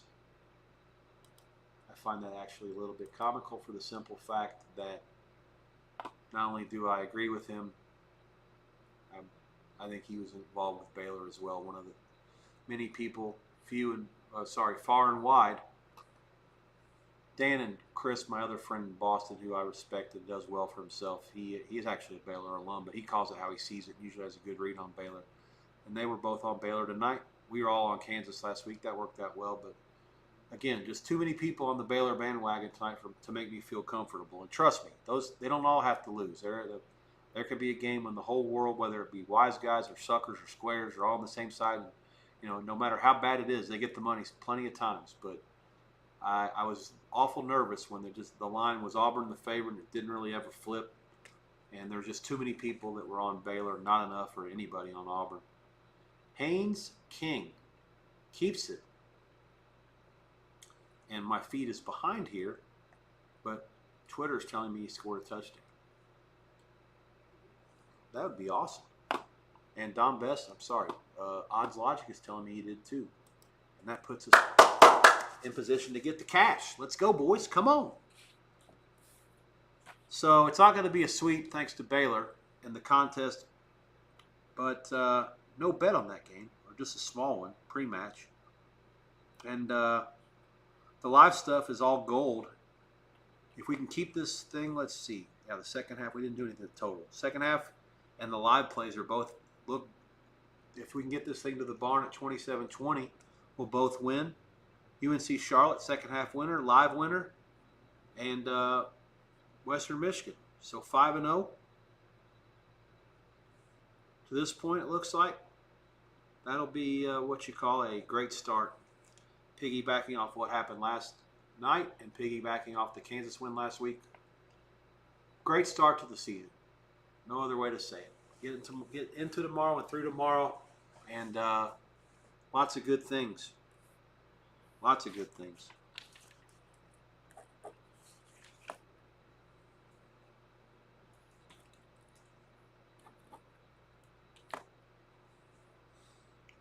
Okay. 5 plays, 51 yards there for Jatek. 107 to go. Haynes King, 13 for 20 for 143, 1 INT. But more importantly, 13 carries for the ESPN graphics suck. I have to go to the box. They put that up there at about 6-point font. Thanks a lot, ESPN. The mouse to the rescue, Disney. Now my computer's running at very slow speed thanks to all the output. The UNLV second half price, it's fixing to go here pretty soon. The second half price has been floundering between 2.5 flat, 2.5 minus 20. There is a 3 out there at the Westgate. And the total has been bet down from 28 flats. I told you already. Bet online it was as low as 27 flat. It's back to 27 over now. Anytime I say over or under, that means minus 120. That is the default price on over under, meaning that it's minus 120 on one side and even money on the other.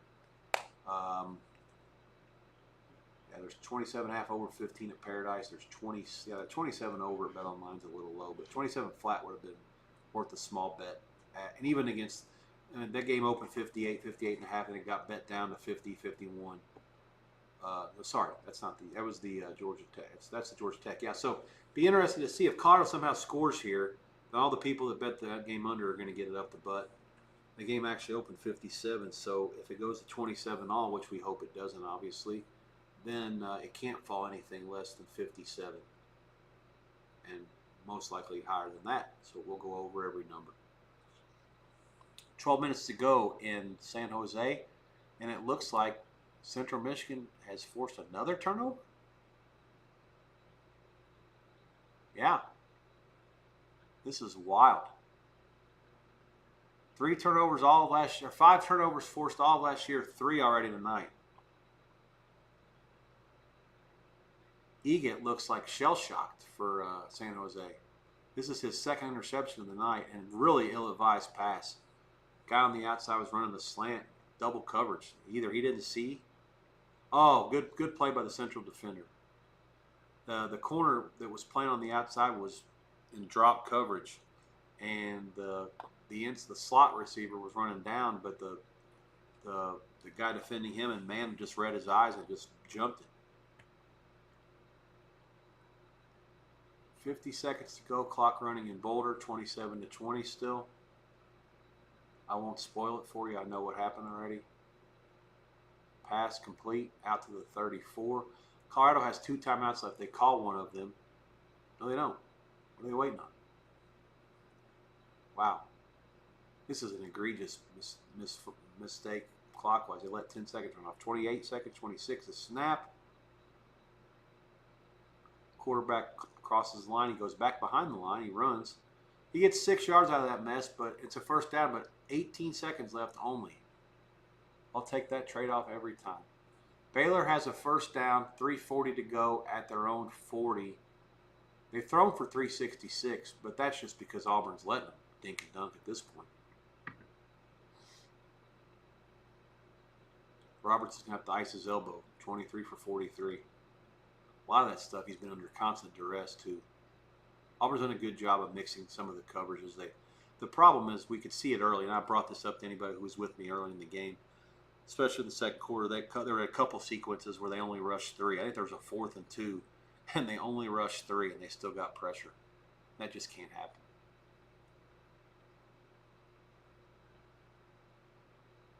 Salter, I see a Colorado guy with the ball. 8 seconds. What happened? Incomplete pass? Did he catch out of bounds?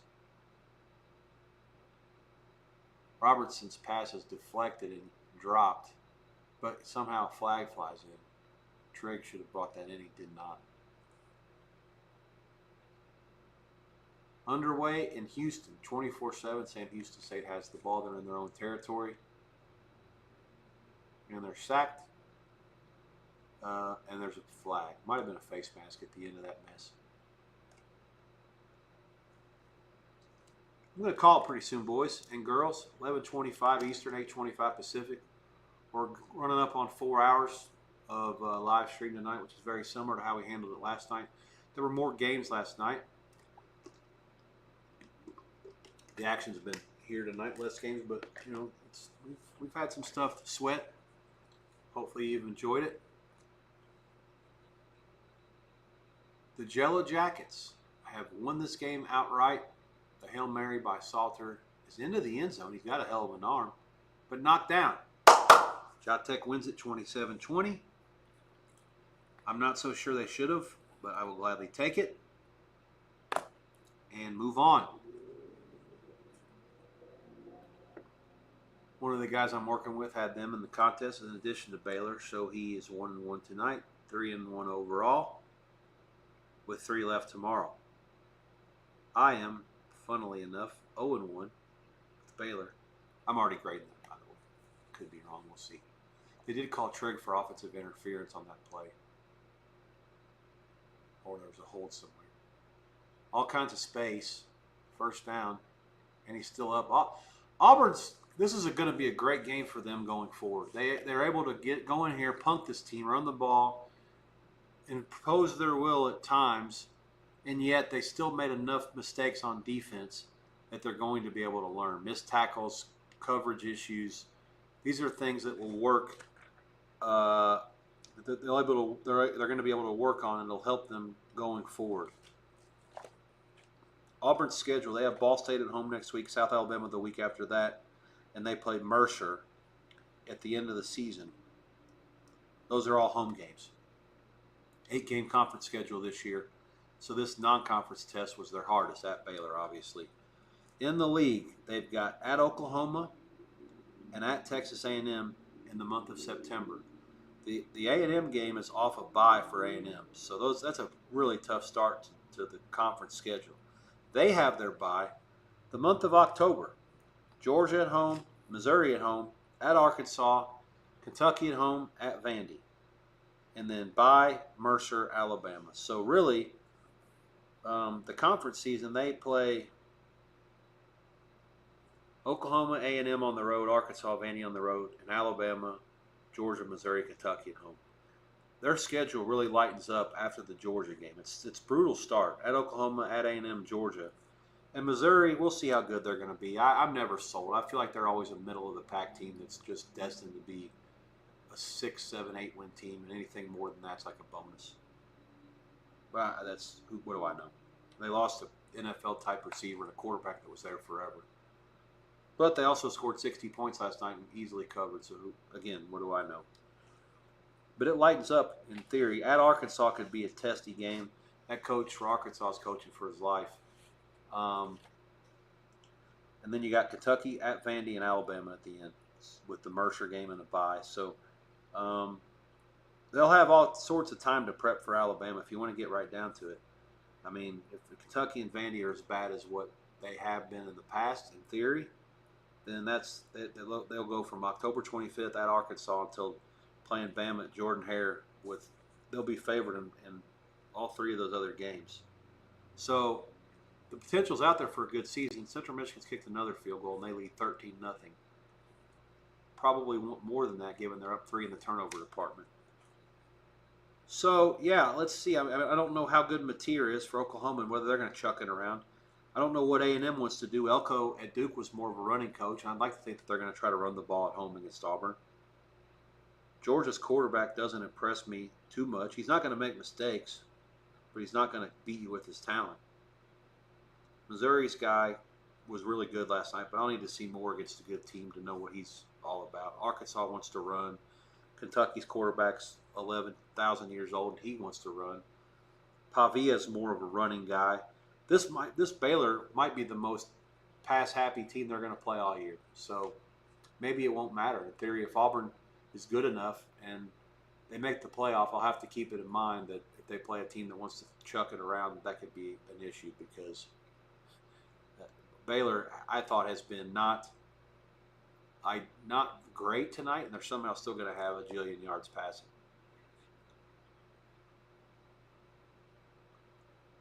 Okay, let's hit the reset button here before I call it a night. I may still stick around. I have a couple people watching, a few people watching still. I don't know if anybody's sweating the Central Michigan and San Jose State. I'll give you my thoughts on that before I call it one way or the other.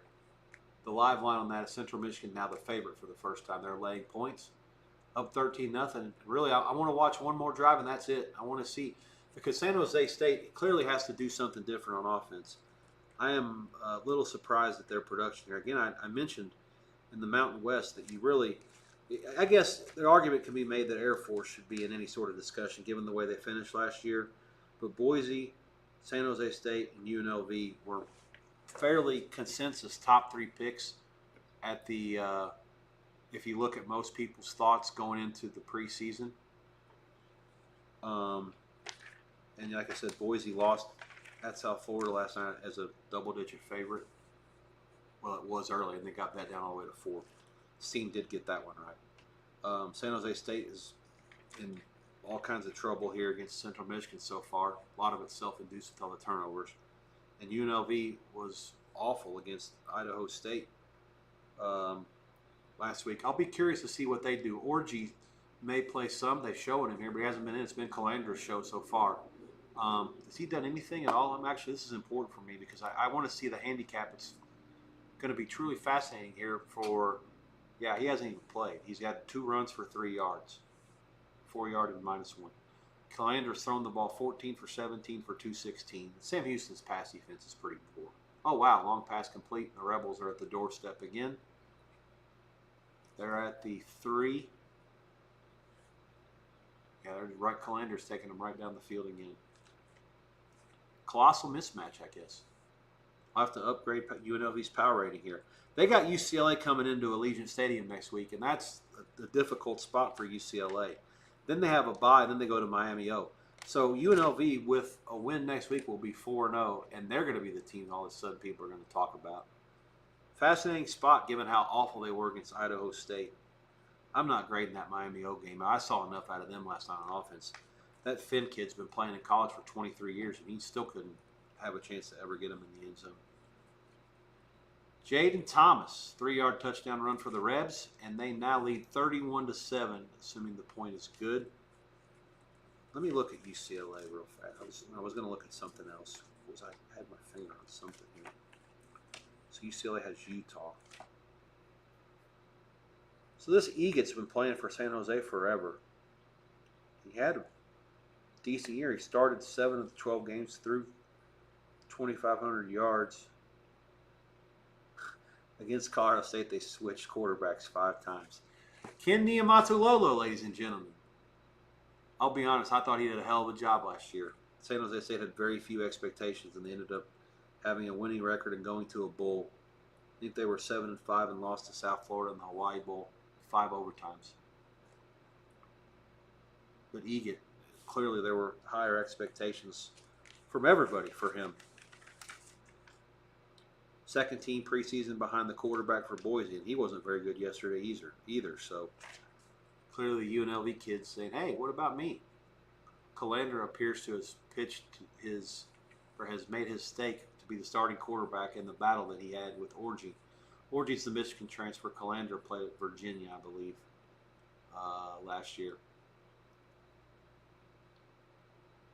It's funny, I usually am bad with names and try to only remember numbers, but I realize that when I'm going to stream, I need to say the names more often. Especially I got people asking me questions about, what do you think about the Heisman, or what about the Coach of the Year, or any of this other shit.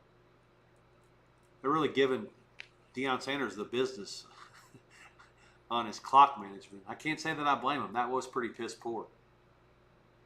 You can't take those timeouts with you to the locker room. You can, just you don't get any compensation for them. 1:04 to go. Auburn has the ball, and they are in the midst of running the clock out. Once again, about as appropriate as you would expect. Arnold off of left tackle, waits for the time to develop, and his lineman to get down and knock a guy on their ass, and he runs for 5 yards and then slides. And that'll do it. They'll run the clock out. Auburn's quarterback that throws for over 100, runs for over 100, first time since Nick Marshall in 2013. Kiss my effing ass. Baylor is a loser. Auburn 38-24. That is a road favorite that gets the money, and there's only two favorites so far. It was Wyoming last night. They were a road favorite, and App State was a road favorite, and they got the money. And these home teams are really up against it. Do any home favorites ever cover? It's going to be a fascinating statistic. Did any home teams even cover? Central Michigan is comfortable. San Jose State is about to score, it looks like. 5 minutes to go, 4:20 it says. App State wins that. Well, that's a neutral site, but I'll call that a semi-home game at the very least for UNC Charlotte. So they win and cover. Kennesaw State does not win, but they cover. Auburn wins and covers. UNLV is on the process of winning and covering. Georgia Tech wins and covers. Western Michigan covers. So if you bet every road team tonight in a parlay, you have a chance to hit a 7-teamer is what I'm saying to you. We'll see how it goes. Long way to go, obviously. And it seems like, it seems like San Jose State has finally rectified their issues of turnover ailment. And because of the defense holding Central to field goals, they have cut this game to 13-7. There's 4:20 to go in the first half. He gets a pass to Leland Smith, number 1. His first catch of the game is a touchdown for San Jose. The point is good. And the Spartans have trimmed the lead to 13-7 at home. What's the name of this place? CEFC, Sefku Stadium, right?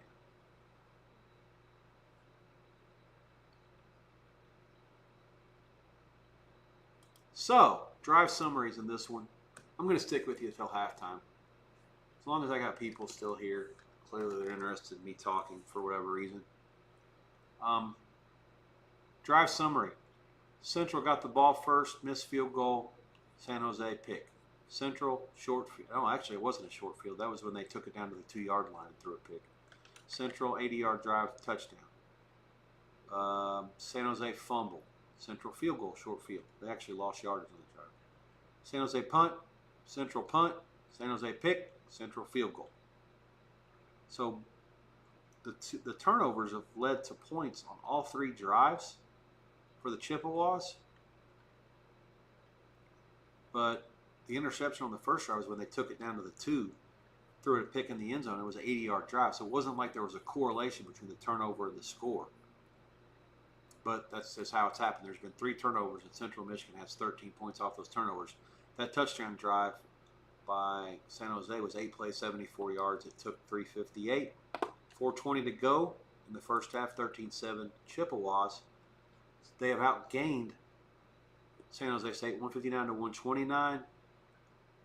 Total plays 26-22 again. Neither team has gotten a 4th down conversion Both teams are 1 for 5 and 1 for 3 on third. The average yards per play very close to 6 yards for both. Time of possession 16 to 9.5 for Central. And again, the telltale story in this game, turnovers 3-0. Central Michigan forced 5 turnovers all of last year, third worst in the country. They have forced 3 tonight in about a quarter and a half. I'll actually give you the exact time of the turnovers. Let's see. 12:03. So San Jose State in less than 18 minutes committed 3 turnovers. Central Michigan played 60 times 12, 480 minutes last year. I'm sorry, 720 minutes last year, and forced 5. And this year in 12 minutes they forced 3. Kind of wacky.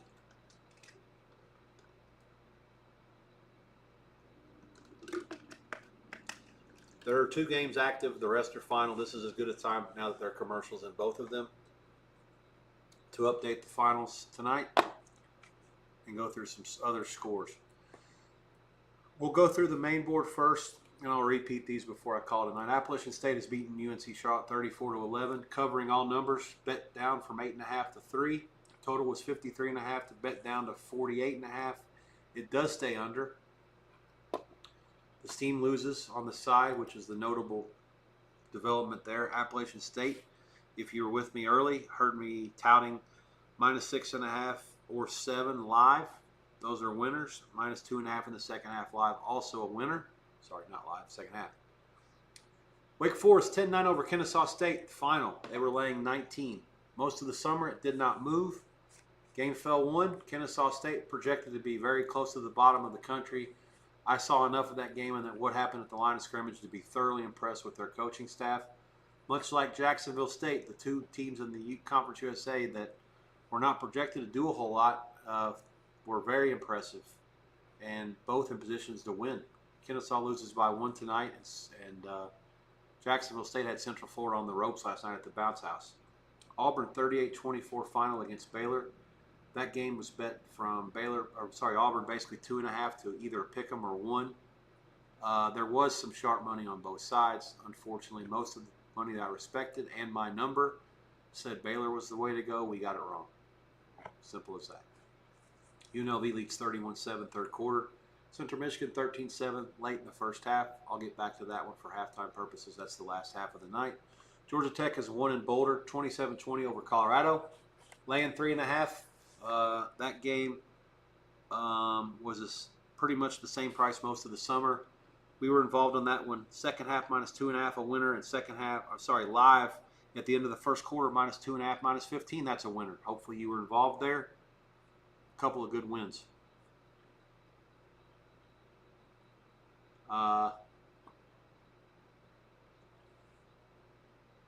Best win, certainly the wrong side win.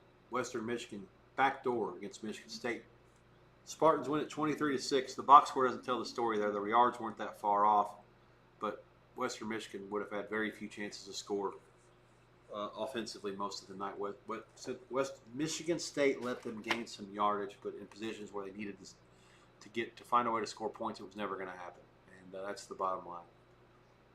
Pick 6 for Western Michigan inside of 5 minutes allows them to get the back door. They actually recovered an onside kick and was in Michigan State territory with the chance to maybe try to get a little bit closer, but once they didn't get the 2-point conversion, they were still down by 3 scores, and any realistic chance to come back was all but nixed at that point. So 23-6 final, Michigan State wins, does not cover.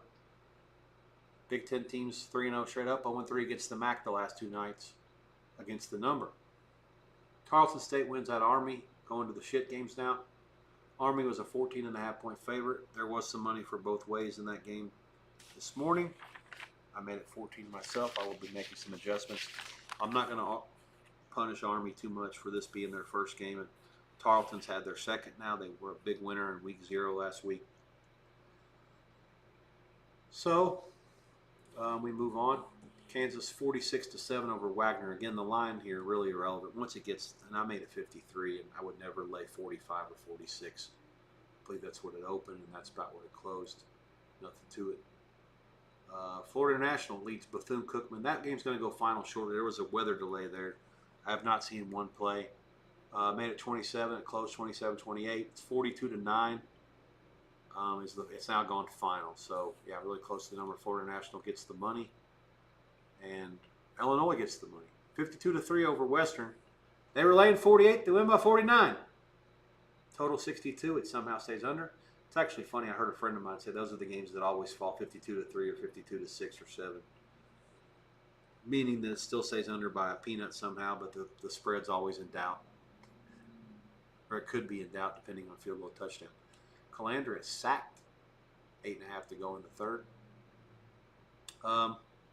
3 games tonight in the 1AA. Rhode Island 31-20 over Campbell. They win by 11. They were laying 11.5. Monmouth down by 4 touchdowns, comebacks and wins at Colgate 42-39. Laying 14.5, never close, flies over. Marist 31-14 over New Haven. This is New Haven's first game at the 1AA level. They came up from Division II. Marist, a Pioneer League team, usually not very good. This is a game that will not reflect well long term on what I'm trying to do with New Haven. I really have no idea how to power rate a team that I've never rated before because my numbers are only at the 1A and 1AA level, not below that. So know nothing about them. I probably spent an hour on them the last 8 or 10 days when I had free time just to try to get an idea of what I was working with. Start and throw until they start playing games. And that was probably 55 minutes too much, by the way, given the fact there's no market. You can't bet any real money on this stuff. And no one really cares about it until the 1AA playoffs, which they won't make. But you still have to have a good number to be able to power rate the games. All the teams are intertwined with each other. If you have a bad rating on one team, it's like a bad apple. It spoils the whole pool. Got to make sure your numbers are strong and solid everywhere to give yourself a chance to win. One of my friends, who will remain nameless, says, "What are your numbers? They don't matter. What's that matter before they play a game? How could you possibly know?" Well, you know because you spent between 80 and 100 hours doing the work from March until now. You try to come up with a logical number for each team. You trust the work that you do, the stuff that you read, the newspapers, the Steel, anything else, Lindy's with the coaches' comments, anything you can find that helps you come up with a number that you can use. And then you trust your work from the year before and the year before that, knowing that teams play to certain numbers year after year, even with the transfer portal and the NIL and some of the things that are different about today's game. These teams, year after year, especially at these lower levels, are going to play to numbers you have to respect. You have to trust. You have to know that your work's been good in the past, and if you got something that's wrong, you have to work quickly to rectify it. At the lower level, Tarleton State's number clearly was wrong. Western Michigan tonight's a great example. I'm going to have to make a big adjustment there. Despite the fact that they covered, me making that game 15 and them losing by 17 doesn't tell the whole story. My Western Michigan line is not right. Conversely, my Michigan State number is too low. There's probably a little bit of both because they clearly took the foot all the way off the gas, given that they have Boston College next week. And, to be honest, that quarterback, I'm not sold on him. He still makes mistakes, but he didn't do anything to get them beat tonight. Those are the football scores. Girls basketball, 4 minutes to go, Indiana and Los Angeles. If you care, you can watch it on your local whatever station they got it on. It's a 1-point game with 3 minutes to go. The spread was 2. Cardinals beat the Reds in 10-7-5. Philly 2-1 over Atlanta. The Mets 19-9 over the Marlins. These New York teams just continue to punish everybody. If you're betting Mets to Yankees parlays every day for the last 2-3 weeks, you're probably making a lot of money. It's the same thing every day. Cubs 11-7 in Colorado winner. Dodgers are down 3-0. Zach Gallen twirling a gem after the Dodgers swept the Reds earlier this week, laying an egg in this one. Good for them that the Padres have lost in Minnesota 7-4. Seattle blows a save. Cleveland 5-4 over the Mariners. Yankees 10-2 in Chicago against the White Sox. Houston 2-0 against Anaheim. Detroit wins in Kansas City 5-3. No bueno. Texas leads the Athletics. Oakland 3-2 in the bottom of the 6th. And San Francisco leads Baltimore 7-4 in the 4th. That game flying over the total at 3Com Oracle, whatever the hell park they call it now. The new Candlestick. Tampa 4-1 over Washington. Final. Milwaukee 7-2 over Toronto. Final. Pittsburgh 4-2 over Boston. Final. That's it. Let's see. We're inside 2 minutes to go in San Jose. It's 13-7. Rebels ball, third and long. They're at their own 38. I'm on a delay with both these games, so bear with me if you guys have a faster feed. As I said, I'm going to stick it out till halftime with the San Jose. I've got you up to speed with all the maintenance work. I see no other questions. For now, again, for those that are here tomorrow, check in anytime around kickoff. I'll be here probably at or before kickoff, a little before I think tomorrow. What I'll do is to sort of get you up to speed with everything. I'll tell you what. Here's what I'm going to come on. I'm going to watch Lee Corso sign off of game day, and then I'll be involved. I'm going to watch him put his headgear on and sign off, and then I'm going to be here with you guys for several hours on and off throughout the afternoon. But I'll be on at or close to when the balls go on the tee for the noon Eastern, 9 a.m. Pacific kickoffs.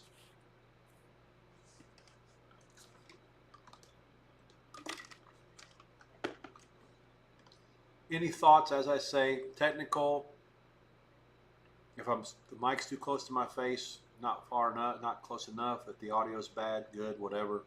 I'm all ears there. I was told that I did not dress professionally last night. I guess I'll continue to try to go the route of wearing golf shirts going forward. That seems fair enough. UNLV, newsflash, first punt of the night, midway through the third quarter. We try to come after him. There's a flag down, and he's mauled at the 25. Need to do a little bit more work on this stadium. It looks like it's grass, but it looks like it's hard to explain. The lines on the field aren't very good, and you can't see the yard markers hardly. Looks like you could slip and fall anytime you take more than a step or two. Try to pivot or turn.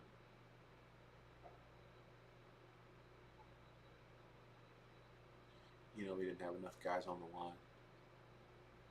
All right, so let's see what's happening up in San Jose. Chippewas, third down, 141 left.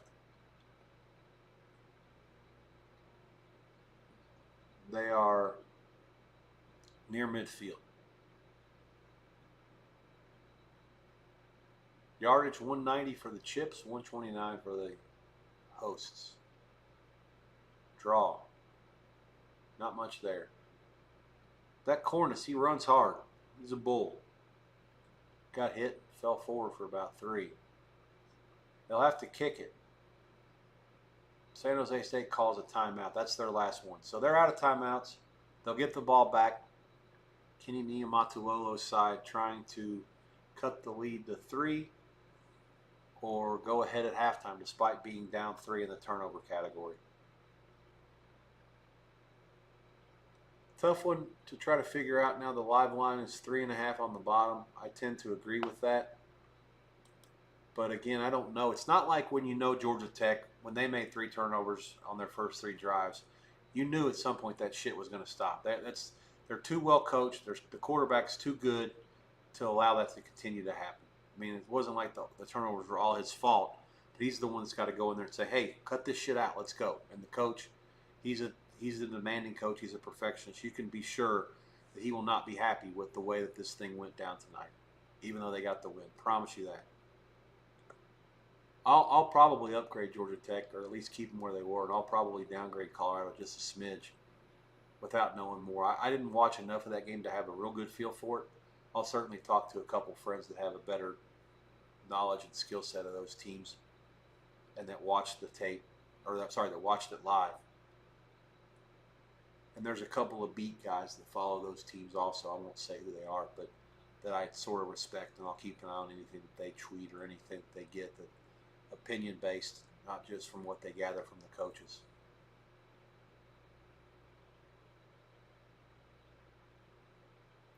So to answer the question that was in my chat earlier, the first one, my pick to win the national championship, I don't necessarily love it, but he's on Scott Van Pelt right now. It's Clemson. Dabo Swinney. There are very few teams that win this national championship and it's been consistent for that for several years. I don't know how many coaches that are actually coaching right now that have actually won one. I think the number is like you can count it on one hand, right? It's kind of crazy with Saban having left.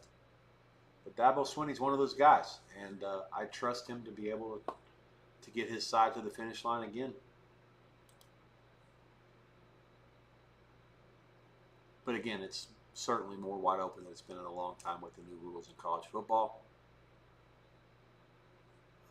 Egan is now 9 for 16 with 2 picks, 118 yards.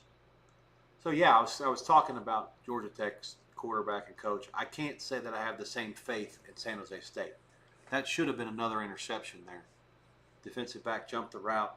I'm really not buying what Egan's trying to sell here. Central Michigan's played hard. They don't have to win the game. Certainly, they're not any value betting them when you could have taken 14 and a half, given that the game this summer was 10 and a half and 11. They're clearly the right side on the spread, but yeah, it's everything that they're trying to do. I don't see it. I'm not seeing it. First down, but they're letting them dink and dunk their way for nothing here. I mean, they're out of timeouts.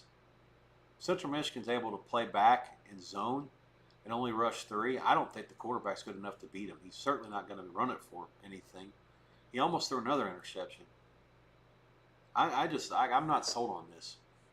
Are they able to run the ball at all? Not really. 10 for 21 yards. I think I've seen enough of this. Scudero had 1 catch for 46 yards. That was the long. Other than that, they have a 12 and an 11, a 6, a 4, and 2 more for 9. And 2 picks and a fumble. Central Michigan clearly is well prepared, and the coach has done a hell of a job getting them ready. Let's see what they come with here at halftime. This is a situation where San Jose State does get the ball. Let's see how it plays itself out coming out of the break.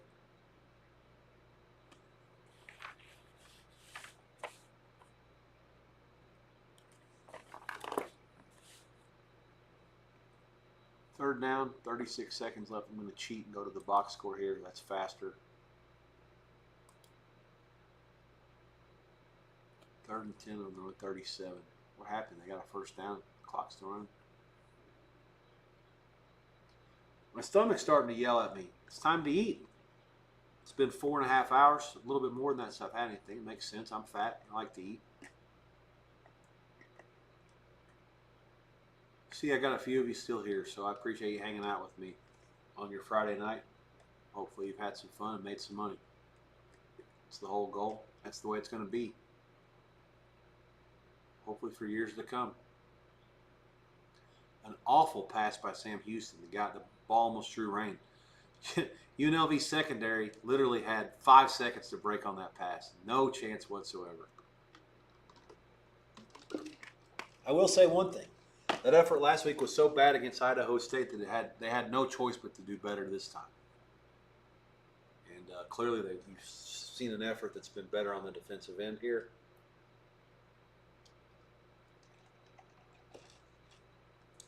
Pass interference against the Rebels bails them out. It'll be a first down for Sam Houston, and a clearly disgusted Dan Mullen does not like the call. All right, so San Jose State has found a way to get a first down. Is that by penalty? No, a 12-yard completion on 3rd and 10. Now we got an incompletion, another incompletion. And there's a flag now. They punted. All right, so that's going to be the end of the half.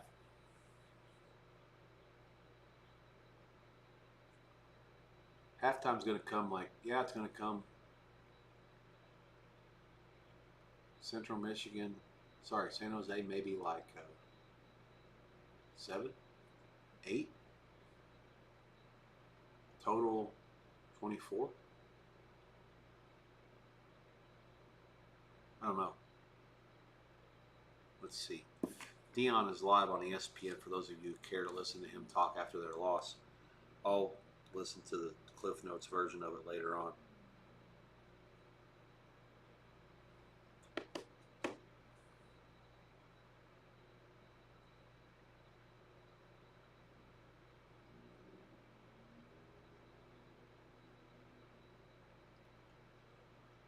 All right. Let's see. Once they put this halftime up and I give you my thoughts, I'm going to go ahead and call it. If there's any questions or any other things that you guys will want, now is the time to speak up or forever hold your peace. I'll be back. Same bat time. Sorry, same bat channel, different bat time. Sometime close to 9 a.m. Pacific and noon Eastern. When you see the Block O on the field tomorrow at Ohio Stadium, if you're watching Big Fox, and then it's time to turn on twitch.tv or twitch.com/Rex_Byers. Same for YouTube. It's time to tell your friends who are investing in some of these football games, week 1 college, that you got somebody here that's going to help you win. They're going to help, at least try to help you win. It's going to keep you up to speed on what's happening with these games. It's going to tell you about injuries, momentum, line of scrimmage, line movements from the summer and pregame to what's happening live and whether the markets are correct or not and how you can exploit mistakes.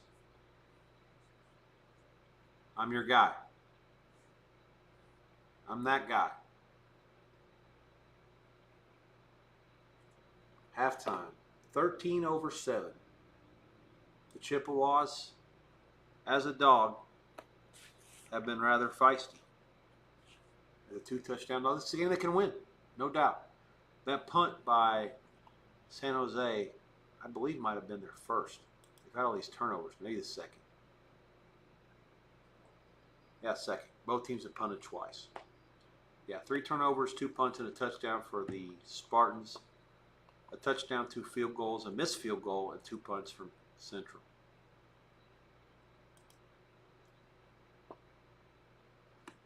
It's coming about what I thought. 8.5, 23.5, maybe 24, 23.5 with juice.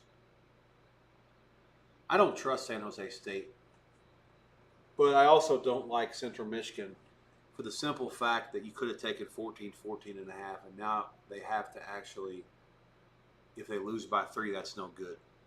And the other team gets the ball first. I can't recommend it.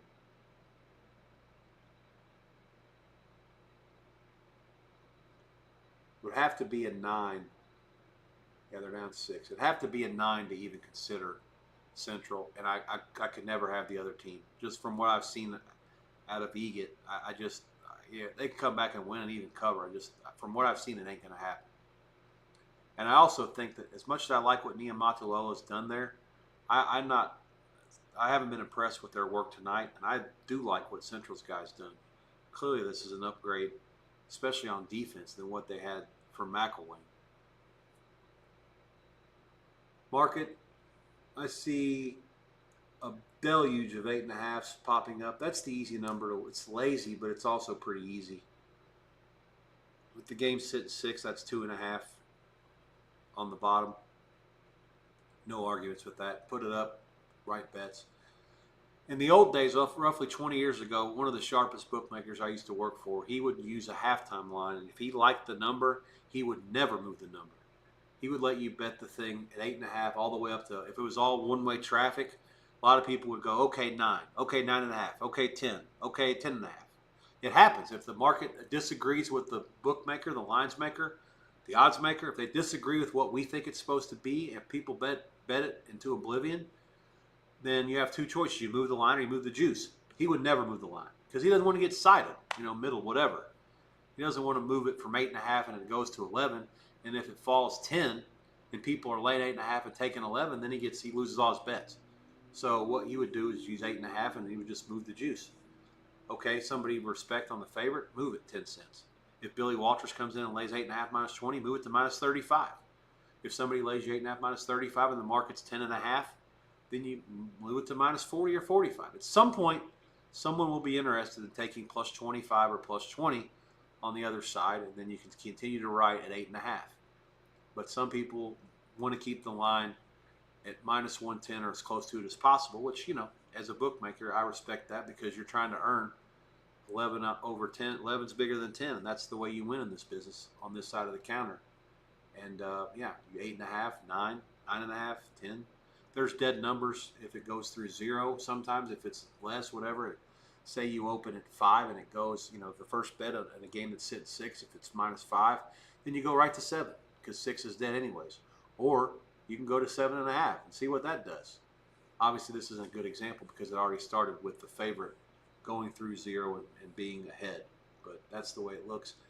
The total is painted 24, mostly flat. I don't have an opinion on that, so I'm going to call it. Appreciate those who checked me out on and off throughout the evening. I don't see anything else in the chat. Again, Central up 13-7 at the half as a 14-point dog. The halftime line 8.5 and 24. Over 15 is out there now, so maybe a little bit of money for the over. There is some two-way. I see some offshore money on the dog. I see some other money offshore on the favorite. There's a scalp on the screen, actually. I'm guessing this might be Barry Horse again. BetOnline's been super aggressive with the favorite, and there's another place I respect where the line is super aggressively moved to the dog. So that's that. We'll see how it plays itself out. I'm not involved either way, but there is a scalp on the screen. So if you had accounts at BetOnline and Amapola both, you could bet both sides at about a 9-cent earn. It's gone now. UNLV 31-7 at the end of 3 against Sam Houston. They have not put a cover to bed yet, but they're in good shape. Sam Houston has a 3rd and 2 near midfield. Yardage in that game is 326 to 184 UNLV. Good response after giving up 550 and change last week to Idaho State. 4 hours and 40 minutes tonight. I appreciate those who watched even 4 minutes and 40 seconds. Good to have you along for the ride. Day 2. No longer a maiden voyage. Tomorrow will be day 3 of the voyage. It's a long day, a long week, a long month, a long season, a long life. Let's enjoy it. Hopefully you guys had a good time. I look forward to any input, advice, thoughts to make this thing better. I know I'm new at it. I think I'm good at it, especially the talking part. And I like to think that I have a pretty good knowledge base to work off of to help everybody have a good time and have a chance to win. If I can help you even a little bit, then it's been my pleasure to do so. Take care, all. Have a good night. Look forward to seeing you back. It'll be about 12 hours from now, give or take a few minutes. And look forward to it. Have a good weekend. Have a good night. Good luck to all. And